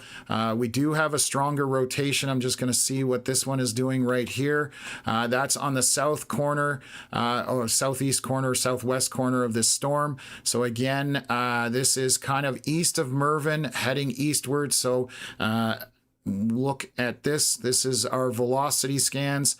And so if you are east, oh my God, east of there, is that another one? Another one. We have north of 3 Hills. Okay, so we now have multiple tornado warnings in Alberta. This is getting out of control. So they're probably talking about are they talking about the rotation that looks like it's in that empty hole by Trochu? That doesn't make sense to me either. But there's a lot of dirty velocities in there. So let me see here. I'm a little bit confused on that one too. Yeah, thank you. I'm glad it's not just me. I feel awkward when I'm not seeing the obvious rotation. This there is on a little radar appendage there. Let me see. Just north of. Oh, there is. So let's Yeah. say that's where our rotation is. We're going to drop that to the east just so we can cover all of this. So again, if you are anywhere to the east of this, be in shelter. That is another tornado warning. I'm going to read it to you folks. Extra care and attention tracking a severe thunderstorm. Says possibly producing a tornado. It's Torrington, Trochu, and Three Hills. Obviously, be in shelter at this point. They just updated, but if you're back to Torrington, there's nothing back there. You guys are way to the west, located 10 kilometers east of Wimborne, and is moving east at 40 kilometers an hour. So let's find Wimborne. I don't see Wimborne. Come on, work with me. See, I don't see Wimborne anywhere in this area.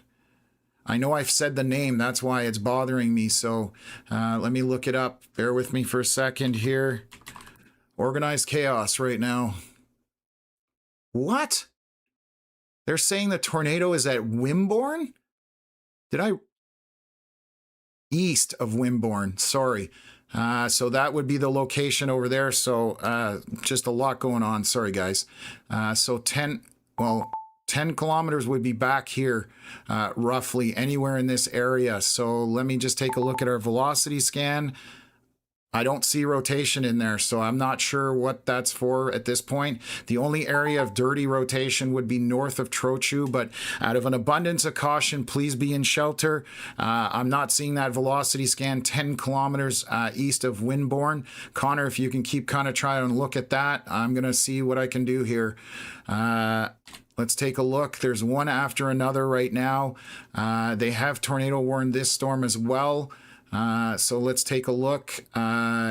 Tornadic thunderstorm is located northwest of Big Valley and is moving east. So that was the one that we had over here. Right roughly in this area, moving eastward. I'm just going to highlight that. Again, anywhere east of these, even if you're close, you need to be in shelter at this point. We have another area of rotation possibly ongoing with this storm as well. This is just getting to the point where we're just highlighting a whole bunch of stuff here. So heading eastward again, this is all on the Alberta side. We're talking about 3 separate storms right now that are possibly producing circulations. And then back to, they've put a tornado watch out, by the way, Connor, as well. Oh, yes. Yeah. Environment Canada that I'm just noticing here, just bouncing around. So again, back on the Saskatchewan side, this is northeast of Neilburg, 21, north of the 40. That is also an area. Little Pine, Poundmaker, those are areas in possibly in the path. This has a little bit more of a northeast track on it. And then southeast of Turtleford, we have another area of rotation. So swinging back to this area, this is a very big warning. Let me take a look. Environment Canada tracking possibly producing a tornado. Delia, Hanna, Spondon, Big Valley, and Endiang. That's where the warning is for here. Let's take a look at velocities. We're still on 635. We're about 1 minute out from our latest scan, so I'm going to wait to see that update. The one back to the west, this circle doesn't make sense because they're saying 10 kilometers, but I don't see the rotation there.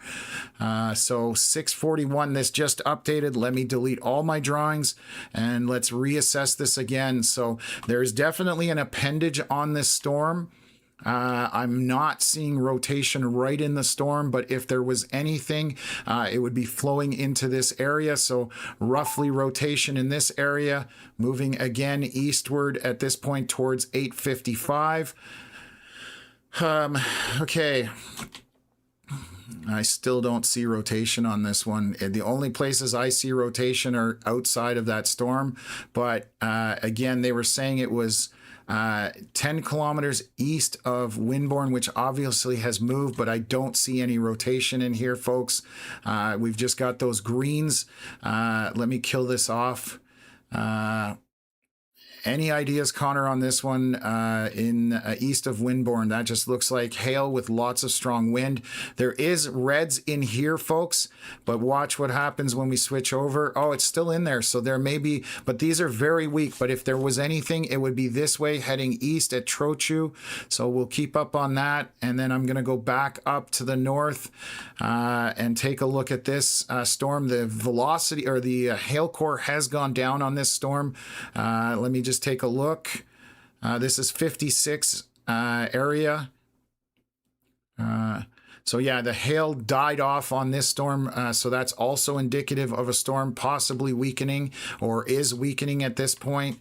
I'm just going to use reflectivity to figure out where this is right now because the velocity scans are not making the most amount of sense, to be honest. Again, tracking eastward at this point, so you need to be sheltered there. What is happening up here? We have a big hail core, just looking to see if they're going to tornado warn that as well. This is over 601, 852, and 855. There is large hail in that. That's going to be Toonie-sized hail, maybe larger. Let's go back to Saskatchewan. Just taking a look at this storm. This looks like it's coming apart somewhat as far as the signature on this. I am on Radisson, so that's the closest radar. So this is still currently tornado warned. They extended it out, but our area of rotation that I'm seeing right now, I'm seeing two updrafts caught between two of them, and that's why I'm struggling right now. Up in this area, that's out in front. That doesn't make sense. It was moving northeast, so let me play this back. Bear with me. Yeah, that's where it would be right now if I was checking as far as rotation. It is right here. It is moving northeast at this point.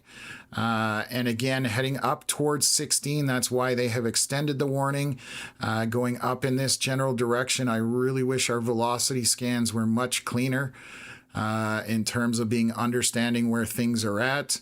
If I get time later, I'll show you folks what I mean by cleaner. And then if there was rotation up here to the east of Turtleford, again, kind of heading up across 3 and 4, that's what we would be looking at, just looking at velocity scan there. So those are our areas right now for 4 tornado warned storms currently. 5, we have 5, my bad. So again, I'm just going to summary through these. East of any of these lines in Alberta, they are moving circles. They are moving eastward, so you need to be in shelter. These are very strong storms. I feel better about this storm over 56. What's there? This is Big Valley moving eastward. That does not look as dangerous as the other storms. This one here, south between 851 and 855, west of Scapa, that definitely has a lot of hail on it and some rotation. So again, be in shelter for that. I expect this actually. Can you watch this Stettler? Can you look and analyze that one? I think that's maybe going to get tornado warned here shortly. If you can check it, see what your thoughts are on it. And then we have a rotation moving northeast from 21, south of Maidstone, heading towards 16. And then another area of rotation moving towards Highway 3 and 4 to the east of Turtleford. So again, be in shelter at that point. And then I'm seeing, what are they doing back here? So they've now got this warning. Let me switch over. Saying that 6:46 p.m. Extra care and attention in Rumsey, Morin, Munson, Torrington, Trochu, and Three Hills, tracking a severe thunderstorm that is possibly producing a tornado. I always look for that word to make sure. So they're just extending the box. There is a giant watch out now, obviously, because things are escalating at this point.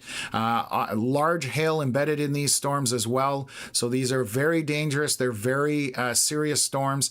You need to be sheltered, again, wherever you see these orange circles and arrows east of there. Out of an abundance of caution, get into a basement, and things are picking up here. What were your thoughts on that one back to northeast of Stettler? I think it does have a chance eventually. Okay, that's what I thought. I'm just trying to keep ahead of it. Sorry.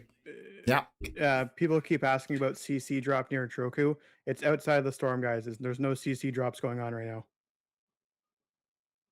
We've had the problem we have with Canadian radar. The velocities are always very dirty. If I get a chance after this calms down, I'll show you guys what a good velocity scan looks like from like a US radar. These are just extremely dirty scans with lots of pollution in them or corruption, and it makes it very difficult to switch over here. So again, let's take a look here. Rotation roughly in this area here. That was a very big circle, sorry. So that is moving northeast. Let me move up from there towards Highway 3 and 4. Be in shelter from that area. Let me move down to the south. This definitely looks a lot better. So 647, I'm not seeing any strong rotation on this storm anymore. There are some dirty velocity scans. Let me see here. Whoops, I'm definitely a lot less concerned about this storm right now. That is near west of Little Pine.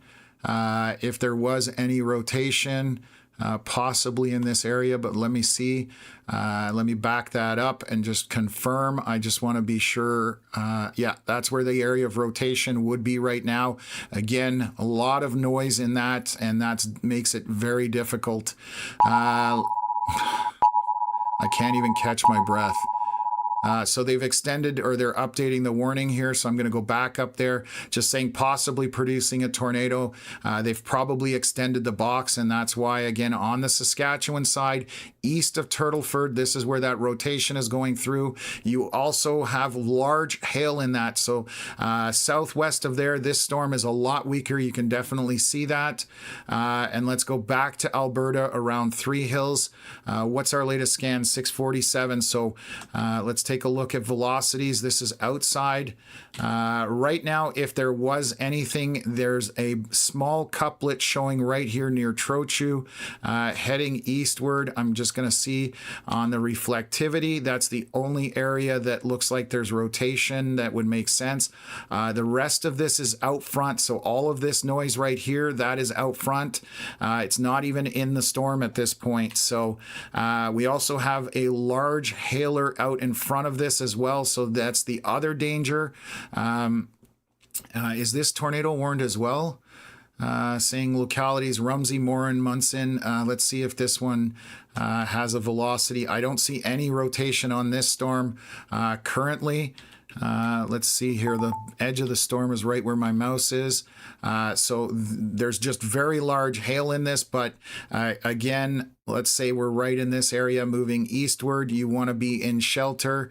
I'm not seeing that on the velocity scan, just so I know. And then this storm to the north that was near, what was this big valley? This has definitely subsided. That is no longer a concern. You can see that that is just moderate rain to light rain. And then I'm looking up here to the northeast from Stettler. Just going to see if that's going to try and do something right now. Not tornado warned, but a lot of hail in it. The storm here, this is chucking very large hail. Scapa, Dowling, you need to be not outdoors. This is throwing some very large hail. I am not seeing any rotation on that's obvious at this point, but it does have an appendage down in this area, and that's why it's getting everybody's attention, and there's a bit of a notch kind of look to it. Connor, anything on social media anywhere that shows anything? Okay, that's good. Nope. I'm glad to hear that, because we do follow a lot of Canadian chasers, and there's some very good chasers out in this area. So we're monitoring all of it. This storm got severe warned back to the southwest of Scott. That is for large hail in there. We also have a storm severe warned to the south of Saskatoon. So things are starting to get very busy, as you can tell. I was going to have a bite to eat. That ain't happening at this point. So let's keep an eye on it. Large hail to the east of Turtleford with a rotation moving northeast. Keep an eye on that. Down here, east of 21, south of Maidstone, up towards 16. I'm not as concerned about this one. It's definitely indicating a little bit of rotation, but this is a much weaker storm at this point. So we'll keep an eye on that. And then we obviously have all these circulations back to the east of Torrington through Trochu, off to, there's nothing around here that I can see. Sorry, guys. Rumsey is to the northeast of this. So heading eastward, large hail in that as well. So you need to be concerned about that. And very large hail. Scapa, what else? Dowling, you guys all need to be concerned with that as well. So we do have 1, 2, 3 circulations warned as far as tornado warned. Also very large hailers and continuing eastward from there. And this in the Saskatchewan side is more of a northeast trajectory. So I haven't looked at all of these comments, but this is where we're going with things. And we're obviously covering a lot of area at this point. And we're going to see whether this continues to be developing or whether they're going to weaken at this point. But so far, they're not indicating that. And we did mention earlier, until we get this is kind of the magic hour. 6 p.m. Up to 7, 8 p.m. is when storms do pick up their intensity. So again, all of these are showing intensity. So let's take a look. This is our latest scan. Let me kill off all of this. Let's look at velocities. So there is, let me see here. Let me get rid of this tool. So there is a strong velocity right here. Just going to switch over. There's definitely some strong winds right here heading eastward at this point. That's one area. Be in shelter if you are anywhere east of this. Coming to 836 and heading from there. That is an area of rotation. We do... What are they... Oh my God, they're just updating. Yeah, they're just updating them. One person is just throwing updates. That's what's going on. So let me see here. Possibly producing a tornado. I don't have anything else. Can you look on the ECC site to see if there's any more details on there for these warnings for me, please? Let's just take a look here. Very strong inflow into this storm. Down in this area, there's obviously a lot of velocity, but you can see it's out in front of the storm. So this storm is breathing very heavily, which is also indicative of a strong storm. But back where you would see typically the rotation, I'm not seeing anything strong on this storm. Again, would be somewhere in this area moving eastward. So I'm just going to take a look. As far as that's concerned, very large hail in this and moving east. They're hopefully dropping this one. So the tornado warning to the north of all these storms, this was by Big Valley. That has dropped. That is expiring, so we don't need to worry about it anymore. Dowling and to the east, Scapa, very large hail in there. Let's take a look at our velocity scans as well. Nothing obvious on this one. There is a bit of rotation right in this area, but this isn't strong. It would be roughly in that area there. And moving eastward. So again, wrong tool. Right to this end, and this is to the area. So if you're in Dowling, Scapa, be in shelter, and anywhere east of there, this is continuing to be a very large hailer, obviously with some rotation on it. I'm going to take a look from Radisson. So they have still got this tornado warning going. The storm to the south, near Little Pine, but this is a very weak storm. Would be kind of rotate. God, that was terrible in that regards, and I just deleted everything. So give me a sec. Let me swing back. There we go. Let me swing back one step more. So if there was rotation, let me jump around here. It would be in that area, but this is a very weak storm at this point. And then I'm going east of Turtleford. Still a lot of heavy precipitation in there, being hail. Let me just take a look here. And They're extending the tornado warning for this one, moving northeast from Turtleford. I'm just trying to narrow down where I would think this is. Let me see here. According to rotation, it would be somewhere in this area. It's fairly broad at this point, but that is moving northeast towards 3 and 4, up towards Birch Lake. I'm just going to play the cycle here on this one. We're barely getting enough time to jump between these, so bear with us. And it's moving northeast from here. So again, be in shelter, basement if you have the opportunity, or a tornado shelter if you have one. If you do not, interior room between you and the outside, as many walls as possible, and bathroom in a bathtub is an excellent choice. It gives you a little bit of protection. It's metal, and get a mattress or something small on top of you to protect you in the worst case scenario. So again, we have 3 very strong storms all in a line here, moving essentially eastward again. And in Saskatchewan, things are moving northeast. That's where we're talking about here. The stronger storm being up here to the east of Turtleford. Has Braden posted anything, Connor? Yes, 7 minutes ago. I just refreshed 7 minutes ago, but it's just in front of the storm, no tornado on the ground. That's the one at Cut Knife. That's kind of shelfy, right? Yeah, that's so this is the storm. I'm just seeing video of it right now. I'm seeing that it's very shelf-like, which is an outflowy storm. So this is this storm here we're not as concerned about. Again, north of Cut Knife, it doesn't have any of the indicators of being a strong storm. The other 4 have lots of hail, lots of precipitation, and there are some velocities in there. So again, naturally, that's what we're looking at. So you can see the difference between all 3 of those storms here. Lots of hail, waiting for our next scan here any moment. So I'll stick with this and we'll move back over and keep up and try and give you guys as much accurate information as possible right now. So obviously is dangerous afternoon with these storms. Even without any rotation, those large hailstones are going to cause damage, and that's the problem. So what's going on here is 1 more minute till we get our scan, and then we should have an update, and I'll update everybody as I can here. So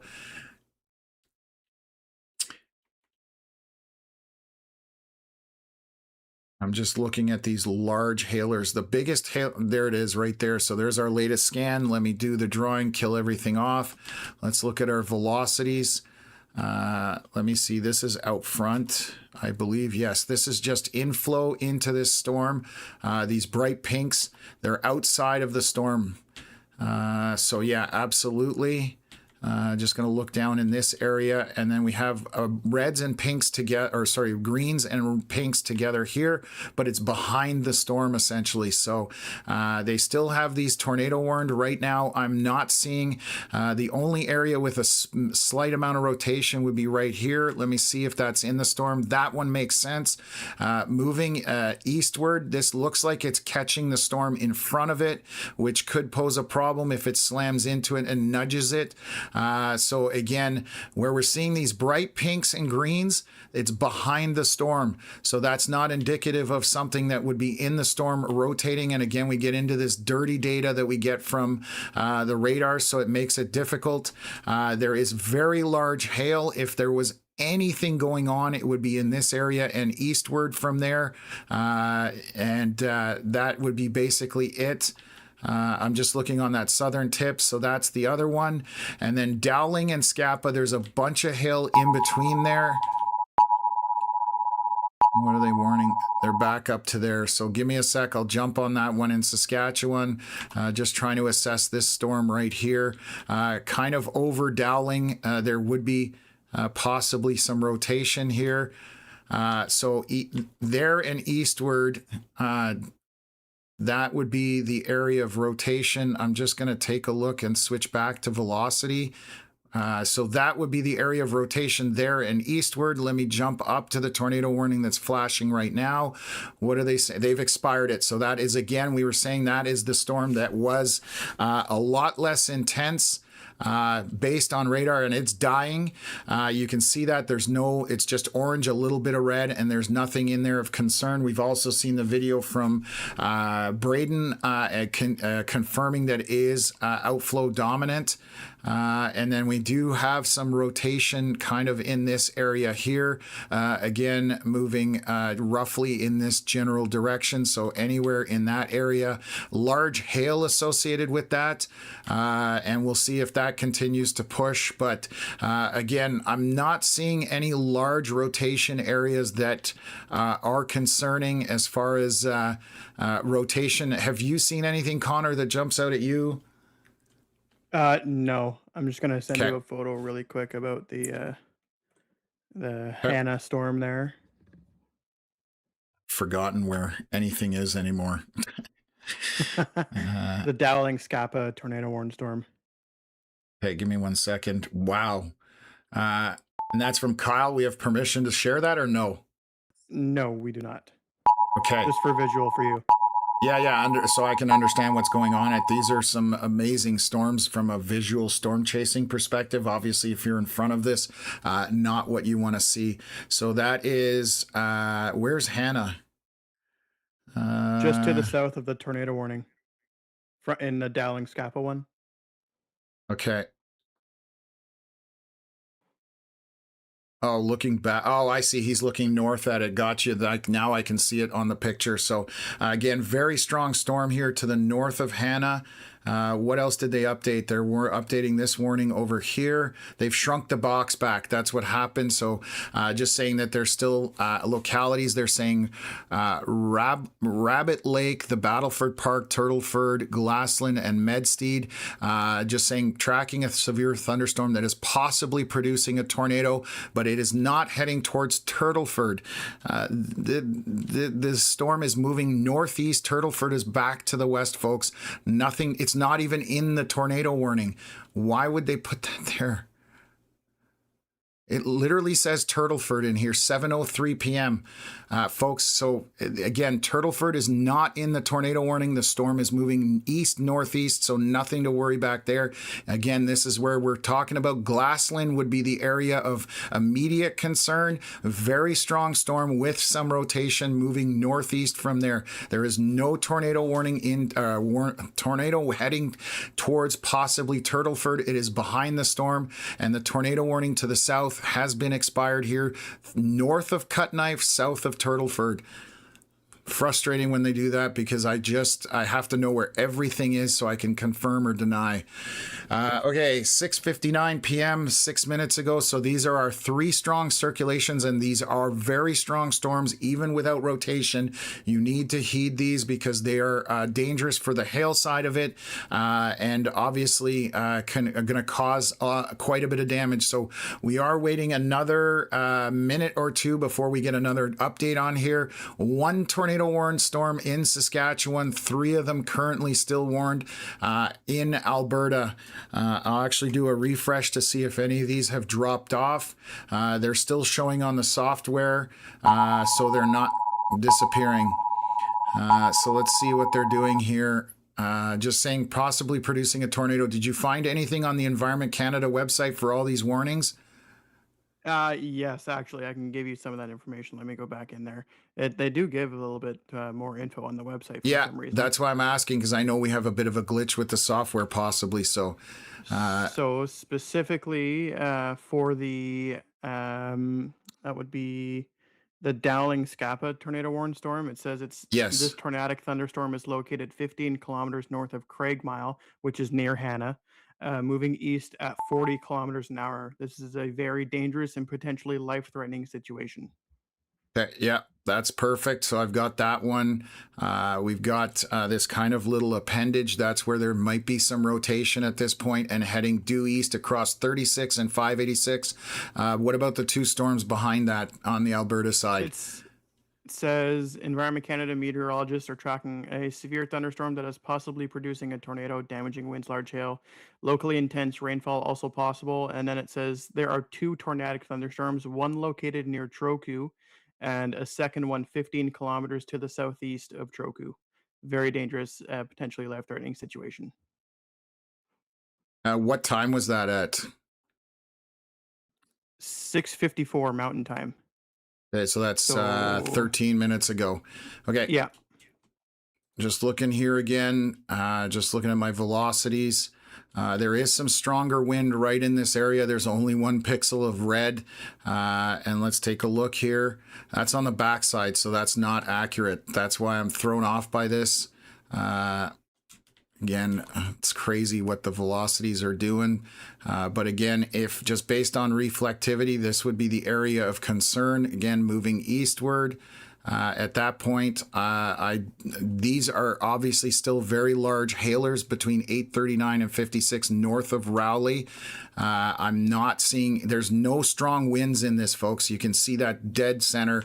I'm not as concerned about the front storm right now as far as rotation is concerned. What we're going to worry about is when this storm from the back meets up with this storm. If it does catch the storm out front, what happens if it either nudges the storm or it goes through a merger process. So the Dowling storm, again, going to look right in this area right here. Let's see here. There's some velocities in there. So this is due east again across 36 and 586. And then let's move northeast from there and take a look at this. So we've got the tornado warning again north of Cutknife, south of Turtleford is expired. I'm going to look at rotation here. There's still some rotation along 4 and moving kind of in a northeast pattern at this point. That would be the only area. Let's see if that looks on reflectivity.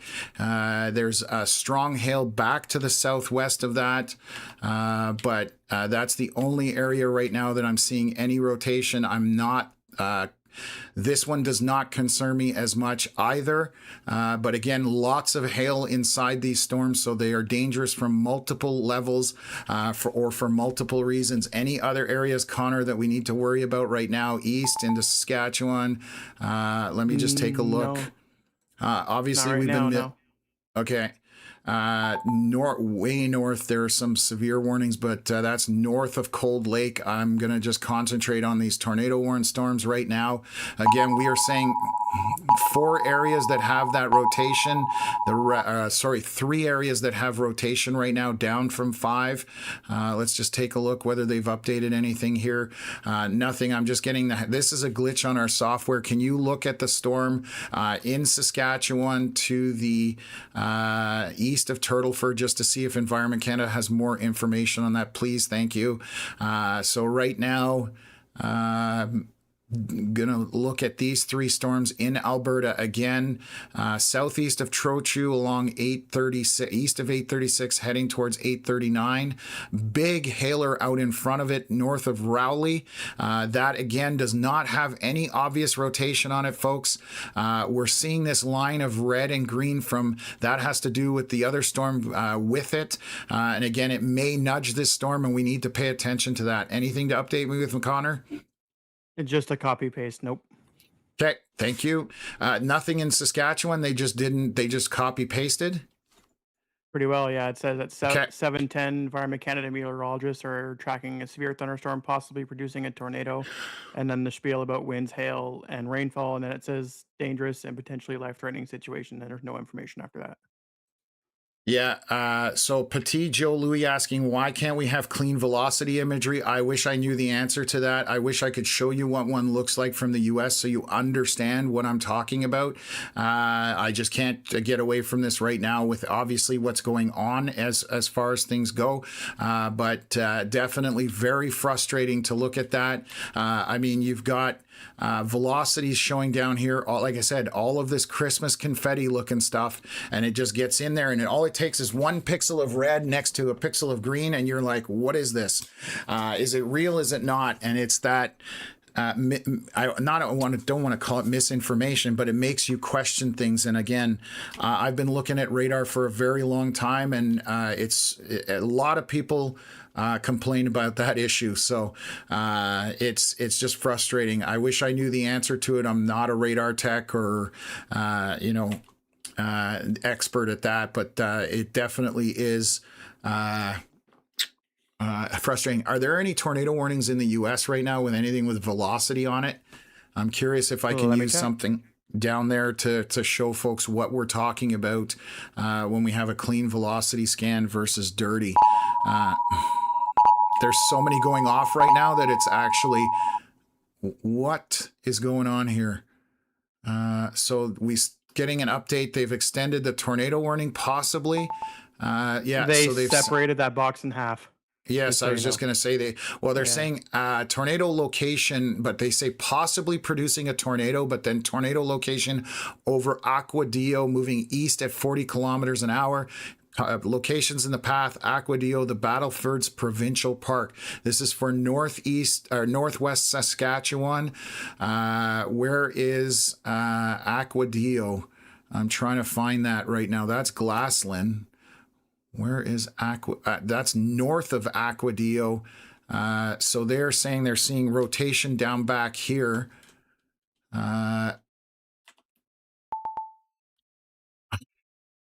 Are you seeing this? I'm starting to think I'm losing my mind, Connor. Honestly, this is getting very frustrating. I do see a little bit of rotation over here, but that's nowhere near what they're talking about, and it's not strong. There is a bit of rotation back here on velocity, but it's outside of the storm as well. Then we have some north of Salto, it looks like, outside of the storm. So they're talking about, again, Aguadillo heading east, northeast, it looks like. So radar Aguadillo heading east, and then Battlefords Provincial Park. But how is Aguadillo in it if it's to the north of there? Okay.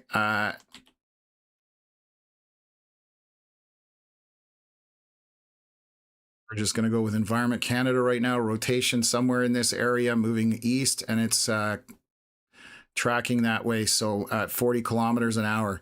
Now there's another tornado warning here. This is considered red. Radar possibly question mark near Medstead. This is moving east at 40 kilometers an hour. Cater and Belle Butte are in the path. Is this going to be Cater? There, that's the only area of rotation that I saw on this storm. This one made a lot more sense, so bear with me for a second. I'm just going to see if that's in the storm. It's outside of the storm. Oh, God. So that can't be the area of rotation at this point. If there was anything, it would be in this area here and moving this way. Like I said, I'm starting to think I'm losing my mind a little bit here, folks. Bear with me. So we do have some rotation in those areas. I'm going to switch back to Alberta at this point. Let's take a look here. Rotation possibly. No, that's ahead of the storm. Again, that's that area in between the two storms where you're going to have outflow from one storm, inflow from another. And that's what's causing that area to look like that, where you're seeing these red and greens. This is the area I'm talking about. And you're going to see that right in the middle, there's nothing there. There's no storm. This is not something that's of any intensity for rotation. Again, I'm not seeing the rotation on these storms. So the storm, what one is this? This is what's in this area. I don't have... It's so East River, so Rumsey back to the southwest of Rumsey. I'm not seeing any velocities that are concerning on that storm back to the southwest of Rumsey. And then the storms north of Rowley, I'm not seeing any velocities in there that scare me on that one either, but these are strong storms, again, moving eastward at this point, so lots of hail in them, and they're continuing to do that, but I'm not seeing rotation on those storms that concerns me. This storm here, let's see what's down here. Rotation, if that was a velocity scan, so that could be rotation right there, right at 36 north of 586 heading eastward. So that is a very large hailer at this point. That would be the rotation for that. What's going on here?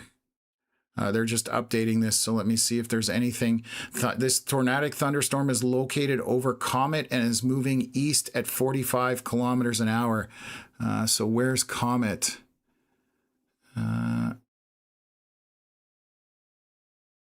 What? Let me find it. I'll find it for you. Yeah, please find it. But that's where the rotation would be, folks, at this point.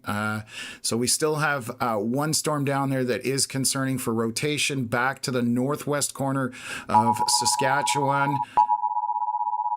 This is... So they've expired the tornado back to the west, to tornado warning by Three Hills Trochu. That is all expired.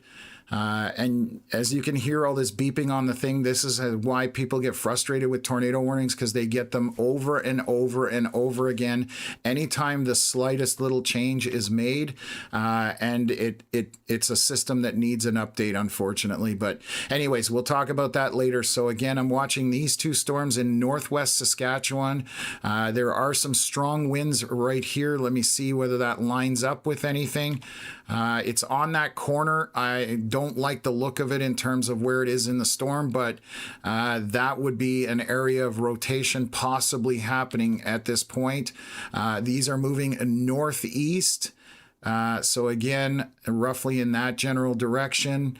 And let me go from there. And then up here, I'm not seeing any strong rotation whatsoever. So I'm going to show you guys these winds are 14 kilometers across from 60. That's not a strong couplet. So not very strong a rotation in that area. And it is outside of the storm. This red that's brighter is feeding into this storm. Watch when I do this. See where it's going? It's going into that storm. So that is an inflow into the storm. It is not rotation on that storm.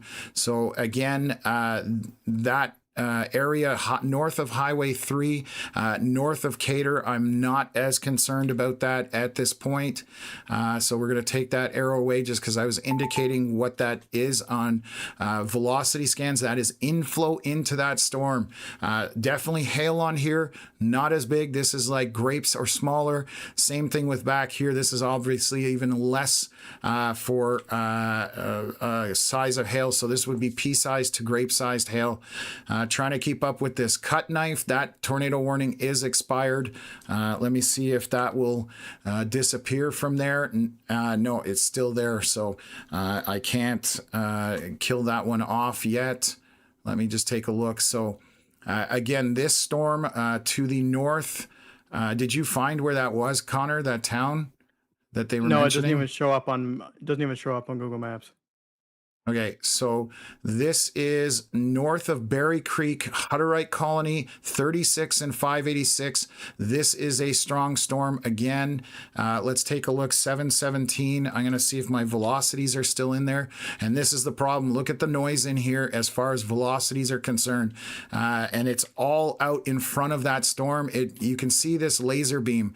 That is noise in the radar. That is not natural. Straight lines don't exist.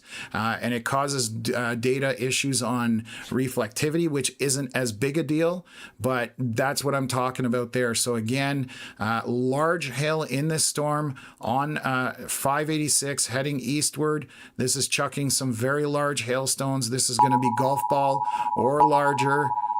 I'm going to be hearing this in my sleep. What have they done here? So now they're tornado warning again to the back. I guess I don't know why they're doing that at all. You There's can actually see the outflow boundary pushed out by it too on reflectivity. That's what that's so what Connor is referring to. This is why we're completely confused. This is an outflow boundary down here, pushed off the storm, which if a tornado is or if storm is trying to tornado or has a tornado, it's ingesting. It's not pushing an outflow boundary in front of it. So this doesn't make any sense from a meteorological standpoint. But anyways, we're going to run with it. There are some bright colors here, but they're not in the right spot. This is the area that would be that. It doesn't make as much sense, but again, we are talking heading up in this general direction. So I don't want, I want people to be in shelter and not need it, than not be in shelter and need it. That is basically where we're at this point. But a lot of this is not making sense, and I'm questioning quite a bit of it. So let's take a look here. Strongest storm northeast of Hannah, moving eastward. It is east of Dowling. That is at 7:17 p.m., 5 minutes into our 8-minute scan. So yeah, definitely a lot of stuff going on here, but again, velocity scans not indicative of any rotation. Back to the west of these storms, this where we're seeing all this hail. This is south of Rumsey on 839 and over Rowley. No rotation inside the storm that makes any sense. So again, that is not an issue there. And the storm in front of it, the hail core dropped, I believe. So let me double check here. I've just been looking at so much. So yes, look at the hail core here. Very strong hail core. That storm from behind pushes into it and it's killing that storm. So less hail in this. I'm not seeing any velocity in the storm that makes any sense. So these are just very strong hailers with lots of precipitation moving eastward at this point. Obviously, this storm ahead does look like it has some velocity scans with a lot of noise in it moving eastward, northeast of Hannah. I'm going to close that off. Anything else updated on social media by chance? Nope. Okay, which is also a good indication, because if there were any tornadoes or anything on the ground, we would be seeing stuff from social media, especially with that many chasers on it as well. So I'm feeling a lot better about those storms in Alberta. Unfortunately, tons of tornado warnings going out and scaring people. That's why we're trying to give you guys as accurate information as possible. I just don't see this area as well. For that tornado warning. There's a lot of hail on this storm. This is our latest scan. Again, not seeing anything in this that would have me concerned about rotation on this storm at being tornadic. Let me see here. The storm to the north definitely has died off, or is dying off, as the other storm from the southeast is catching it. Right now, we have strong straight line winds in it with a lot of radar noise, but this would be the area of stronger winds with that bright green, but those look like straight line winds with lots of hail, and that's the part that's pushing out that boundary. Those are 80-kilometer-hour winds. Let me show you the boundary out of this. So you can clearly see that boundary shooting out of it, kind of like this in this area. That was a bad drawing, but that's roughly where it would be. So this storm, what's it looks close to Salta, Aguadillo, northeast of Aguadillo. That storm no longer as concerning as far as tornadic. It has hail on it, so I'm just going to take this all off of it. And we'll just delete everything out so that it makes my life easier, which it's not wanting to delete that, which is kind of funny. My computer's giving up at me at this point. So a lot of large hail moving northeast out of this. I'm not concerned about a tornado on that storm at this point. Only one storm in here that has my attention in Alberta. This is 7:23 p.m. Let's look at our velocities back here. Hail kind of, let me see here. Still lots of large hail on that. If there was anything, it would be right in this area. So we do have some greens and blues next to each other. Moving eastward again along 586, that would be the area I would be concerned with on this storm. So that would be the storm northeast of Hannah. Is there anything else in its path that I can rhyme off? There isn't really on the map. So again, along 586 heading eastward. This area, again, they've kind of merged together. That's what's going on. The storm from the back, from the west, has slammed into the other storm or is getting interfered with. The storm out front, the hail core has increased on it. I'm not seeing any velocity scans on this that is concerning. What you're seeing down here, these pixelations, these bright ones, that is the inflow onto that storm. Let me switch and go show you guys. It's kind of roughly blowing in this direction. And so give me a sec here. That's the inflow going into that hail core. So to sustain this hail core, you've got to have a good updraft in there. But let me flip this back and let's take a look. So we still have strong hail. I'm going to see why there's a little hail core near Delia. No rotation in there whatsoever, but strong winds out front of this going into the storm. Again, we have loony to toony sized hail, and this is all moving eastward at this point, but not as concerned with these for tornado potential at this time. The only storm that has a bit of a look to it, again, northeast of Hannah along 586 moving eastward at this point. That is the area that I would be paying attention to. Any other storms that I need to pay attention to, Connor? Not right now. Okay. Let me take a look here. So right now, again, in northwest Saskatchewan, east of Turtleford, not concerned with rotation on these storms currently. This is just a hailmaker right now, moving northeast. And the other one that was tornado warned is in this area right here, where my mouse is. North of Highway 3, that is dying off or weakening because we're now down to reds, no pink or purple in there. So a lot of tornado warnings going out and definitely getting a lot of people amped up at this point, but mostly dealing with large hail, which is what we've been dealing with this afternoon. So far, we have not heard of any rotation that has gotten to the surface or anything like that. I'm just double checking a couple social media accounts. Not seeing anything in there. I appreciate you guys sticking through it with us. Definitely very frustrating right now, but that's what we're dealing with. The only storm that has a look on it that I would be concerned about that had maybe some potential would be Hannah, but let's see, that's 7:23 p.m. So we should 2 minutes, we should have a new scan. Lots of hail moving eastward, just north of Highway 9. Not seeing velocities there that would have me worried about folks in the front of it for rotation. So again, that's Alberta. And go ahead. We have a chaser, Jenny Hagen, on Twitter, Yeah. is reporting a funnel cloud near Wilkie, Saskatchewan.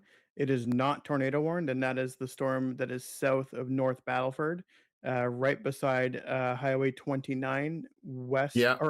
east of Unity. So east of Wilkie. So yeah. Yeah, so that is this storm here. Jenny, a great Canadian chaser. This area yesterday produced a lot of funnels. Now, funnels don't mean they're getting down to the surface, but it's telling you that there's some rotation involved with that and vorticity. So again, this is the storm in question that Connor is just updating on. I'm just going to take a look at it. You can see how that has transpired over the last little bit, moving northeast, heading up towards 16. Right now, just seeing a funnel. I'm going to see how organized that funnel is. Let me just take a look at it. I'm going to look at it on my other computer. Okay.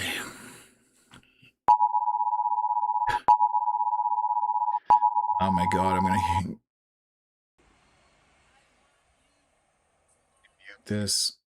So yeah, there is a small funnel. It's only extending a little bit from the base, but it's not reaching out for the surface right now, but definitely a storm that needs to be paid attention to. So again, the one we have circled right here, Jenny Hagen reporting funnel on this moving northeast right now.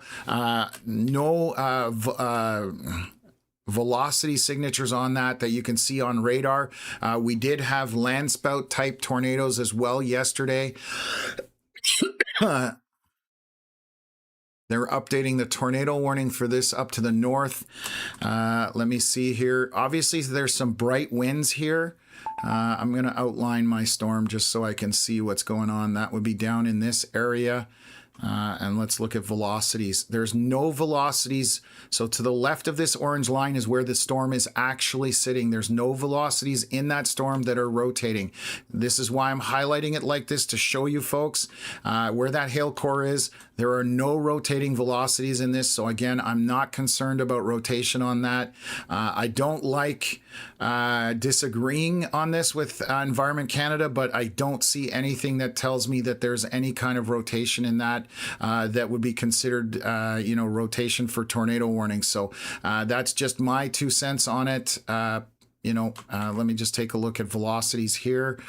What time are we at? 7:29. So this was an update earlier. Let me take a look. This has got an appendage on it, but I'm not seeing rotation down in the area that I would think I would see rotation. I do see strong winds feeding into this, but this doesn't make sense as far as rotation in that area. So again, I'm not as concerned with the storm northeast of Hannah. That is looking like it's got almost a reverse hook happening on that, as well as down here by Delia. That does look like it's got a reverse hook on it as well. Connor, any thoughts on that? Unless we have anticyclonic rotation, but I don't see anything in terms of that anticyclonic rotation inside the storm. That storm near Hannah, the rotation would just be embedded right in the center of the hail core there. But it looks like it's losing a little bit of steam over the past couple of scans there.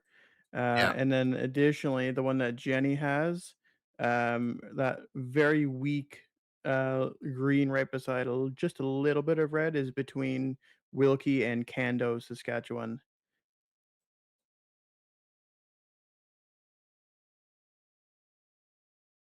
Okay, Wilkie and Cando. Where is Cando? Cando is just a little bit further towards the east on 656. So, where's 656? Just to the east of that Wilkie little, yep, or 784? Unless I'm looking at a different map. Wilkie, Saskatchewan? yeah. Oh, Here, you're I'll send you a way out. screenshot. Yeah, no, you're way east. Like you said, a little. I thought it was. Anyways, but there is no storm by Cando in 656. Sorry, I'm lost. Where you're saying you're talking about right down here, south of 784. 656 is to the east there, so that's where you're talking about rotation on the leading edge of that storm. Look on the stream. Is that what you're talking about? Let me update it. Yep. Directly west of Cando, but we're talking probably 10, 12 kilometers from there. So that is the storm that had the funnel on it, but we're not showing anything at this point. Anyways, that's where we're at right now. I'm going to look at these storms to the north. Again, strong winds, outflow. This is an outflow dominant storm. There's nothing rotating on that. To the north, would you agree with that? To the northeast of Moosomin at the top right corner, that is an outflow dominant storm, correct? Yep, agree. Okay. Agree. Thank you.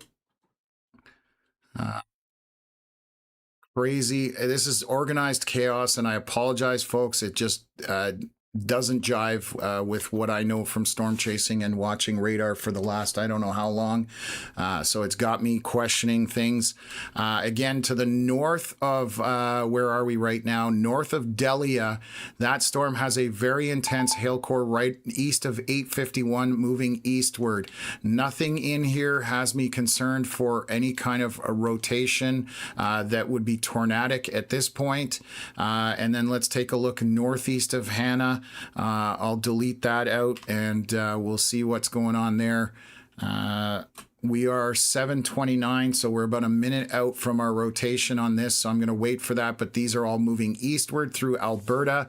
Again, north of Highway 9, mostly giant hailers right now, obviously with some winds in them, but nothing that jumps out at me as far as rotation. I just look at this velocity scan and it makes me like...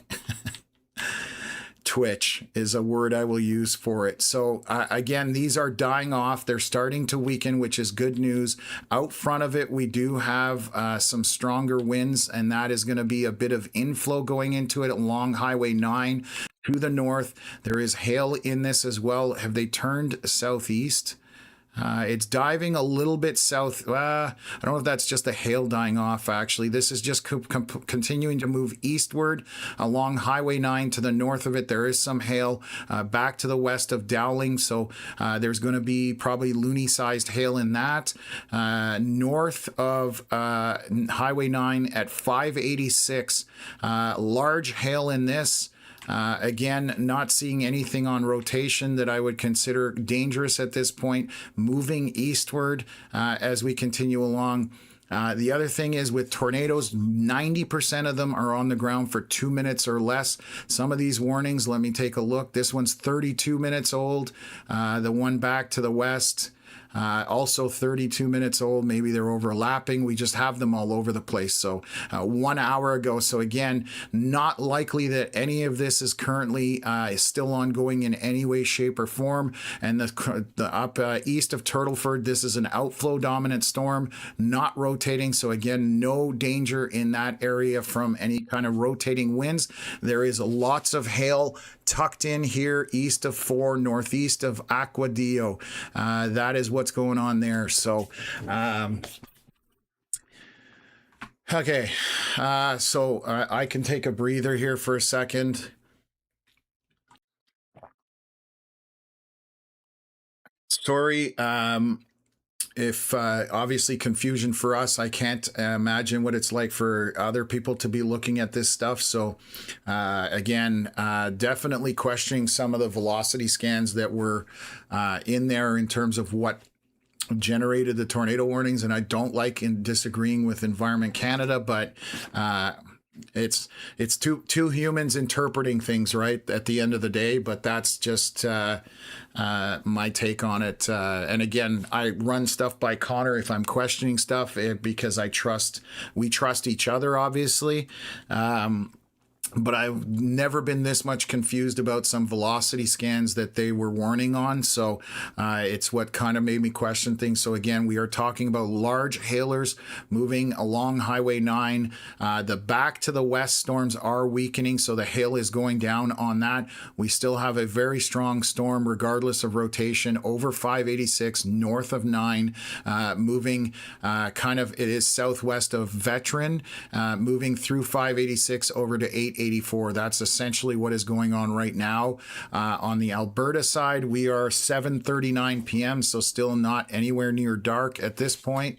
And we'll continue to monitor this. Northwest Saskatchewan, where these tornado warnings all are, this is all hail and outflow dominant, as you can see. And on velocity scans, this is not rotating in any way at this point. So that's where we're at this point. Obviously showers in this is the other storm east of Wilkie. This did have a little bit of a funnel on it, but again, it only extended very short from the base, and they will do that. The amount of times I've seen funnels on storms that just appear and then eventually retreat is far more often than you'll ever see a tornado out of that storm. So just so people understand, that funnel does not mean you're about to see a tornado. Funnel just means that it's vorticity, and it's also how high up it is, because the higher it is, the further that has to stretch to the surface for it to attain that. So anyways, that's where we're at right now, and we'll continue to update. That was a little too chaotic for my liking.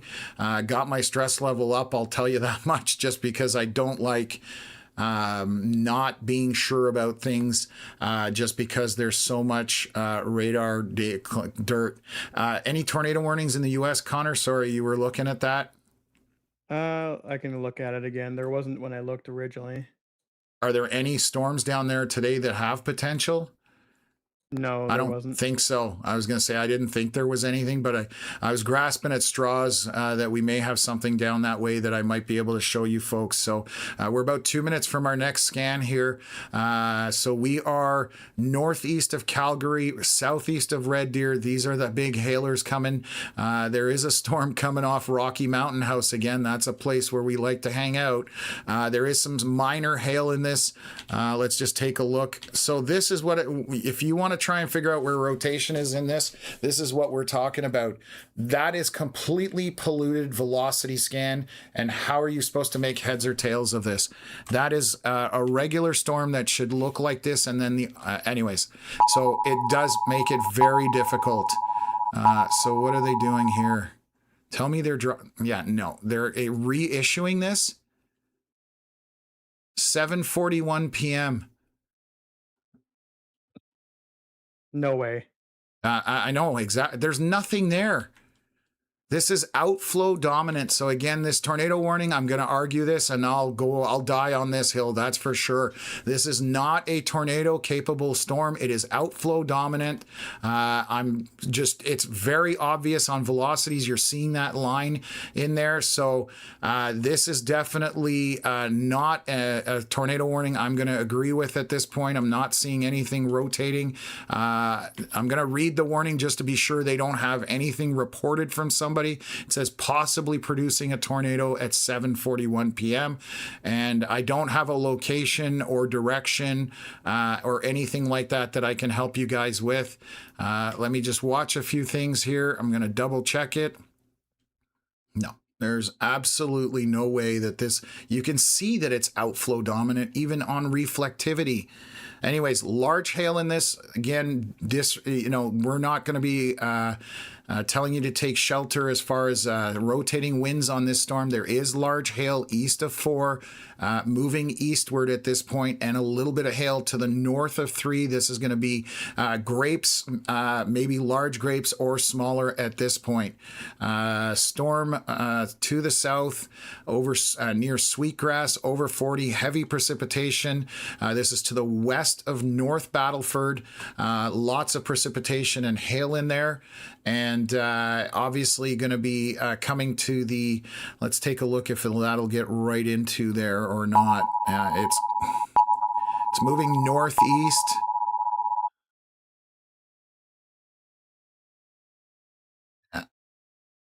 I'm not seeing anything updated. This is a new box. They've now moved okay, give me a sec. Let me assess this. So the notch of north of 4 and Highway 3, Connor, what do you think of that? There's rotation up there on velocity, but that looks like it's out ahead of that notch and makes no sense because it would be back in behind. Could be like a QLCS style. A little bit of rotation on the leading edge.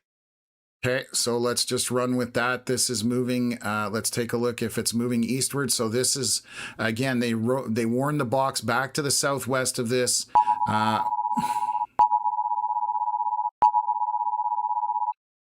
Why? That makes no sense. Folks, I have no idea what's going on right now. This is just insane as far as I'm concerned. The only area that I agree that has some rotation in it is right here to the north of Highway 3. Severe thunderstorm that is possibly producing a tornado.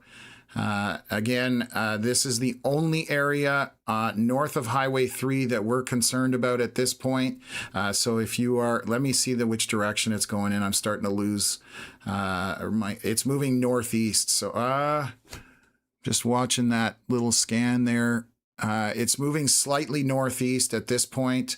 But again, we'll highlight this. So this is heading up to Wichican Lake at this point, up in that general direction. And then towards Spiritwood would be the other area. So if you are northeast or east of this, you need to be in shelter. That area of rotation is for sure. Look at what they did. They tornado warned the box to the left that was in an L shape and then cut it off. They warned it, dropped it, and then extended it. That's exactly what just took place if you watch that. So that is, I don't know what's going on there. So anyways, 7:44 p.m. We are getting another tornado warning saying possibly producing a tornado on this southern portion of the storm. So this is south. It is near 378, 686. I don't see any other town that I can name off there. This is outflow dominant. You can see it right out in front. So I'm not in this tornado box to the south. Nothing to worry about there as far as rotation is concerned. Back to North Battleford, this heavier precip with some hail in it is going to move to the west side of North Battleford and over to the north. That's where that is headed at this point. Coming back to Alberta. So let's take a look. These are dying off. That is very obvious. The hail cores have dropped on all of these. There's inflow into them, but there is no rotation to be concerned about. Back to the northwest of Hannah. This storm, north of Highway 9, what's down here? North of Stanmore, northeast of Stanmore, that is just a hailer at this point. Let's just take a look at some velocities on that. That is super messy from noise. This is going to be a hailer moving east at this point. And that is just going to be loony to toony sized hail in there, moving in this general direction. So nothing to be concerned about as far as rotation is concerned on that. And I'm going back to Rocky Mountain House because there's another storm coming off the hills from Leslieville. This is a large hail core that's developing on this, that's going out. So moving east, southeast, I want to say, let me just double check that. Yeah, it's moving mostly east with a little bit extension to the southeast at this point. So heading eastward. So again, large hail in that would be probably loony size, maybe slightly larger than that. So that is what we're calling on that storm. It's being severe warned for it. And we're just going to work our way through this mess over here. Again, just very large hail in this storm northeast of Stanmore, showing a lot of purple at this point. So moving eastward, and let's kill this off and kill our drawings. That's our latest scan 1 minute ago. So let's take a look. It's on the edge of the tornado warning. It has not been extended to this point. Taking a look at this hail may even be polluted with data because you can see the laser beams. That's what I call them. You can see the lines right here going through the storm. That straight line is going through there, and it's enhancing the readout as far as that's concerned. And you can see it on the back to the northeast on that storm. So large hail in this area, moving eastward, still a concern. That is north of Highway 9. That is the biggest concern there. Back to the west, to the northwest of Hannah, that is a storm that is dying out. Precipitation going down, so still very heavy rain. Lots of lightning in this, but not as concerning as it was earlier. And then I'm looking at this Saskatchewan side of things as well. So again, that hail we were talking about on North Battleford is just going to the west and then swinging over to the north of North Battleford. So it's going to miss town at this point. And that is just, let's see here. That's going to be probably grape-sized hail at most. So grape-sized or smaller. That is the biggest concern over there.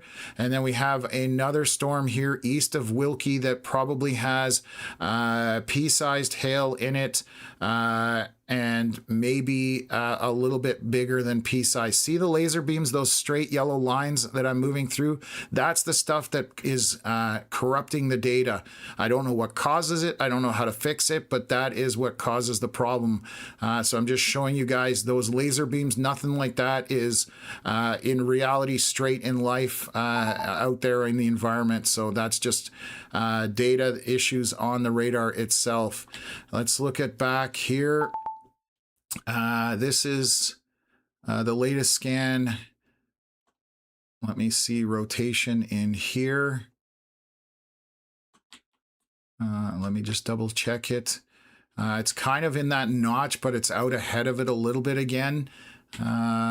and I'm seeing outflow on the southern tip of this storm. So again, the only area of concern would be just roughly in this area. I am not as worried about it for rotation at this point. So it's definitely an issue as far as it's not an issue. It's weakening by the looks of it, so I'm not as concerned of it as Wichican Lake.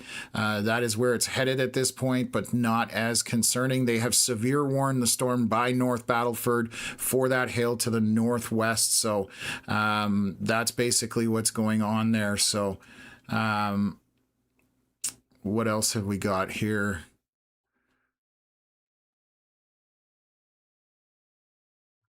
That Okay. that one right at Hannah now in Alberta also looks like it has thrown a outflow boundary south, and it is dying off. The one in front of it is still going strong though, to the east of Hannah. Yes. Yeah. You can see that draped back to the basically straight to the west. Yes. I'm not as worried about that storm by Hannah. That's from that area, but this hailer here is of concern. So we'll continue to monitor that as it moves eastward at this point. And then again, the storms in Saskatchewan near North Battleford, that area we'll monitor. And then another hailer coming from Rocky Mountain House heading eastward near south of Leslieville, heading kind of east-southeast and coming towards Sylvan Lake. That is throwing some hail there as well. So gonna wait for an update here. If you look at the radar from Schuler, Alberta, I know it's quite far from those storms, but it looks a little bit cleaner on velocity. Which one's Schuler? Sorry.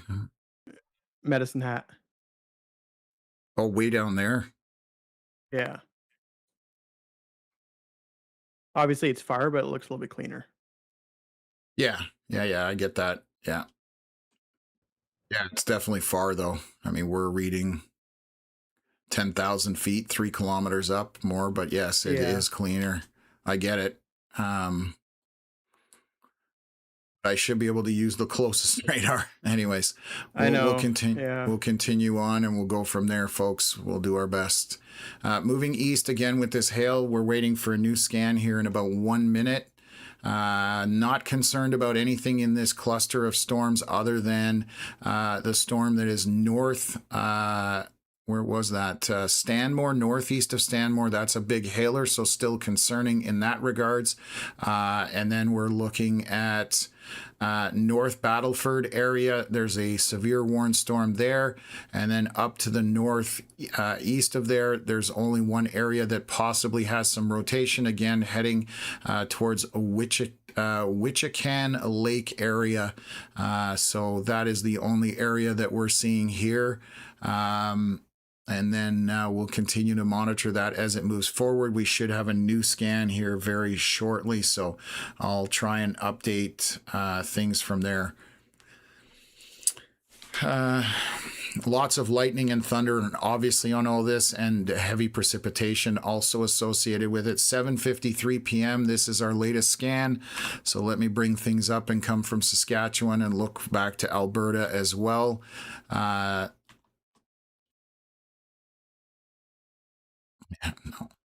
Okay, so this storm to the long Highway 3, essentially up to the northeast of North Battleford or east of Turtleford. That is just very heavy precipitation at this point.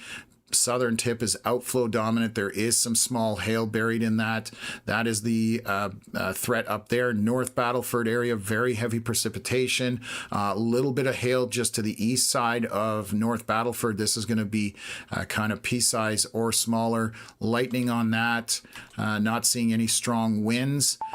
We do have red pheasant west of there. There's a little bit of hail in this storm right now. Obviously a very heavy precipitation storm. This would be pea-sized or smaller as well. And then let's go all the way back to Alberta. So let's take a look at this is from that's Strathmore, right? SM. I'm losing my mind. Yep. So yeah, okay. Let's take a look here. This is just a hailer. That hail core is shrinking, but it's still showing purple on it. This is our latest scan, and it is it's just coming up to 884, again, moving east, just north of Highway 9. So this is just a lot of hail coming that way, and it looks like a storm that is dying or weakening. And we'll go from there. The storm by Hannah, still northwest, near Dowling, and south, there's some hail in there. That's going to be grape to loony sized roughly. And then that very heavy rain associated with lots of lightning and thunder, of course, and some wind associated with it. But that looks like over the next few scans might weaken here and continue eastward. Eckville, we still have some hail, but I'm going to switch to the right radar. It's still Strathmore, so we're good. It is west of Sylvan Lake along Highway 11. This is going to be loony-sized hail or smaller, more than likely. It is still sustaining. It is going through an environment that other storms were in, so I'm not sure that the high-end potential is still there, but we'll continue to monitor that as well and make sure that everything's okay there. So moving eastward at Sylvan Lake, let me see what this is right here. There's some rotation with that storm, so we'll see whether that continues. Let me see what there definitely is some rotation. It hasn't tightened up yet, but we'll keep an eye on it and go from there. Okay, I'm trying to see if I'm missing anything else. I don't believe those ones in like around Hannah are tornado warned anymore, from what I can tell, unless I'm having a glitch here. They may have expired, but I'm still showing them on my end. But they were a long time ago. I know they were issued a long time ago. So we do Control R and do a refresh. If they disappear, there's still the one by Three Hills that's sitting there. The rest of the tornado warnings have been dropped. So those are gone. I need to make a note here.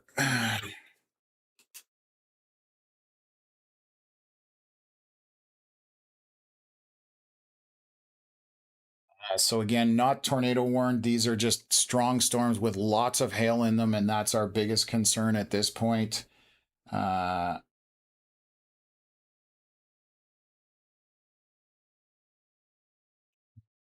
Eight.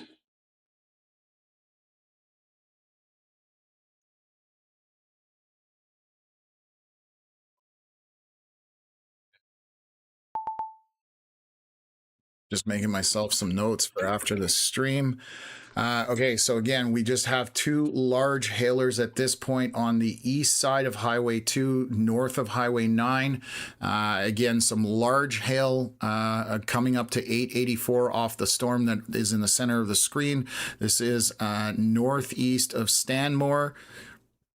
Continuing to track eastward and then over Hannah, Dowling Lake, there's some hail in there, continuing to move eastward. And then we're looking at the storm by Eckville, west of Sylvan Lake. That is moving east-southeast at this point. And then we have all the storms over here in northwest Saskatchewan. Again, the southern tip is completely outflow dominant on that. Lots of lot of little hail in there, pea size to maybe grapes at most, but I think that's stretching it. And then North Battleford has a lot of rain and heavy precip in it with some hail on the east side, but very small at this point. So what else?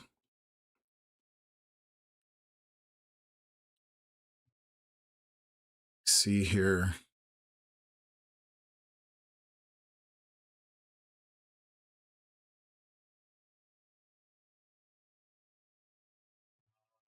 Okay.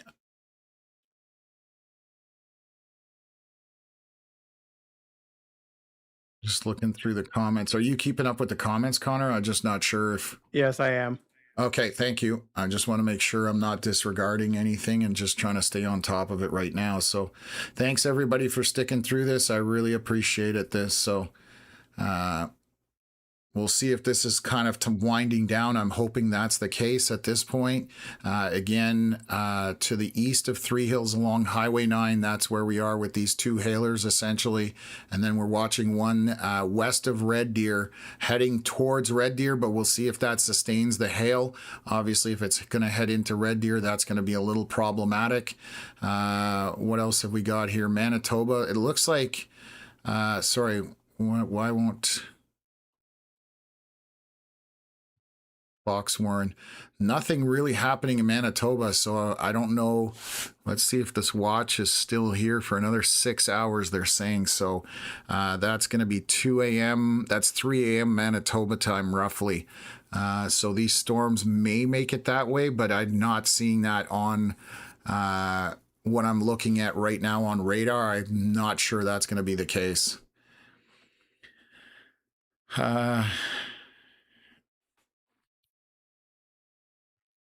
Near Erickson. Let me see here where I've got a storm in Manitoba. It's the one you were just talking about. Oh, the little one here by Sandy Lake. Yeah. No, yeah, there's nothing in there. That's that Christmas confetti getting in there, making it look like it's rotating in some areas, but it's not. And again, we're just seeing some dark reds and dark greens, so no issues by that area. That was a question from Chris, Winnipeg. Yeah, so that's a minor storm with a couple lightning bolts on it. Might have tiny hail at this point. So again, our big line that we're watching here in northwest Saskatchewan, you can see how this has unfolded over the last few hours. And we'll take a look what's going back on in Alberta so I can show you guys that. So we are just seeing these storms marching northeast with and some of them may be moving east at this point, just with the way things have unfolded. But by North Battleford, they are moving northeast, the main line more easterly at this point. So let's switch over to Alberta and we can show you how this is, how this is all unfolded. And this is, you can see, I'll zoom in a little more. You can see how the storms basically, you can see that outflow boundary being left by the storms drifting south through Didsbury, Three Hills, and then down to Airdrie at this point. That line that's arcing out there, that's just the outflow from the storm that is currently over Hannah at this point. So yeah, it's definitely one of those things. How can you make money as a storm chaser if it's just your hobby? So yeah, you don't make money as a storm chaser unless you turn it into your job and you're ready to be on the road for a lot of the year. That's basically a simple way of putting it. And you have to sell media to outlets or have a very good social media platform where you get from advertising. So that's basically Let's where put it it's this at. way, Michelle. I did about 5,000 kilometers this week. They're rewarning this. So damaging a storm possibly producing a tornado. I hate to do it, but I'm arguing with them on this. I don't see it. It's all outflow at this point. Yeah, not a chance. What are your thoughts? I mean, the outflow boundary pushed out of it and then went through North Battleford, and then that part is kind of just there, kind of just being windy. Like Yes, that's what I I don't see mean. anything along unless there's just one little thing going on along the leading edge that we can't see, and they have some different product that is not available to us. That's the only thing that I So can think of. yeah, I'm just saying there's no update of information on there either, so I can't really narrow things down. But again, this is just a hailer at this point. I'm not seeing the winds in the right area. They don't make sense in terms of reflectivity. So again, the warning that is around 686, 378, I don't even know if is there a town in there. I don't see anything. I'm zooming in to try. Rabbit Lake, that's the one name that's there. They're rewarning this once again at 8:05 p.m. I guarantee you it's for this area right up here, but that doesn't make sense for as far as rotation is concerned. It's yeah.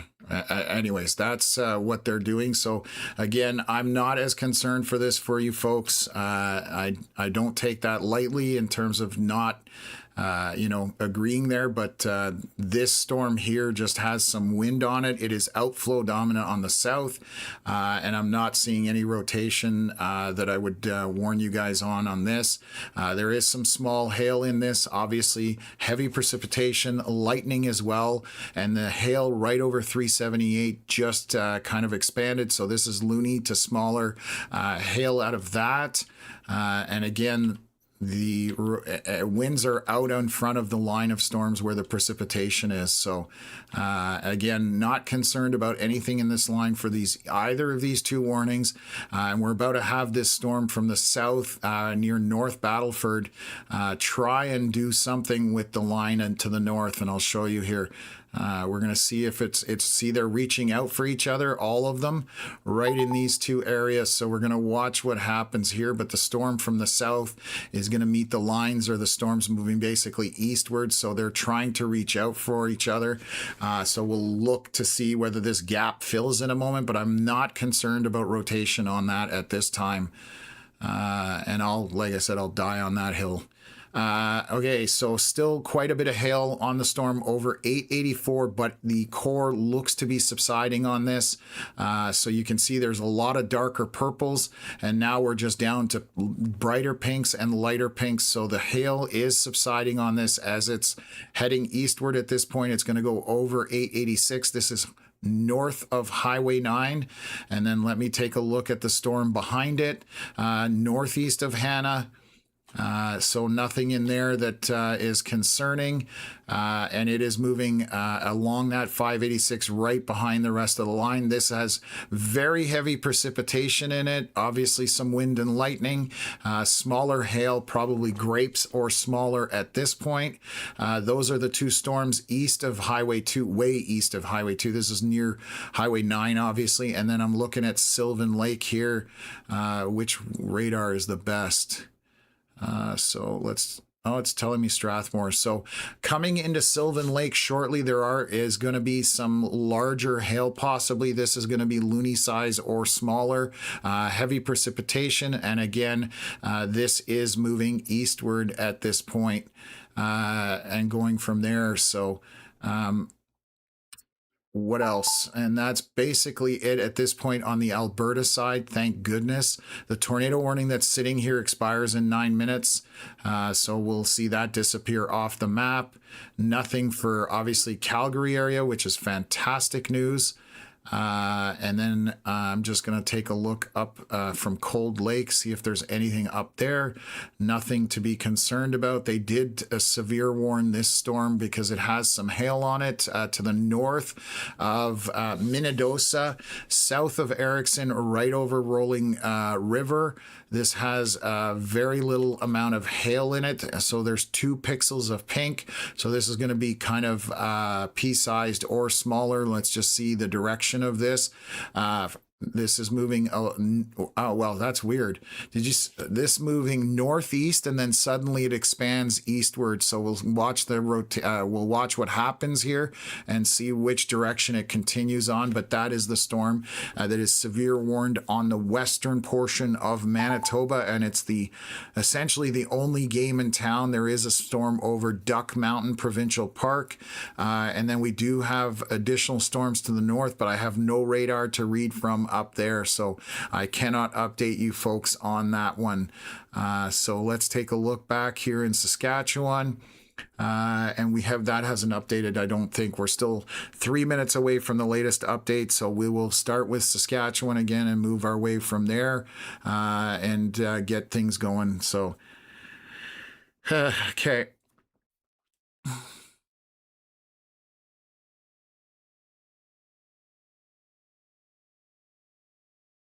Just saw a comment, Red Deer or Red River, as Don Cherry used to say. And there's a icon in Canada for sure. So this comment I just want to address. So Catherine Castor, Alberta, we are tornado warning until 12:05. You are in a tornado watch. Just want to explain the difference. We did it earlier on. So the difference between a watch and a warning, whether you're talking severe storms or tornado warnings, a watch is that we're going to compare it to tacos. So you have all your ingredients on the table for tacos. That is a watch, meaning the potential is there. When all those ingredients are put together and the taco is put down in front of you, that's the warning. You have a current tornado warning or a severe warning. So the watch is just a heads up that the potential is there and doesn't mean that anything is going to happen. So you are just in a tornado watch right now. And the warnings, there are no active tornado warnings in Alberta currently. So hopefully that helps. I just want to clear that up so that you're aware of the difference between the watch and the warning. So what else? We should get some food and take a break. I wish I could. I appreciate that, Leah. We just, sticking with the weather, I can eat later, or it'll help me lose some pounds. So I'm okay with it. I'm drinking my water. But yeah, I'm definitely, it's what is it, 10:15 at night here. So it's probably too late to eat anyways. So we have 3 storms that we're watching with these little orange arrows. Obviously for hail at this point, all of them are associated with some form of wind and heavy precipitation and lightning. These are moving through, but they are a lot less severe than they were before. We've seen some extremely large hailstones along Highway 2 earlier this afternoon or late afternoon, and then we're watching the stuff in Saskatchewan. But I think we're pretty good. I'm going to take a look at a couple other things, but we are now getting close to an hour and change from sunset, I believe. And we'll see what happens from there. Watching the Saskatchewan storms as well, so I'll update that. What's our latest time? 8:13 p.m. So we just had a new scan come in here, so I'm going to take a look at that and walk around and look at everything. So how high off the ground are we here? This is 5,000 feet, so we're almost 2 kilometers. That's about a kilometer above the surface. I'm just checking the difference here. So again, the storm along Highway 3 in northwest Saskatchewan to the east of Turtle Ford, that is a very heavy precipitation maker with small hail embedded in it. There are some winds associated with it, but I'm not concerned about rotation. There are some stronger winds on the southern end, and there is more hail along 378. And then we have the storm line, the storm complex coming up from North Battleford, heading up to kind of make either friends or enemies with the storms out front. It's trying to reach out for them, as you can see. So we'll see what the next couple of scans show. That's maybe while the hail core jumped up on the southwest corner of this line along 378. So that's going to be kind of loony to grape-sized hail. So a few other minor thunderstorms around to the south of North Battleford. Let's just take a look on the border here with Saskatchewan.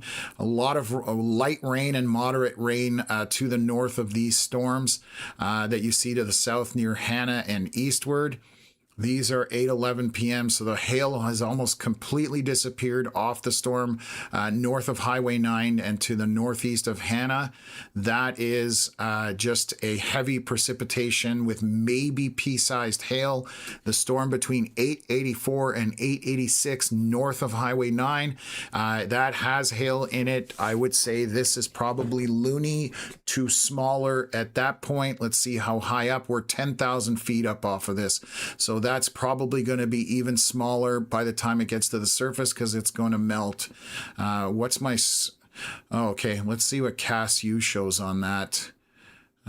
Switched radars here because we're starting to get east. We're still at 9,000 feet, so there's not much difference between the two. But this is very high up. This is 3 kilometers up, essentially.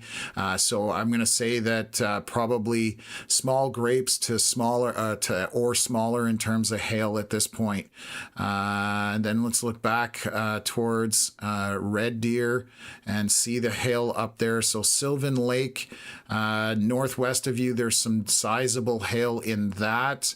We're about 2 kilometers up for it, so I would say this is probably going to be grapes to loony, possibly, and then south of there, grapes or smaller on that hail area southwest of Sylvan Lake. Nothing concerning in terms of winds right now, and we'll continue to monitor that. And is that a line trying to form? I'm just watching. Yeah, they may try and line out here. There's a storm northeast near Ponoka that looks to be reaching back to the southwest. There's obviously heavy precipitation in this, and it's going through that. It'll reach into Bentley, then Lacombe, where we had that very large hail between Lacombe and Ponoka earlier. But right now, this is just heading for Red Deer, unfortunately. Hopefully the hail subsides on that, but moving eastward into Red Deer. So those are our scans right now. And let's take a look in northwest Saskatchewan. Still a couple minutes before we get, an update there. And then let me see here. So the storm by Erickson, the hail, kind of the 2 little pink pixels that were there are now gone.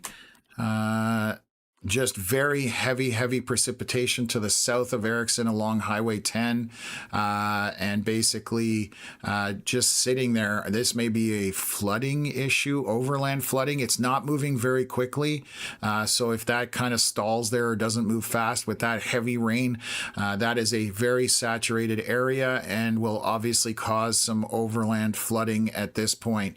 Looking back to Winnipeg, nothing going on there.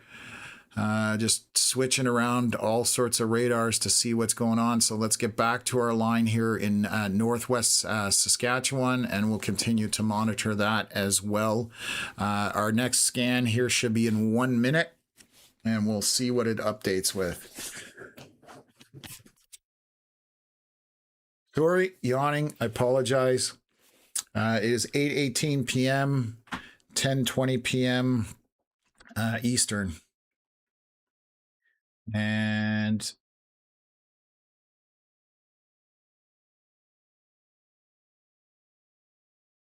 so Braden is at near Rabbit Lake. Where the heck is Rabbit Lake? I remember seeing it here. I'll get it for you. I'm just going to type it in, but yeah, I just thought I could find it. There we go. Yeah, I was literally on top of it. So I'm going to show you a video of what this storm looks like. Braden just posted here. So there's a bit of rotation at the bottom. So let me share that with you. I'm going to bring that up. You can see it rotating a little bit right over this dirt road that he's sitting on, obviously agitated on that bottom half of the storm. So again, we have Braden out in front of it. We'll keep an eye on this, but there's obviously quite a bit of motion on the bottom of that storm, so we'll see if that has any possibility of anything happening, but we'll keep an eye on it and go from there. So again, that's from Braden Morriso. If you don't follow him, definitely check him out, but that is by Rabbit Lake, which is at 378 here in the center of our screen, and he's watching that. So this is the line over top of him currently. Obviously a lot of motion in that, but we'll see if that tries to wrap itself up, or if that's a not a last ditch effort, but just attempting to do things there. So what else?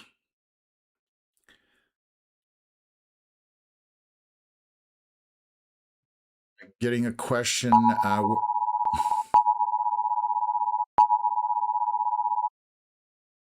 They're updating a tornado warning for 8:20 p.m. to the north.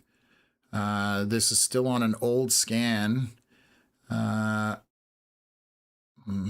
don't see, it doesn't say where it's located or anything. Can you check EC to see if there's anything on their site with that rotation?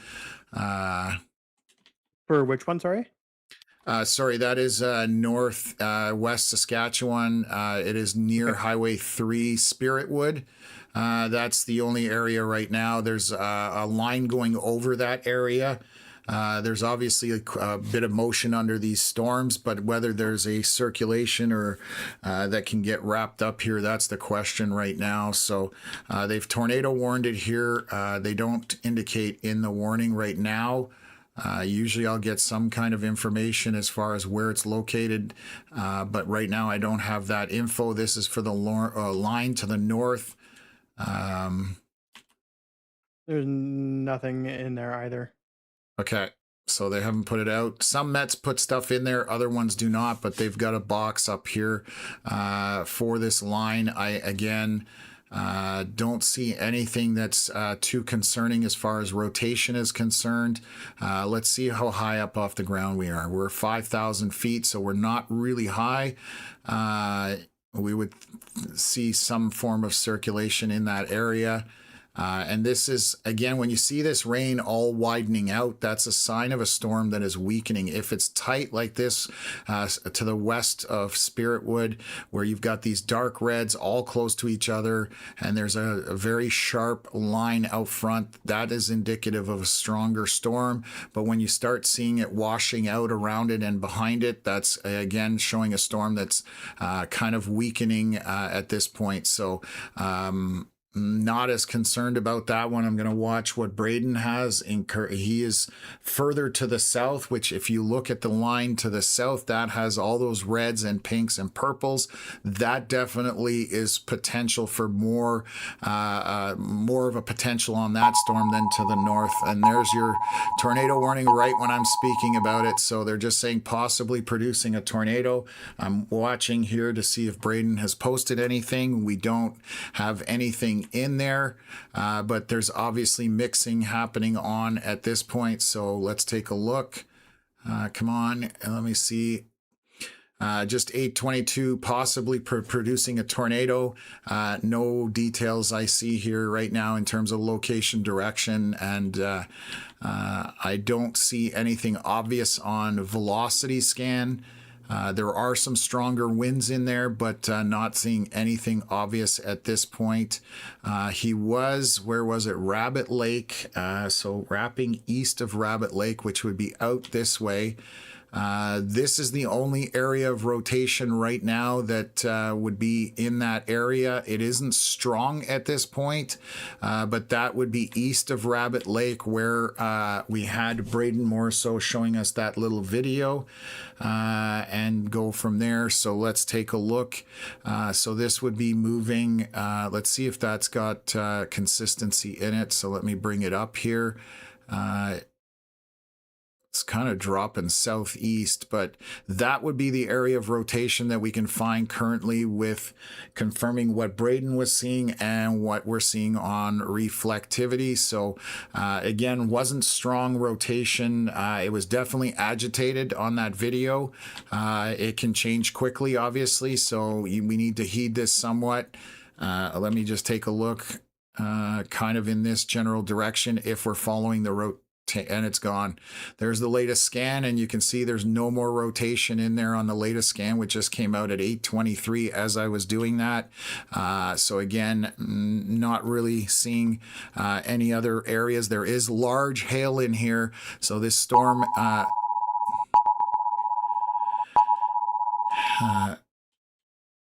let me see if they've updated this warning with any information. Tornado detection method radar, quotation, possibly near Rabbit Lake, moving east at 40 kilometers an hour.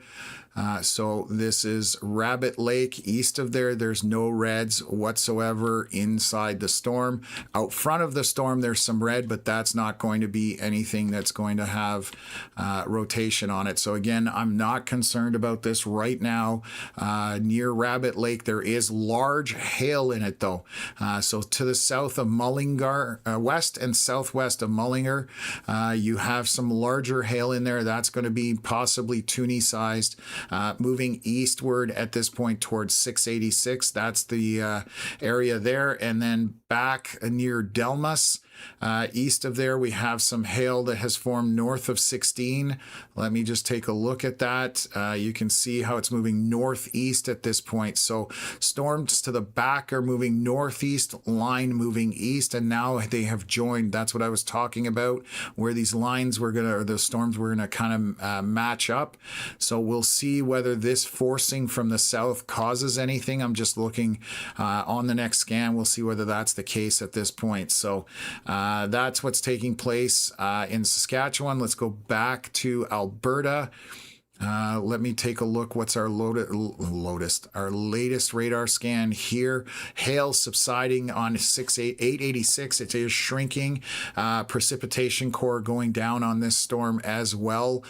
So this is moving eastward with some smaller hail in it. I'll just show you that. You can see lightning is also coming down somewhat on this storm, less prolific than it was earlier. So that's also a sign of a storm weakening. So again, 886 moving eastward towards 441. This is northwest of Oyen, I believe, and the storm behind it is just a very heavy precipitation maker. Interesting rotation signature there. I just want to see what this is showing.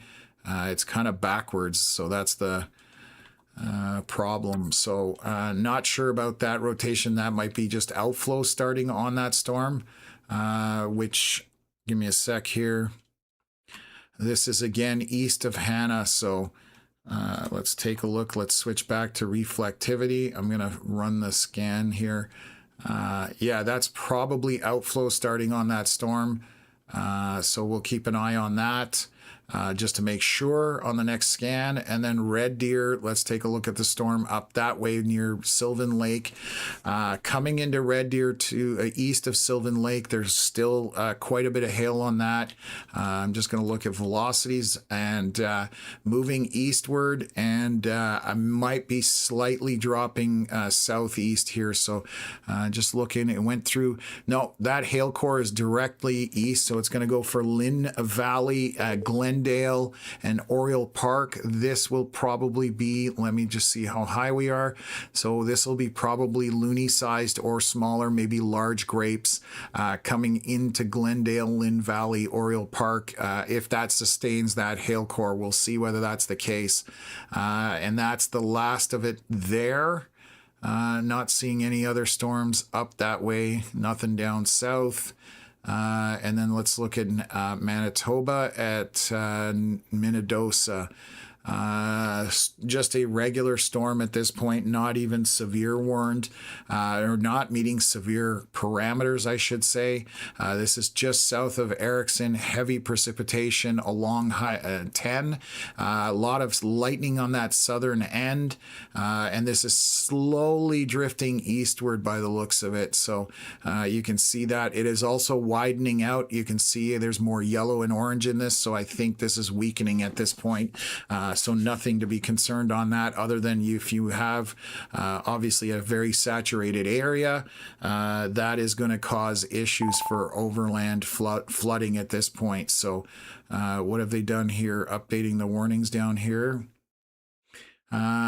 Talking about producing damaging wind gusts, golf ball to tennis ball sized hail and heavy rain.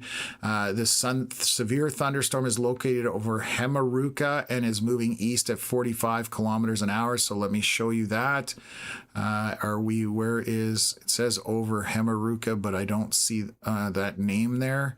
So let me see if I can find it in my was it Hemaruka? How do you, oh God. I'm a little tired, apparently. Hema. Okay, let me There we go. Storm is over Hemaruka.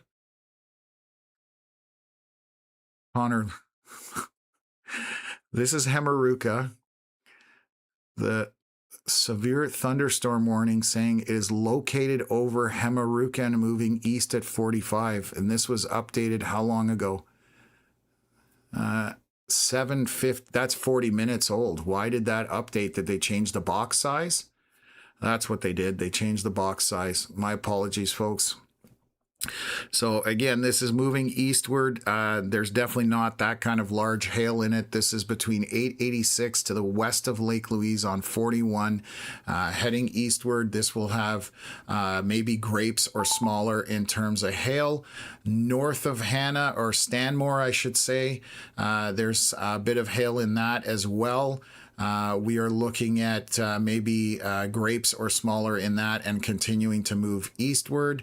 Let's take a look at Red Deer. We just got an update. Again, this is coming into Len Valley, Glendale, Oriole Park on the north side of Red Deer. That hail is still sustaining. This looks like it'll be grapes or smaller. It did come down a little bit, as you can see in the scans, those bright pinks. A lot less of it here. So still going to go through the north side of Red Deer. Heavy precipitation, obviously, with all that red and dark orange. And let's see what the winds are like in that. Little gusty in it, but it shouldn't be too terrible. And then let's move up into Saskatchewan.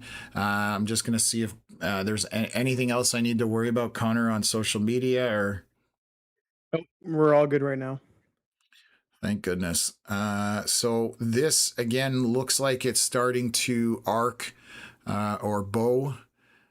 So you can see the line doing this kind of thing as it moves that way. Let's take a look at our winds. The winds are out in front of it to the south. So again, outflow dominant somewhat down there. To the north, I'm not seeing anything that's rotating that's of concern. We did have near Rabbit Lake, which is back to the west on the screen. You can see east of here, there is no red that is of any concern within the storm itself. We do have quite a bit of hail at 686 over Mullinger. And to the south, again, maybe grapes. Maybe, let me see the height here, maybe slightly larger. Yeah, they're probably grape to maybe loony sized hail moving eastward, and then a less sizable hail to the east of 378 as well. So that is what's unfolding right now. They're west of Prince, coming up to Highway 26, Meota to the north. Let's see how this hail is moving.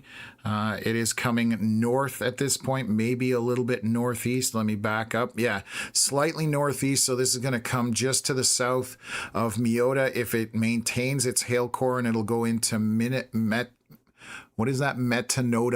and I'm probably not pronouncing that right. I apologize, but over 26 and then heading over to 4 at this point. So that's what we're looking at as far as this storms in northwest Saskatchewan. 8:33 p.m. We are starting to lose a little bit of daylight out there.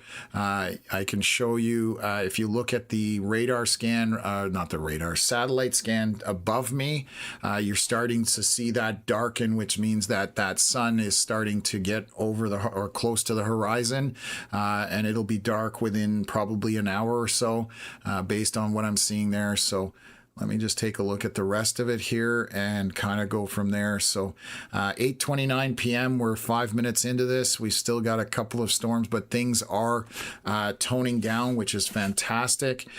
Just saying, getting Jim saying hailing in North Deer, Red Deer right now, pea-sized hail. So that's fantastic. Which would be right. The next scan means that that is subsiding a little bit. The hail core was losing its intensity back to the west, because you can see some bright pinks in there, and then slowly going down. So the next scan, I expect that hail core to be even less. So that's good news. Thanks, Jim, for the update there. What else? Cadott Lake, Alberta. Let me just take a look here. I don't know exactly where that is, but let me see. Lake, there we go. I don't think you have anything to worry about. Oh God, we don't have radar that far north. Well, maybe we do actually. I'm lying. I thought we were further north than that. It just flew across. There are just basic showers in the area, so no, Cadott Lake, you have nothing to worry about, Jared. So that's good news up that way. These are just minor showers at this point. So. Waiting for a scan here in about 2 minutes. I'm going to watch in Saskatchewan, take a look at this line, but you can very clearly see this is bowing out. So this may become a straight line wind event where you're getting that forcing behind the line, but we'll monitor that. But it's very obvious that that's kind of what's unfolding right now. So this will march eastward, coming towards Prince Albert. If those winds do pick up, that would be the biggest concern. We still do have some hail in it, but we'll monitor that with you folks here between 378 and 686. So I'm just going to watch what that southern end is doing. So what did they just update? Severe warnings? Inside tornado warnings? Oh God, are you kidding me? Tell me it's expired. There's no way. Oh my God. Is that I can't find the right one to click on. Yeah, there's too many of them overlapping here. 822, I see. Yeah, I think did they change box? Oh. Wait. Yeah, they're cutting the box back. That's what they're doing. They're canceling it, actually. That's exactly what they're doing.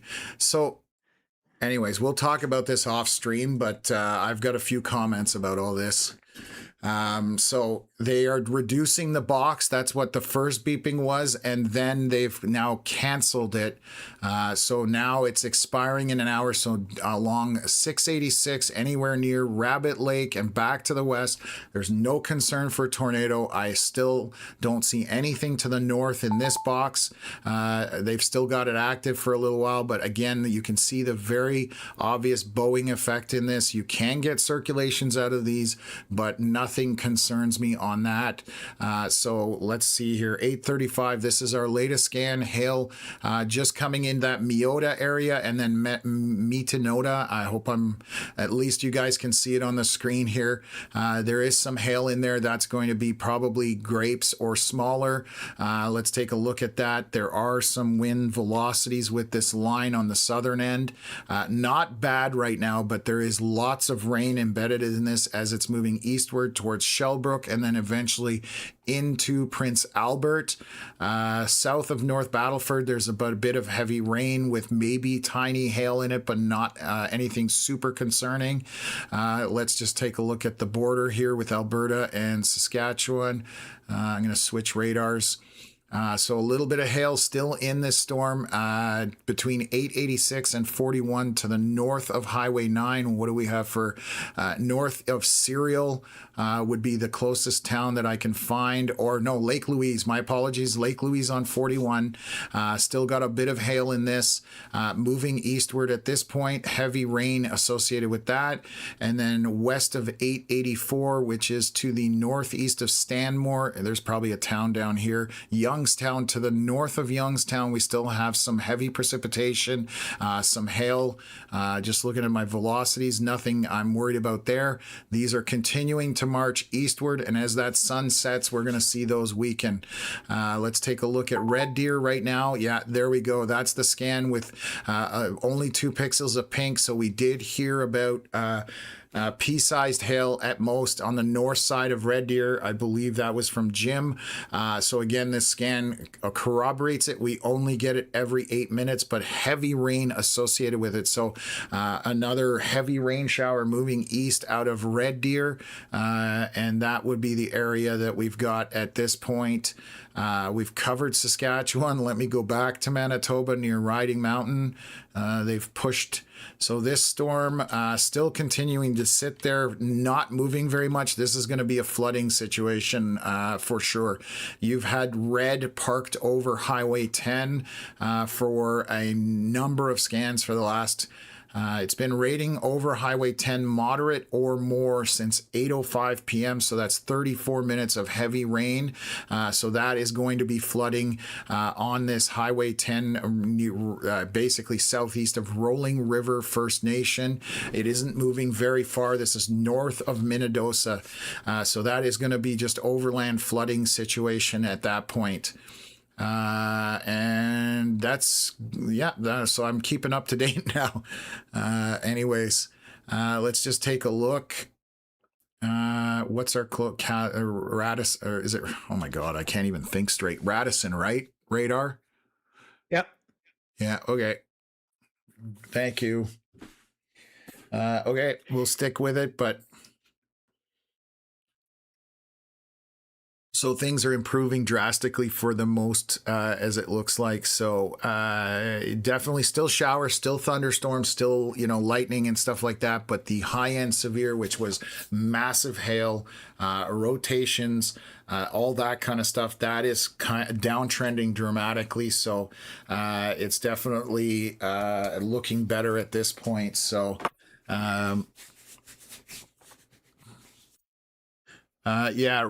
Rosalie, I believe, saying, I hope they figure it out soon. These warning blocks have been very impractical from the start. I believe they are trying to deploy basically storm-based warning polygons, but they're struggling with one issue, and so they're working on it. They're trying to get it out. Hopefully they'll get it out, because that will be an absolute game changer, because you will only get warnings out in front of the storm. You won't, like we had Turtleford in a tornado warning when the storm was 20 kilometers to the east, and you're getting a tornado warning and a mention of that tornado warning in Turtleford, which storms don't suddenly put it in reverse and go back the other way and start running stuff over they just ran over. So anyways, okay. So yeah, anyways, at this point, I think we're good in regards to most things. So I'm hoping they come out with these storm-based warning polygons, because they'll be much more concise, much smaller, and less people are going to get the warnings. So that, it will eliminate people unnecessarily getting warnings. I don't know why I did this. Let me zoom in. And hopefully they stop updating the warning every 7 seconds when they do that. That would be the other thing, yes. Or they walk the box forward so that people that are behind won't get it anymore. That's the other thing. They've been doing it in the U.S. a long time, but anyways, we won't go there. That'll just get me riled up a little bit, and I need to, tone down. It's going to be bedtime. I need my brain to be able to shut down. So anyways, we'll keep with this and we'll update you guys.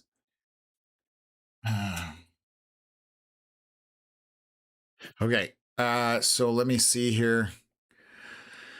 The good news is there's definitely still a possibility of this kind of weather in August. Unfortunately, you've still got several months before this kind of winds down in terms of Canada's severe season. So it's definitely still coming out at this point, and we still got 2 months to go, basically. It depends how the season goes. Sometimes here in Eastern Ontario last year, first week of August, it's like somebody turned the tap off and she was done.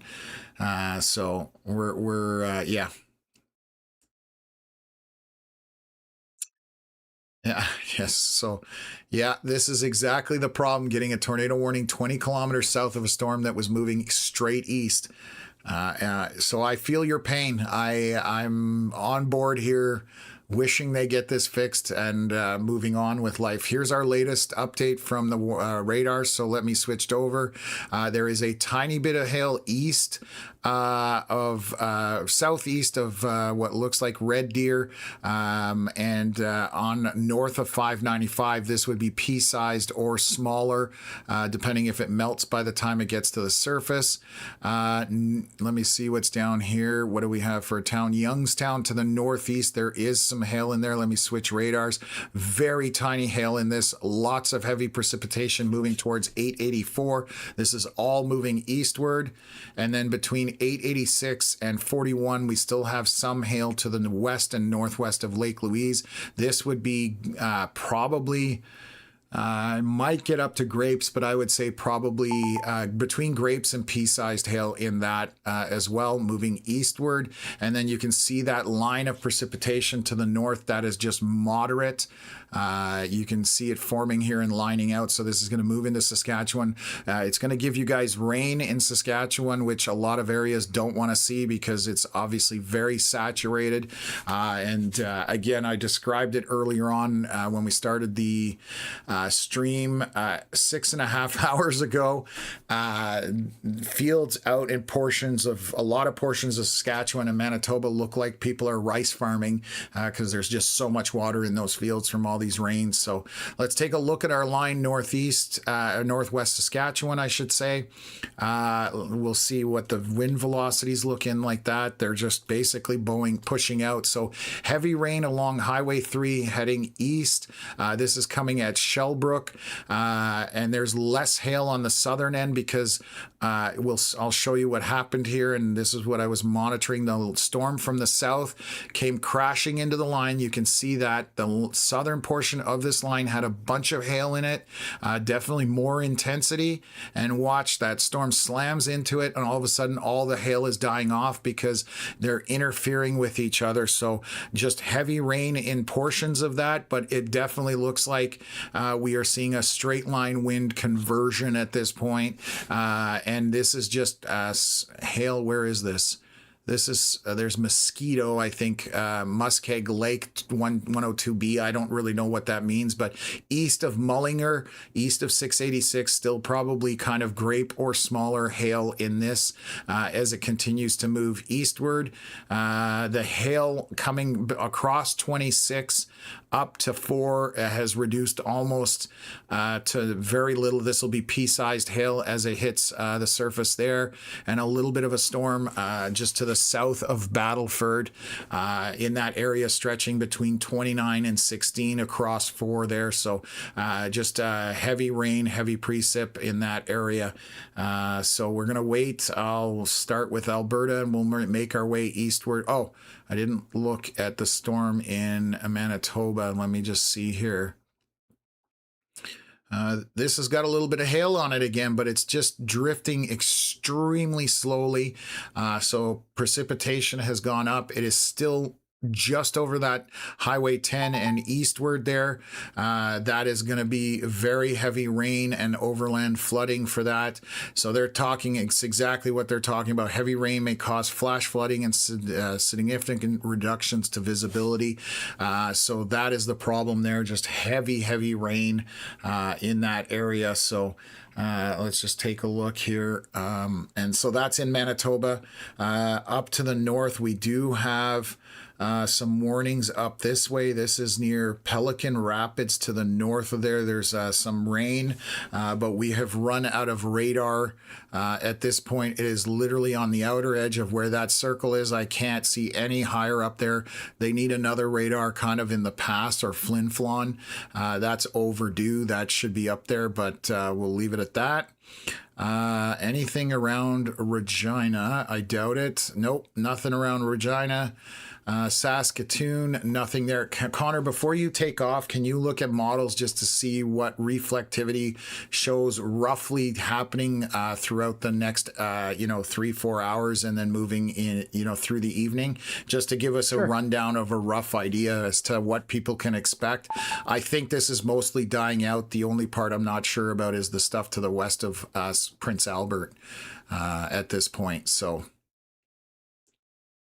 okay, there's our latest scan. I'll have Connor dig that up, and then I'll do a rundown here. So east of Red Deer, 2 pixels of pink, so maybe pea-sized hail. Again, hitting eastward on Highway 11. And so very heavy rainmaker, lightning. Let's see what the wind looks like in there. Moderate winds, so nothing too aggressive in that area.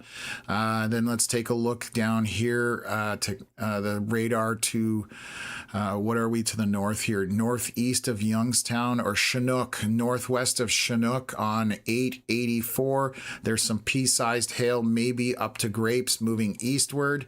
And then over Lake Louise, this is moving slowly. There's probably Grapes or smaller in terms of hail, and again, some heavier precipitation in that. They are dropping this thunderstorm warning. Yeah, that is expiring around Hannah because obviously there's nothing there.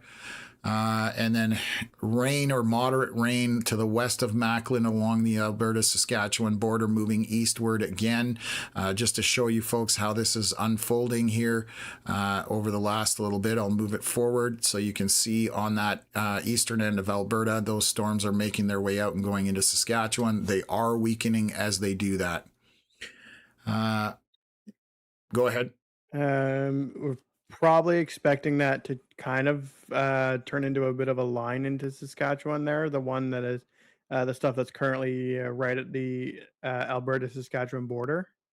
That's expected to continue marching towards the east, towards Saskatoon. However, models are very different on it sustaining or not.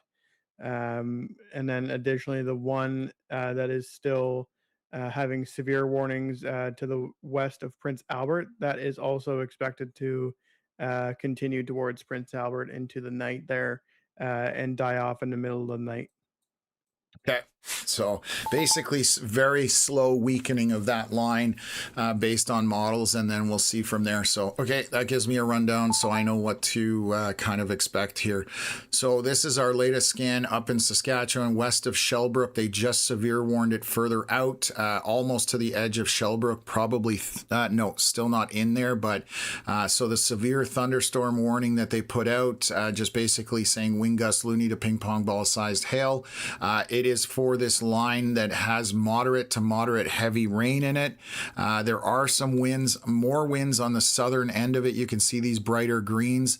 Let me show you how they're probably 40 to 50 kilometers an hour. So at the surface, this is 2,000 feet off the ground, so about 40 kilometers an hour on the surface at most. So it's not bad. This is not intense right now, just heavy, heavy rain with maybe isolated pockets of pea-sized hail as this moves eastward. That storm sitting south of North Battleford or Battleford, just sitting there making basically a mess, flooding the area because it's not moving super quick. You can see that. So right between Highway 4 and 16 is where we have the most precipitation at this point. And that is not severe warned, so that's good news at this point. Lightning on that. And let's take a look at all our stuff to the south here by Highway 9 in Alberta. Continuing to have some hail in this. Let me see, where are we? Northeast of Youngstown again. Still pea-sized hail or smaller, moving eastward, but this is losing. You can see the scale is shrinking in terms of the severeness on this. So you can see how they're just marching through at this point. So Lake Louise still with a little bit of hail to the northwest. We'll see if that changes. Moving eastward with a moderate to light rain to the north stretched out. And then let's look east of Red Deer, but things are definitely looking much better at this point. We haven't had an update. I recognize that scan, so I'm kind of tripping over myself a little bit. Just thought we had a new scan out that way. So 8:47 p.m. We're 6 minutes into that 8-minute cycle. So we'll see if anything comes out of it and update you guys on it as well. So but things are definitely taking a downturn in terms of the severity as well. So that's good news on that front. Okay, what have we got going on here? Let me see. Want to thank everybody who donated today, anybody who became a member of the Sunshine Club. Thank you very much for all the support, folks. That's going to allow us to grow the platform, expand it out. We started in Eastern Ontario, and we're trying to grow it out from there. So Connor and myself have 12 years of chasing experience each. We're kind of weather nerds or weather enthusiasts. I've been most of my life. So that's where we come from. And again, we appreciate the support. We're We definitely try to keep things a little bit toned down rather than we're trying to keep this toned down so that we don't fearmonger or hype things up or call doomsday with everything that's going on. And that's why I kind of look at these velocity scans and question why some of the calls are being made. That's just me. It's my personal opinion. I'm just not sure that I understand it. Connor, obviously we agree on that, but that's just our opinions at the end of the day. So let me just take a look. We just got our latest scan. So I'll start in Alberta. Let's move our way eastward. I did that before. So east of Red Deer, this storm, the hail has come out of it. It is still heavy rain in there, but that looks to be weakening as well. This is moving eastward along Highway 11 out towards Stettler. So that'll move rain showers through there. And then let's take a look on that southeast corner. Hail almost out of these storms now. So again, to the north of Chinook on Highway 9, that is a heavy rainmaker right now, but 1 pixel of pink. The hail east of Lake Louise now 1 pixel as well. So that is dying off. This is all good news, folks. They're weakening as they get to that Alberta-Saskatchewan border. Let's take a look around Saskatchewan, around Battleford. There's going to be flooding here between 4, 16, and 40. That is just sitting there. There is some smaller hail in that, maybe grape size. I would say smaller than grape size at this point. And it's just kind of sitting, going northeast roughly. You can see that here, how its path is tracking. That looks like that is just going to slowly sustain there. And then we're looking at this line essentially west of Shellbrook, west of Prince Albert. I can give you guys some timeline, not timelines, but distance. Let me show you this. So from the line to Shellbrook, 40 kilometers, and then into Prince Albert, about 85 kilometers. So these are not moving very quickly. Let me delete that out, actually, and we'll just take a look if the winds behind this are starting to pick up. That would be the concern with the look on this line of storms. There is moderate heavy rain in there with maybe the smallest hail. Basically, that would be it. But I'm not seeing the winds building behind this, which is a good thing. When we see these storms kind of doing this arc, you can have really strong straight line winds, and behind that right now, that hasn't happened yet. Doesn't mean it won't. But we'll keep an eye on that. So, okay. What did they just update back here? Oh, thunderstorm warning expires around Moosomin, Highway 26 and 4. This severe thunderstorm yellow box, it has expired, so that is dropping off the area as well. Let me do a refresh to see if these tornado warnings, they're all gone. So all the tornado warnings currently are no longer valid. They're all gone. Everything is over with as far as rotation is concerned at this point. That one red box that is, oh God, I'm losing my voice. One red box that is still sitting there is just going to expire 39 minutes from now, so that will come off at that point. The light red, that is the tornado watches that were put out both by Environment Canada and Alberta, Environment Canada and Saskatchewan. Those are just watches. Again, that's your taco ingredients are there, but when you get your warning, your taco is being delivered completed. So that's kind of the comparison or analogy that we use to keep it as simple as possible for folks. So and now I want tacos. So yeah, so this is a good comment on weather-wise. You can click on a storm path, put in the speed of the storm, and it will tell you how long until it reaches all locations in path. Absolutely, Michelle. The problem is we usually don't get storm speed with Environment Canada, and I would have to sit here and calculate 2 frames, how far it moved, and all that stuff. So and it's also in miles an hour. I can convert that, but this is what we're talking about, storm track.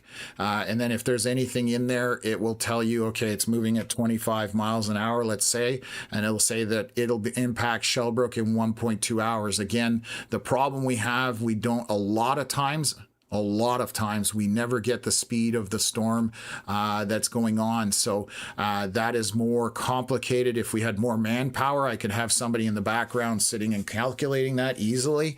It's just not one of those things. But WeatherWise is coming out for a feature. They're working on it that they can calculate the speed of the storm off the WeatherWise app. And if that happens, I'm going to cartwheel, because then I'll be able to use that far better.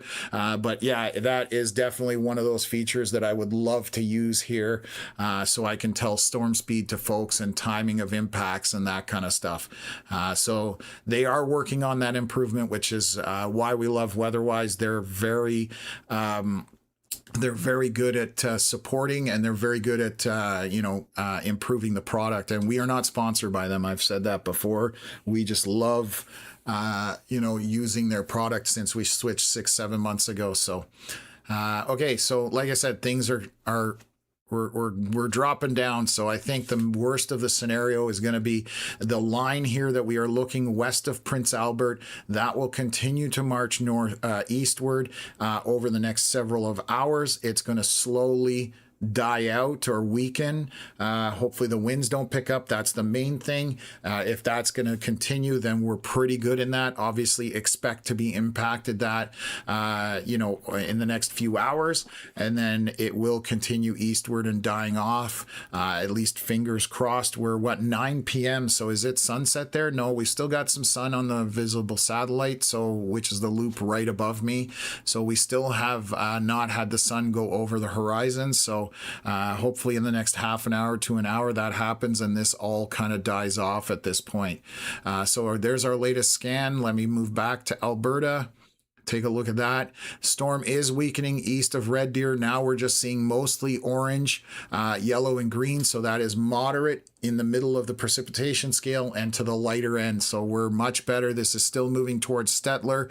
There is some lightning on that. Let's take a look at winds.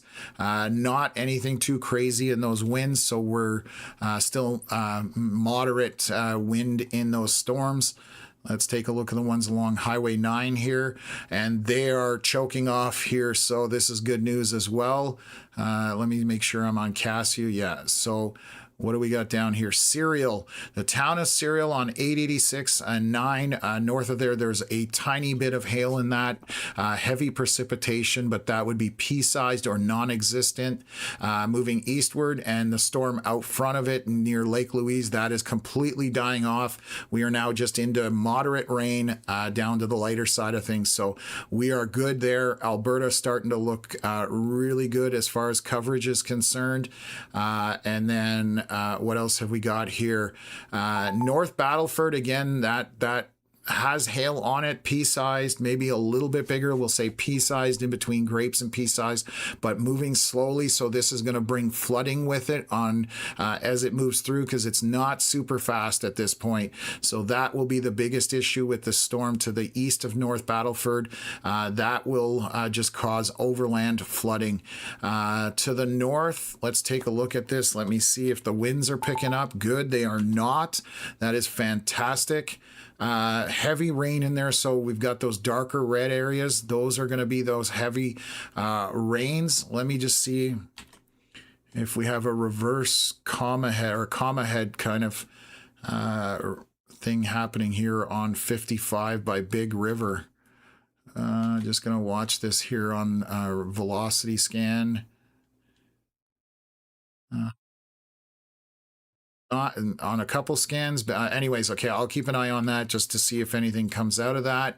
And this is just marching eastward again towards Shelbrooke and Prince Albert at this point. Let me look at the storm down by Minnedosa. It has moved off Highway 10 and actually pretty... let me see if it just changed. So it was sitting, and now it dove southeast. So this is now moving southeastward, going to head into Neepawa along 16 and continue from there. It'll probably miss Minnedosa to the east. This is just a heavy rainmaker with lots of lightning. No real wind to speak of in that. So that's all you're looking at there. So again, we're taped. I mean, there's a lot of warnings in here.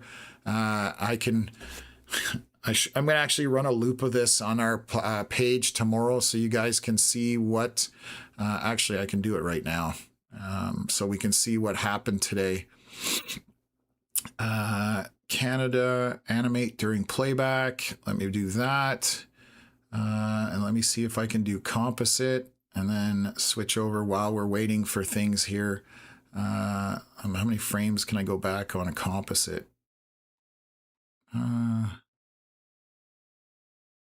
Bottom, yeah. Let's see here how many frames. It'll only let me do 100, so this might work, but I'm not sure. Let's see if it loads. So this is how the day has progressed. You can see all those yellows, reds, and this is what we've been covering. So this is kind of a replay of this day with all those warning boxes, whether they're severe, whether they're tornado.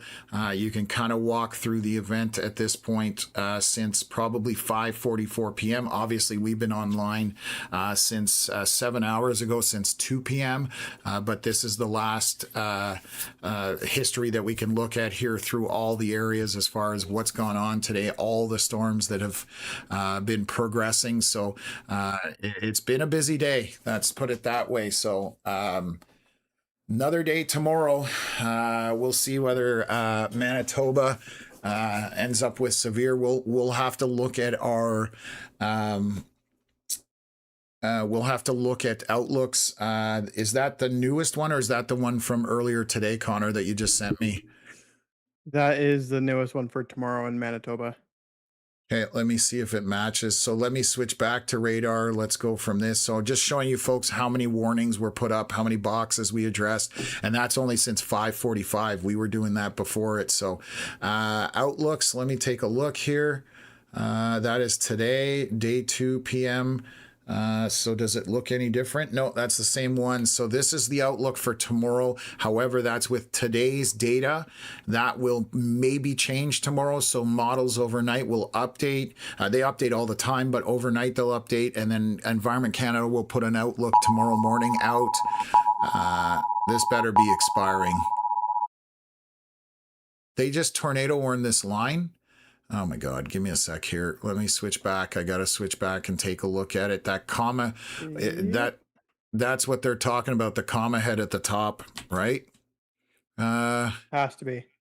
Yeah, I was like, I saw red in there that was tight. So this is the only area that would be of concern on that rotation. That's that comma head look. And I'll tell you, I'll switch over to reflectivity so you can see what we're talking about here.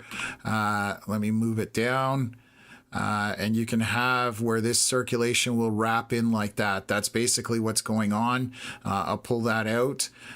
We did have some slight velocities in here, so I'm going to see what their tornado warning, if they've put that in there. Radar east of Capucin, moving east at 40 kilometers an hour, and it says possibly. So where is Capucin? Let me just type it in. I'm going to do that faster. Yeah. So this is what they're talking about, is that comma head circulation on the north end of the line. And I'll show you the velocity scan that got their attention. It would have been this one right here with that bright red near that green. It is moving eastward towards 55. This is northwest of Big River. The velocities are not that strong, but again, these can wrap up somewhat quickly. So it's something we need to pay attention to. What's out there? There's a bit of stuff out there. This is to the north of Young Loon Lake, over 793 is where it is, moving towards 55. So we will monitor that. So this is, again, this is obvious. There's no radar noise in here, so it's obvious to pick up where that rotation is. This is kind of what I'm talking about. So again, out of an abundance of caution, I would be in shelter if you are east of this, north of Big River towards 55. Doesn't look like a very populated area, but that would be the area that caught their attention on this. So the rest of it is just straight line winds. We'll see whether that can go from there, and we'll continue to monitor it. This is the only area of concern at this point. Just going to see, what time is it? 9:05. So I don't know if we've had a new scan. Again, this is the tornado warning to the north by northwest of Big River. It is for a circulation here trying to wrap in back around itself. Bookend vortex is another kind of way of, I think, referring to this. So let's just take a look here.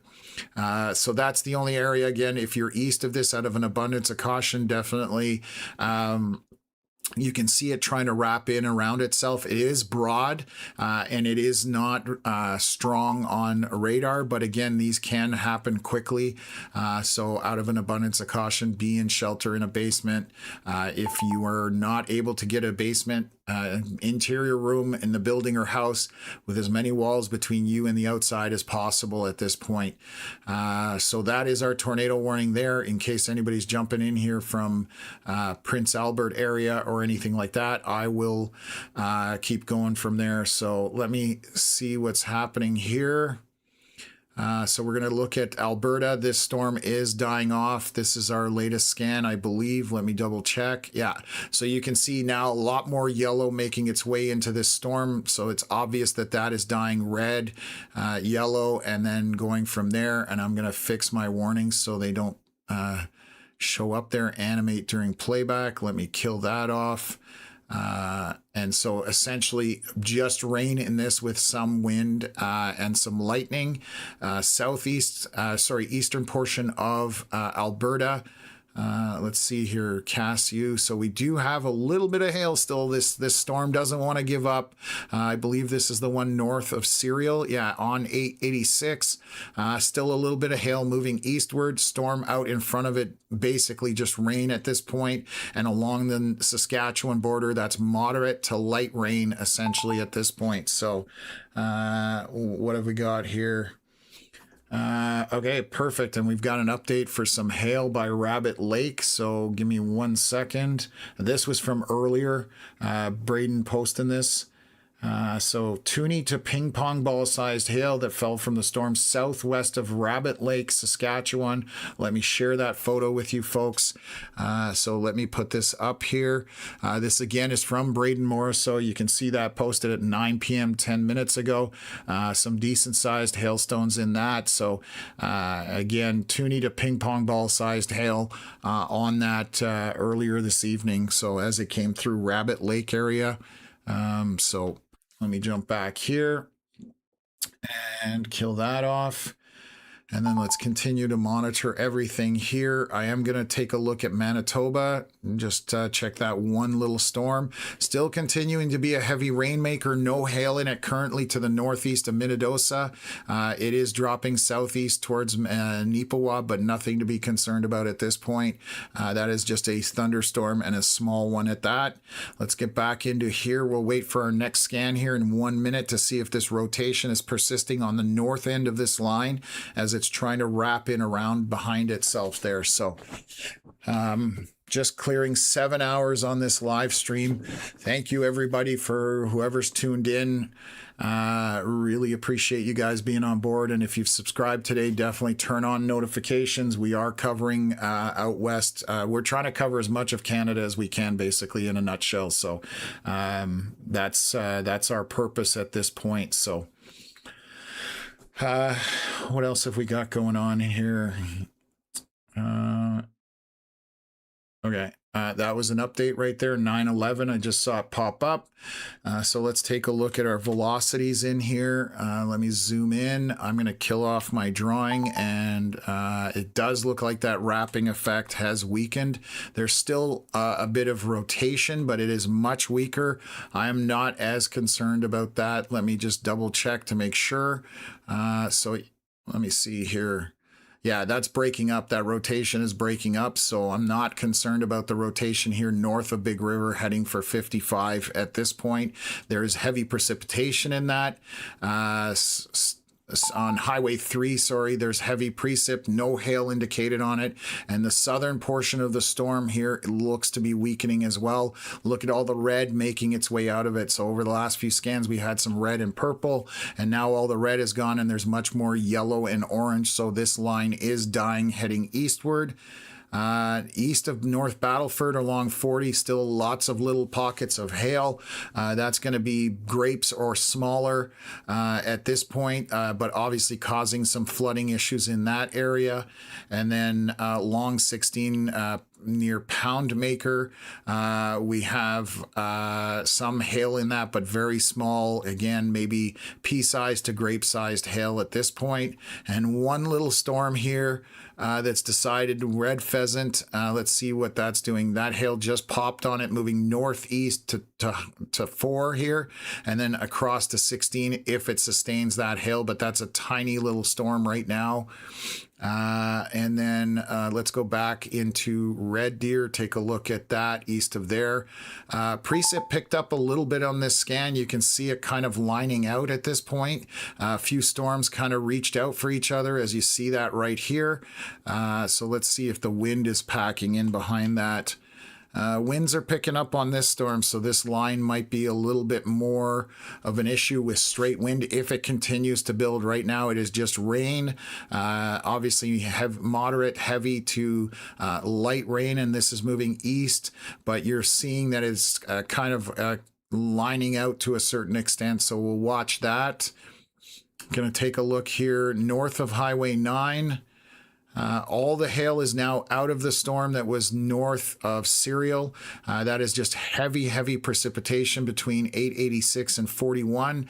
And then the rest of the rain on the Saskatchewan border, that is nothing to be concerned about. It's moderate to light rain at this point. So little storm north or south of Saskatoon. What are you doing, little guy?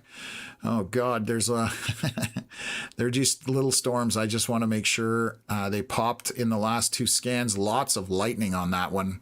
So we'll watch this. This is to the east or northeast of Conquest. I'm going to watch to see what happens there. This is south of Saskatoon. These just may be regular. This may be regular, just storms just trying to pop, but nothing of severity at this point. What else? Alfred asking if you guys are expect anything in Swan River. If this storm sustains overnight, it's supposed to die the line of storms west of Prince Albert, moving eastward towards Manitoba. That would end up in that general direction, but models are showing that dying off as it goes that way, so it will weaken. So you may get rain overnight, but that's basically what you got going on. So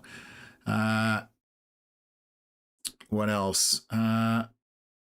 Sky is very blue looking west southwest from Unity, Saskatchewan. Lightning is active. Thunder can be heard. Very beautiful blue colors.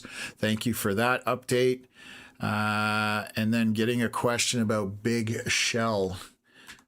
Like I said, most everything right now is pretty good. Yes, you are good. The tornado rotation for that tornado warning was to the north here, north of Big River.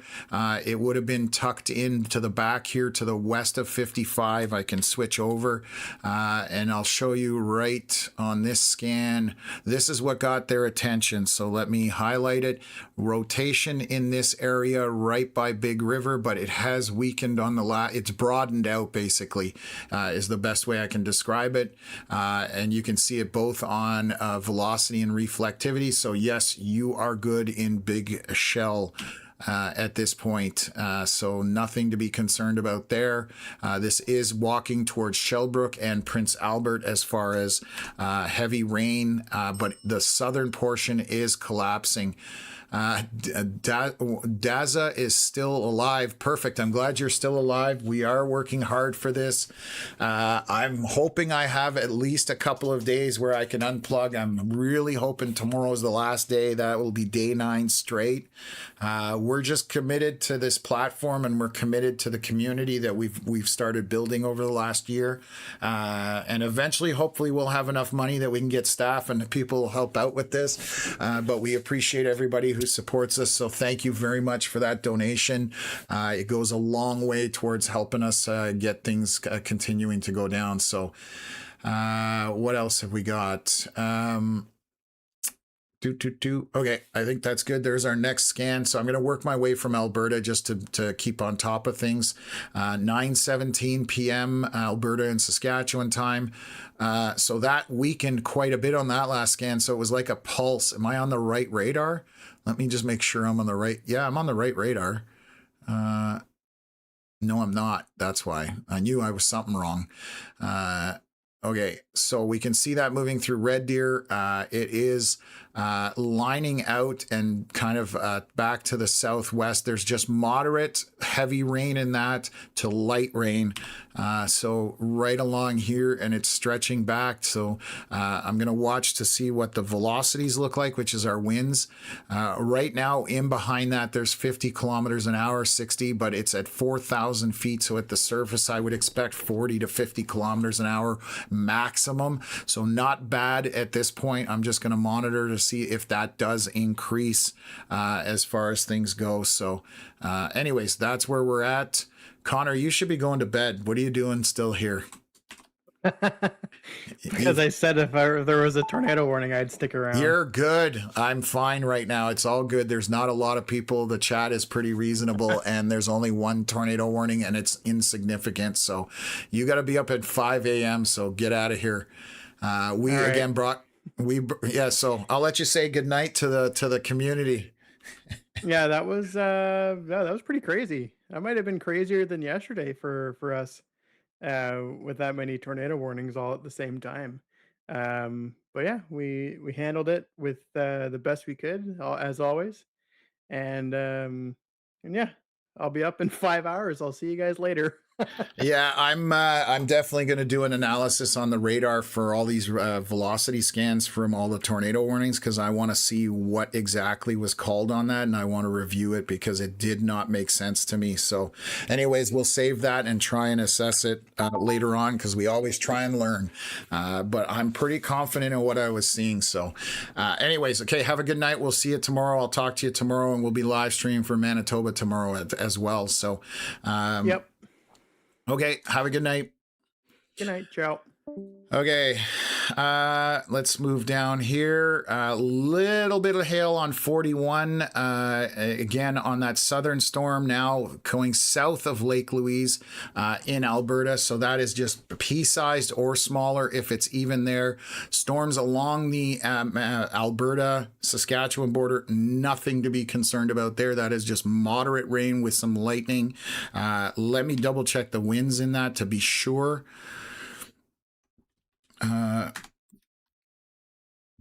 Oh, my shortcuts aren't working anymore. It's funny. I'll reset here.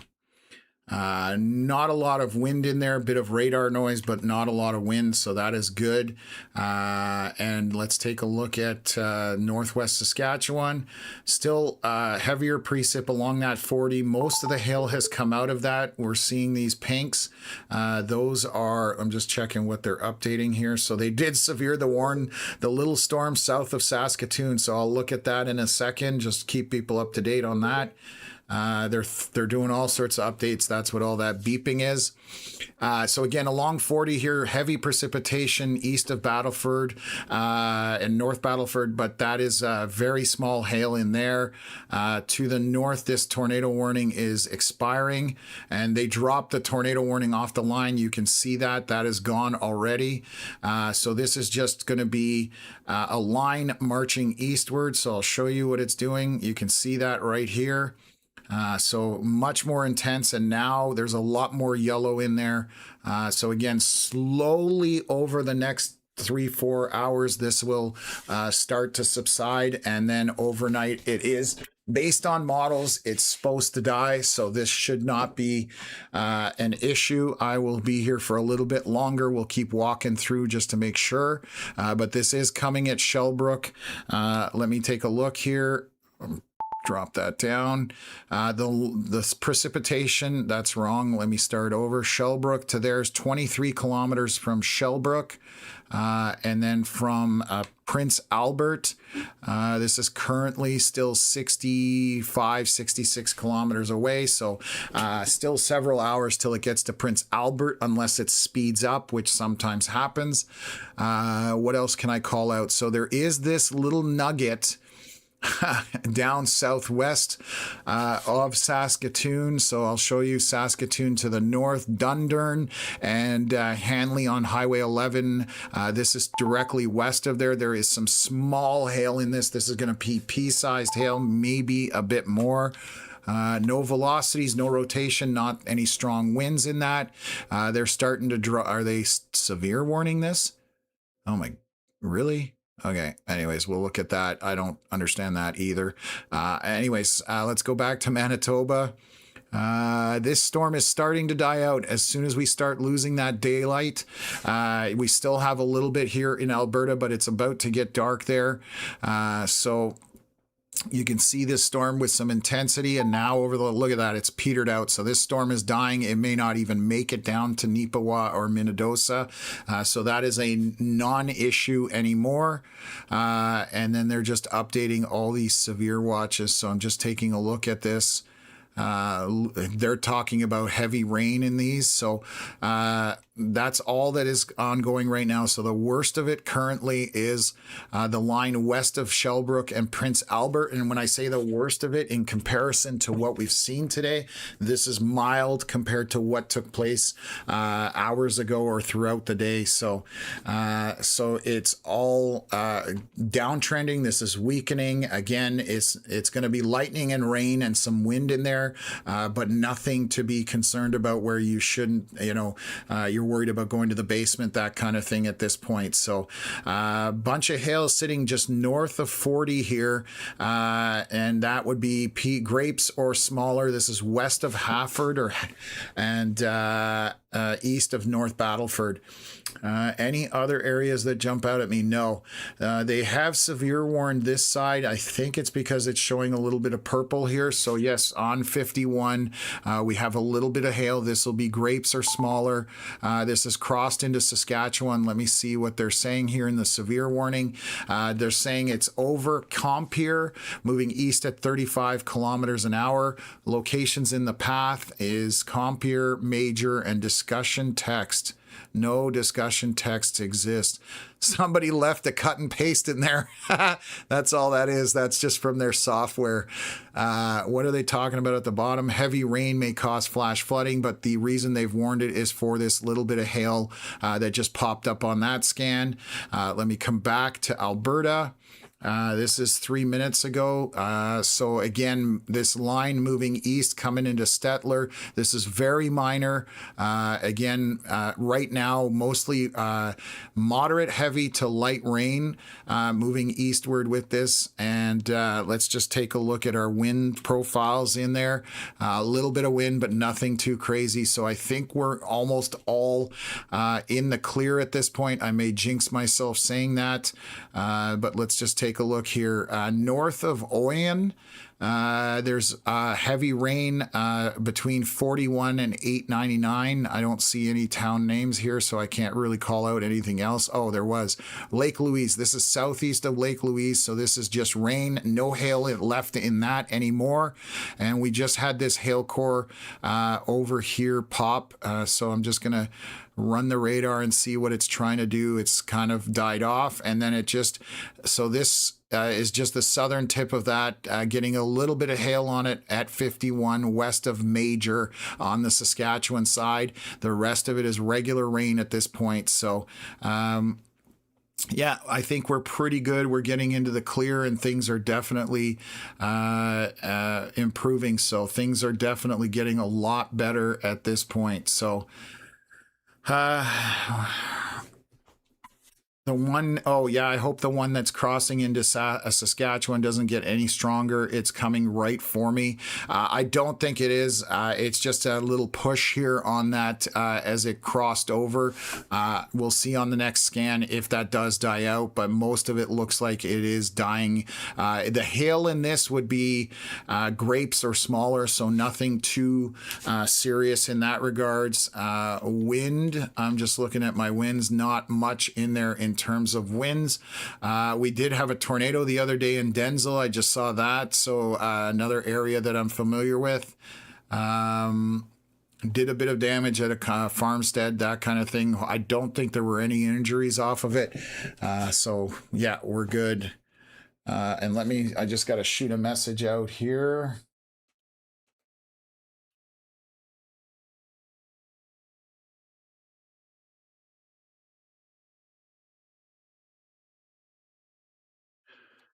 Okay, so what else have we got going on? I think that's about it at this point. So, tornado warning box here is expired in 7 minutes, so that will disappear. No other tornado boxes on the board. Let's hope it stays that way. I suspect it will. I'm pretty confident that we're getting to the end of this and we'll all be able to call it a night soon and sleep a little better knowing that this is mostly moved off. Luckily, so far, I have not heard of any tornadoes that touched the surface. The biggest story was the massive hail. We had several storms chucking some very large ice balls, so we are good. Getting a question about Saskatoon. There's nothing in Saskatoon right now, just to the south. You have this little bean right down here west of Hanley. That has got a tiny amount of hail on it right now. It is moving northeast, but even if it continues, it'll miss Saskatoon. It's going to go through Dundurn and then Colonsay. But we'll see if that sustains that little storm. The rest of it, they just dropped this severe. Yes, the thunderstorm warning is dropping. That's flashing in that black and yellow box because there's no more storms in there. And we'll see whether these storms will continue at this point. So watching this line from a couple of radars, we'll see if our velocities in there are picking up. They're not. We're on the edge of that other radar. We have multiple radars that we can kind of look at. So Mark is saying, so Tom, is Saskatchewan still surviving? And I've been busy with life and have not checked in today. I don't live in Saskatchewan either, but I do enjoy the updates about it. So right now, the only thing left out here, we had several tornado warnings, is the line west of Prince Albert, north of Saskatoon, and northeast of Battleford. That is a dying line. It's going to take 3-4 hours before that completely dies out. But as it's moving eastward, it looks like it's going to lose its intensity. So we'll continue to monitor it over the next few scans. Just looking at a few things here. We're 9:29. So this is continuing. There's not that strong a wind in it. We still have some hail northwest of Hayford. That is continuing to be there. That would be grapes or smaller. What else? Let's see our storm here south of Dundurn. That is just a little hailmaker. At this point, this is going to be grapes, maybe slightly larger grape to loony, maybe at this point, heading northeast. We'll see if it sustains. Getting darker now, so hopefully these storms are going to choke off at this point. So almost dark in Saskatchewan, and it's going to soon be dark in Alberta, which we lose what's called diurnal heating from the sun. That is an amplifier for storms, and when it goes over the horizon and we lose that heating from the sun, it does weaken them. So watching, let me see here. Yeah, we're seeing a couple of small pixels of pink in this line, so maybe some precipitation picking up on that for a scan or two, moving into Stettler and moving eastward at this point. So we'll monitor that. And then let's look in the southeast corner. This is dying as we speak. What's down here? This is Sibbald. To the northwest of there, we have just a moderate heavy rain moving eastward and dying off. The hail in Saskatchewan did weaken a little bit to the west or southwest of Major as it continues to move eastward. So again, the same thing. We're seeing everything is downtrending at this point from several hours ago, especially as we get to that dark time frame. So these are all good things. There is some lightning and heavier rain in the line from another radar. I'm just double checking it, which one's closer. So bear with me for a second here. Radisson, yeah, so this is a more accurate image of the line as it's moving eastward. So there is some moderate heavy to light rain, but you're seeing it's mostly orange and yellow. There is lightning in there, a little bit of wind, but that's nothing to be too concerned about. Shouldn't blow your socks off or anything like that. So that's kind of where we're at this point, folks. So they've got a severe warning they're updating here, so let me just take a look at it. Just saying, producing damaging wind gusts up to quarter-sized hail and heavy rain. Talking about flash flooding because this isn't moving very quickly west of Hayford or northwest of Hayford. I see a question in here: is Alvina good? Let me just take a look where that is. I believe you're good up that way. Alvina, is it Saskatchewan? I'm assuming. Oops. Yeah, I spelt it wrong. Right here.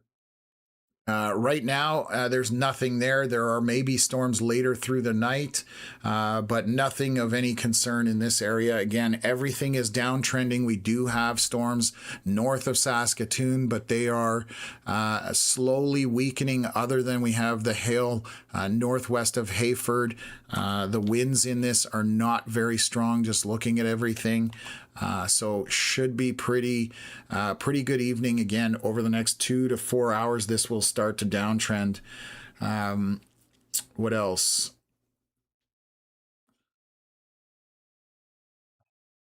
Just trying to scan through the comments.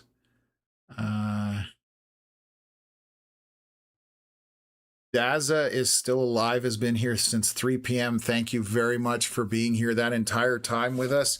That's amazing. Love to see that. That's 6.5 hours at this point.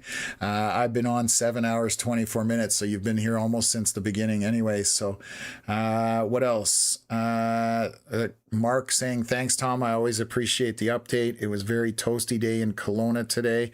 I planned so well for the CFL game there that I sunburn. Typically for me, really, you're like Connor. He sunburns all the time when he goes outside, and I don't understand why he doesn't learn his lesson from it. It looks like the severe thunderstorm watch, they're shrinking it back.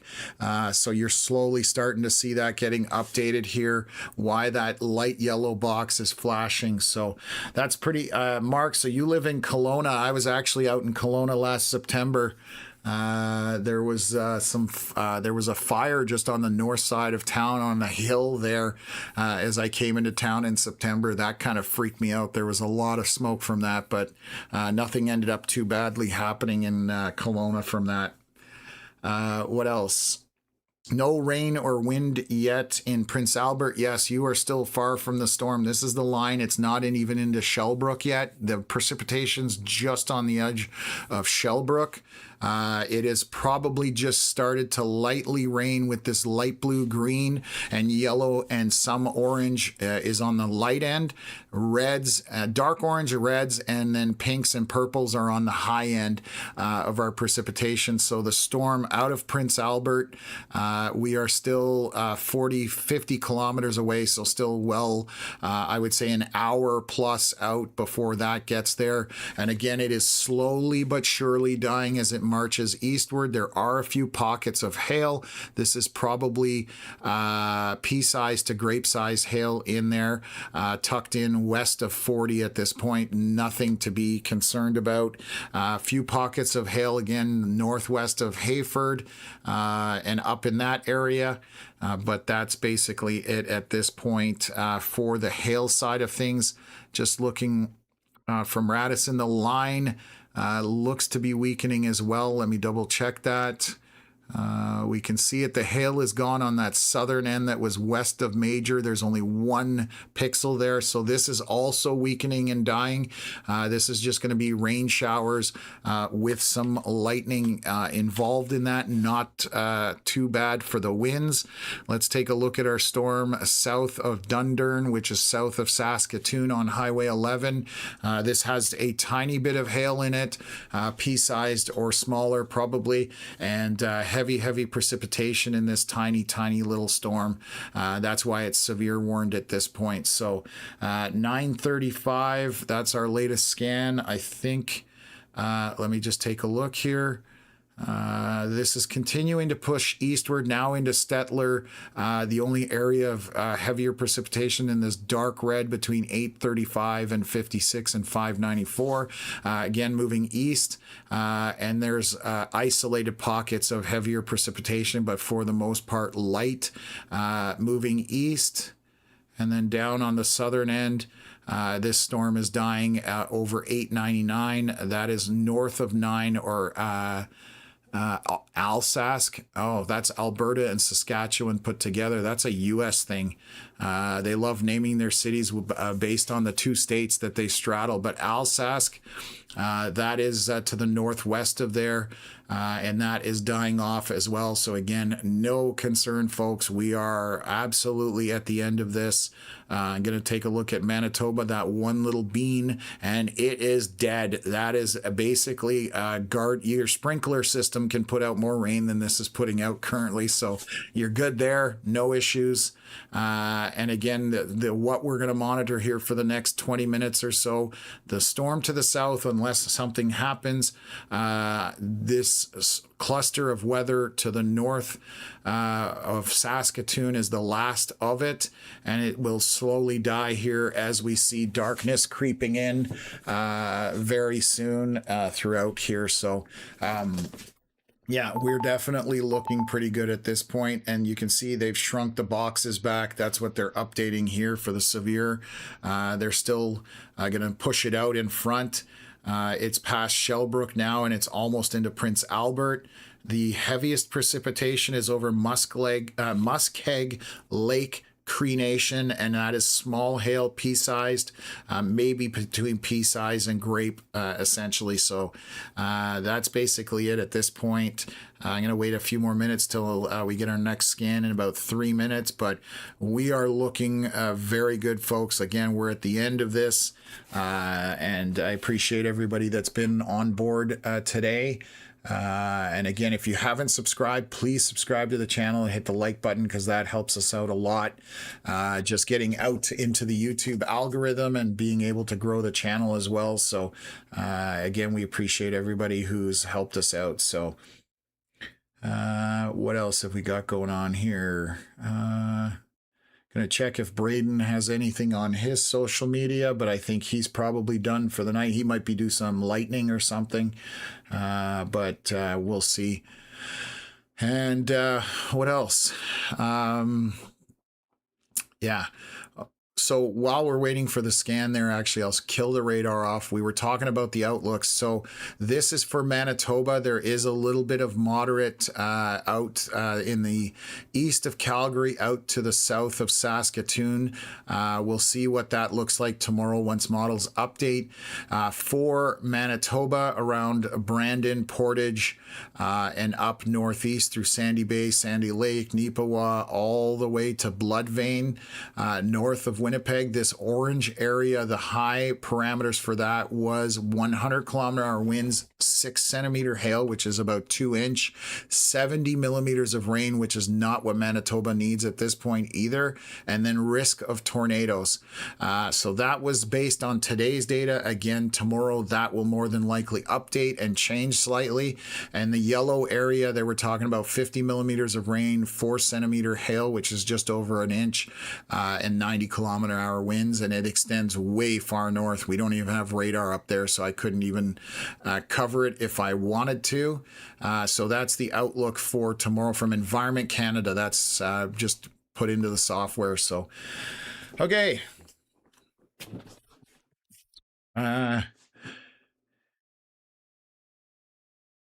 Yeah, Jordan's saying, glad I made it to this stream, and hopefully everything will be okay after the night is done. It definitely, again, Connor looked at a synopsis of some of the models, and for the most part, this is dying off, is what's going on. So let's look at the storm. Thunderstorm still got a little bit of hail on it, heavy precipitation, but it is a tiny little storm, continuing to drift northeast. So you can see that right here.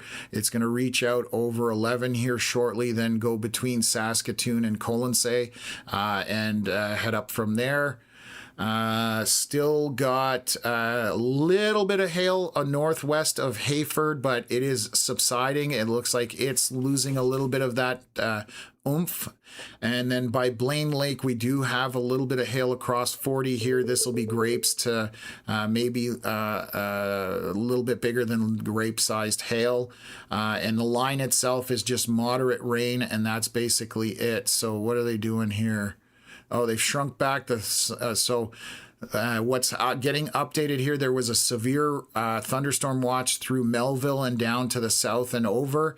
That has been shrunk back because obviously that's not the case. They are leaving it here to the north in case this line decides to strengthen. I doubt that is the case. But that's what's going on there. So again, we are definitely in a much better place right now. The line coming from Alberta, a little bit of heavier rain in there around the Denzel area. A little bit of wind on the leading edge of that. So we'll watch that to see if that increases and then kind of take it from there. Let's take a look back into Alberta. Same idea as in Saskatchewan. There's a little bit of a line moving eastward, but basically moderate heavy rain to light rain in that. Nothing to be concerned about. The southwest portion of it is weakening, mostly orange and yellow, so that is just showers. There is a storm here by Didsbury and Olds that just popped. Let's take a look at that. Getting intense on that one little scan, so we'll see if that sustains. So that's it, basically in Alberta. And then we already covered this, and they're still watching the little storm south of Saskatoon. Ooh, excuse me. Very tired at this point, so... Friendly Manitoban says, I got a great photos of the Minnedosa storm. That's the one that's dying out right now. So I'm glad that it is dying out. So Todd saying Denzel had 5 inches of rain 2 days ago with the tornado. And yes, I remember that up in that area. That is a ton of precipitation. I mean, you're talking 125 millimeters somewhere in that neighborhood. That is a massive amount of rain. And again, most of Saskatchewan, Alberta, and Manitoba look like people are trying to farm rice instead of actual crops that they are farming. I feel awful for farmers out of all this rain because they're basically lakes at this point in the field. What else? So yeah, we're getting close to the end here. I think I'm going to pull this around 10 p.m. On the stream. I'm just going to make sure that this continues to downtrend over the next few scans. And if I'm comfortable in that, again, we should be good and we can call the stream at that point. So and then I'm going to crash. So again, we will be back for Manitoba tomorrow and probably Alberta and a little bit of Saskatchewan if those models and outlooks continue to sustain, but it won't be, I won't be verifying it till tomorrow morning. So what else? They're farming mosquitoes. Yes, they're farming mosquitoes the size of pterodactyls. That's what I call it. I couldn't be out there right now because mosquitoes love me and I would be an absolute buffet for them. So no thank you. Not going there to get eaten alive, basically. So we're very close to the next scan. I'm going to watch 2 more, probably maybe 3, and then we will pull the stream unless something... goes crazy. So you've been at this nonstop. Absolutely. In the last 8 days, this makes, just adding the math up here, this is 7.5 hours. So we're 66 or 67 hours of live streaming in the last 6 days. That doesn't even include the prep and all the stuff with looking at models, but just live streaming 66 hours. Longest one was 12.5 hours. I think the shortest one was maybe 6 hours, somewhere in that neighborhood. So, you know, that's what happens with weather. You got to walk through it, though.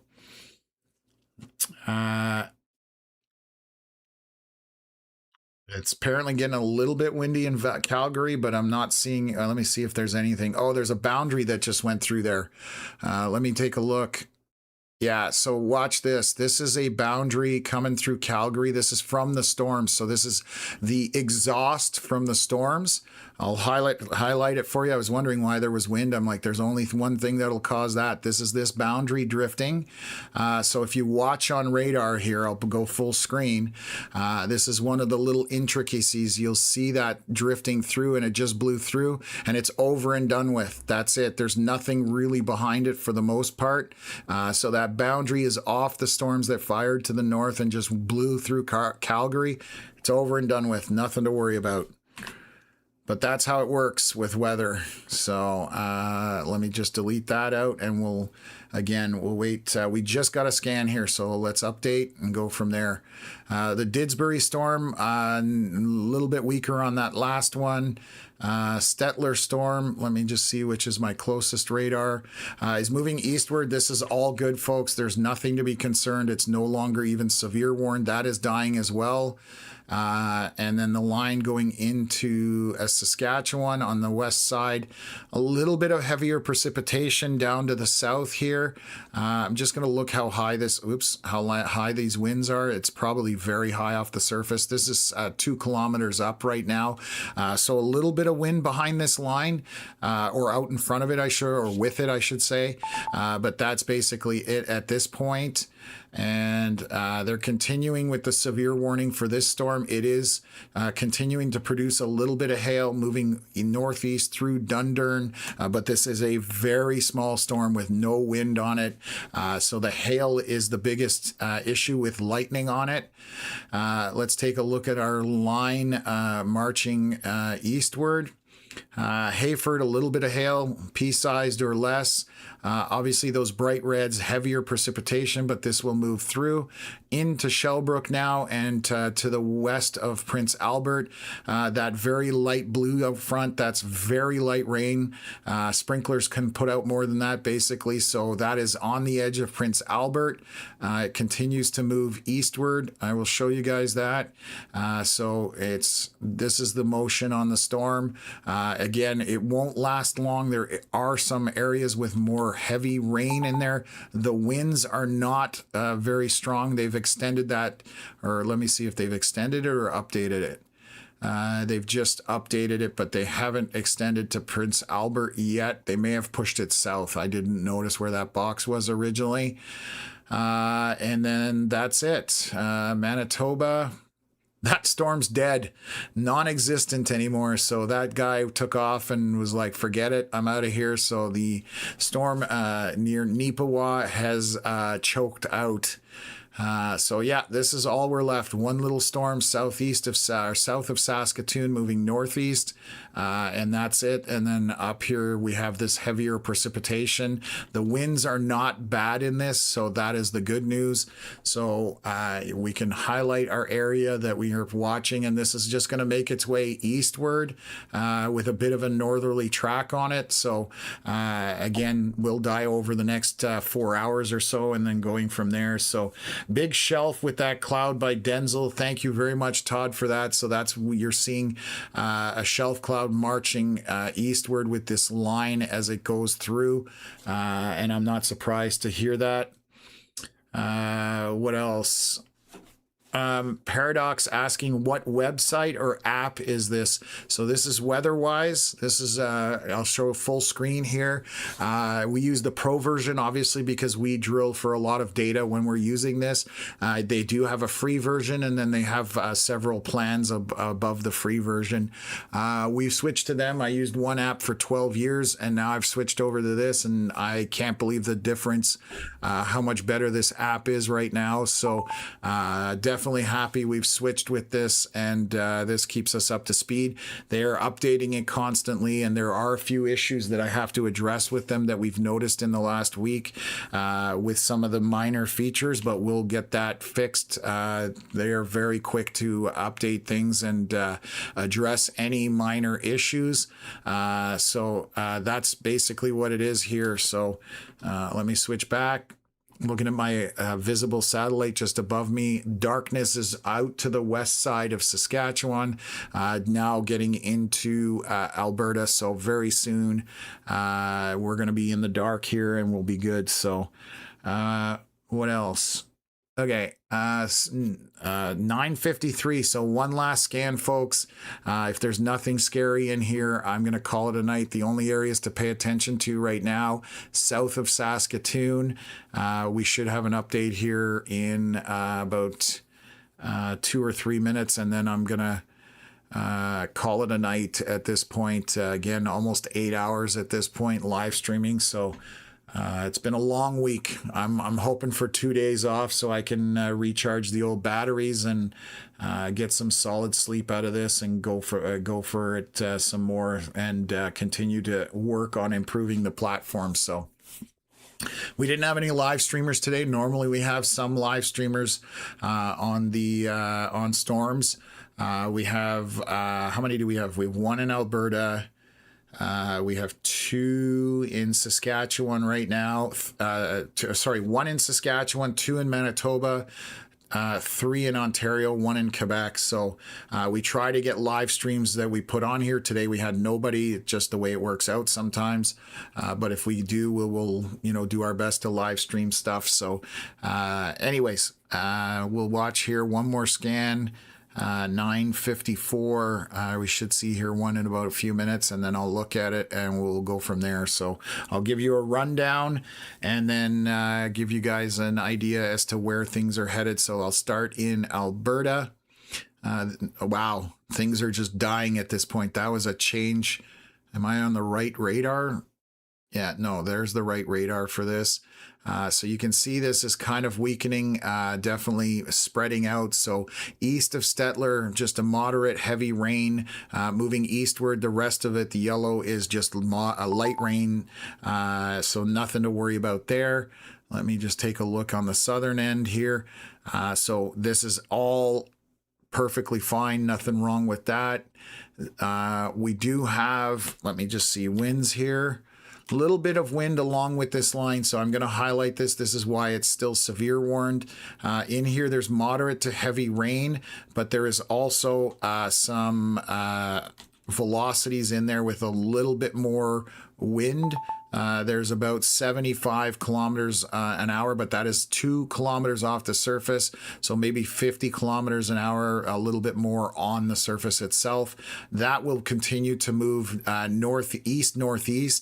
That is basically all that's concerning up in this area.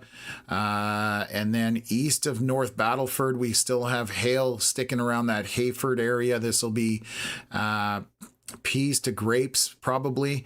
That is continuing to move eastward. That's why it is, you can see that shift eastward right here.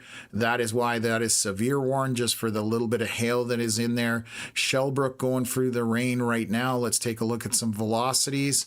Nothing super concerning in there. So moderate to moderate heavy rain with lightning, some wind heading for Prince Albert. But that is all that you're having happen there. So this will continue probably for the next 4 hours or so, maybe a little bit longer. But as it moves eastward, it is going to die off and weaken. So that's where we're at with those storms. The Manitoba storm gone based on the radar there. And we have one little storm all by itself here by Dundurn. The hail has dropped off the southern portion. This is moving northeast.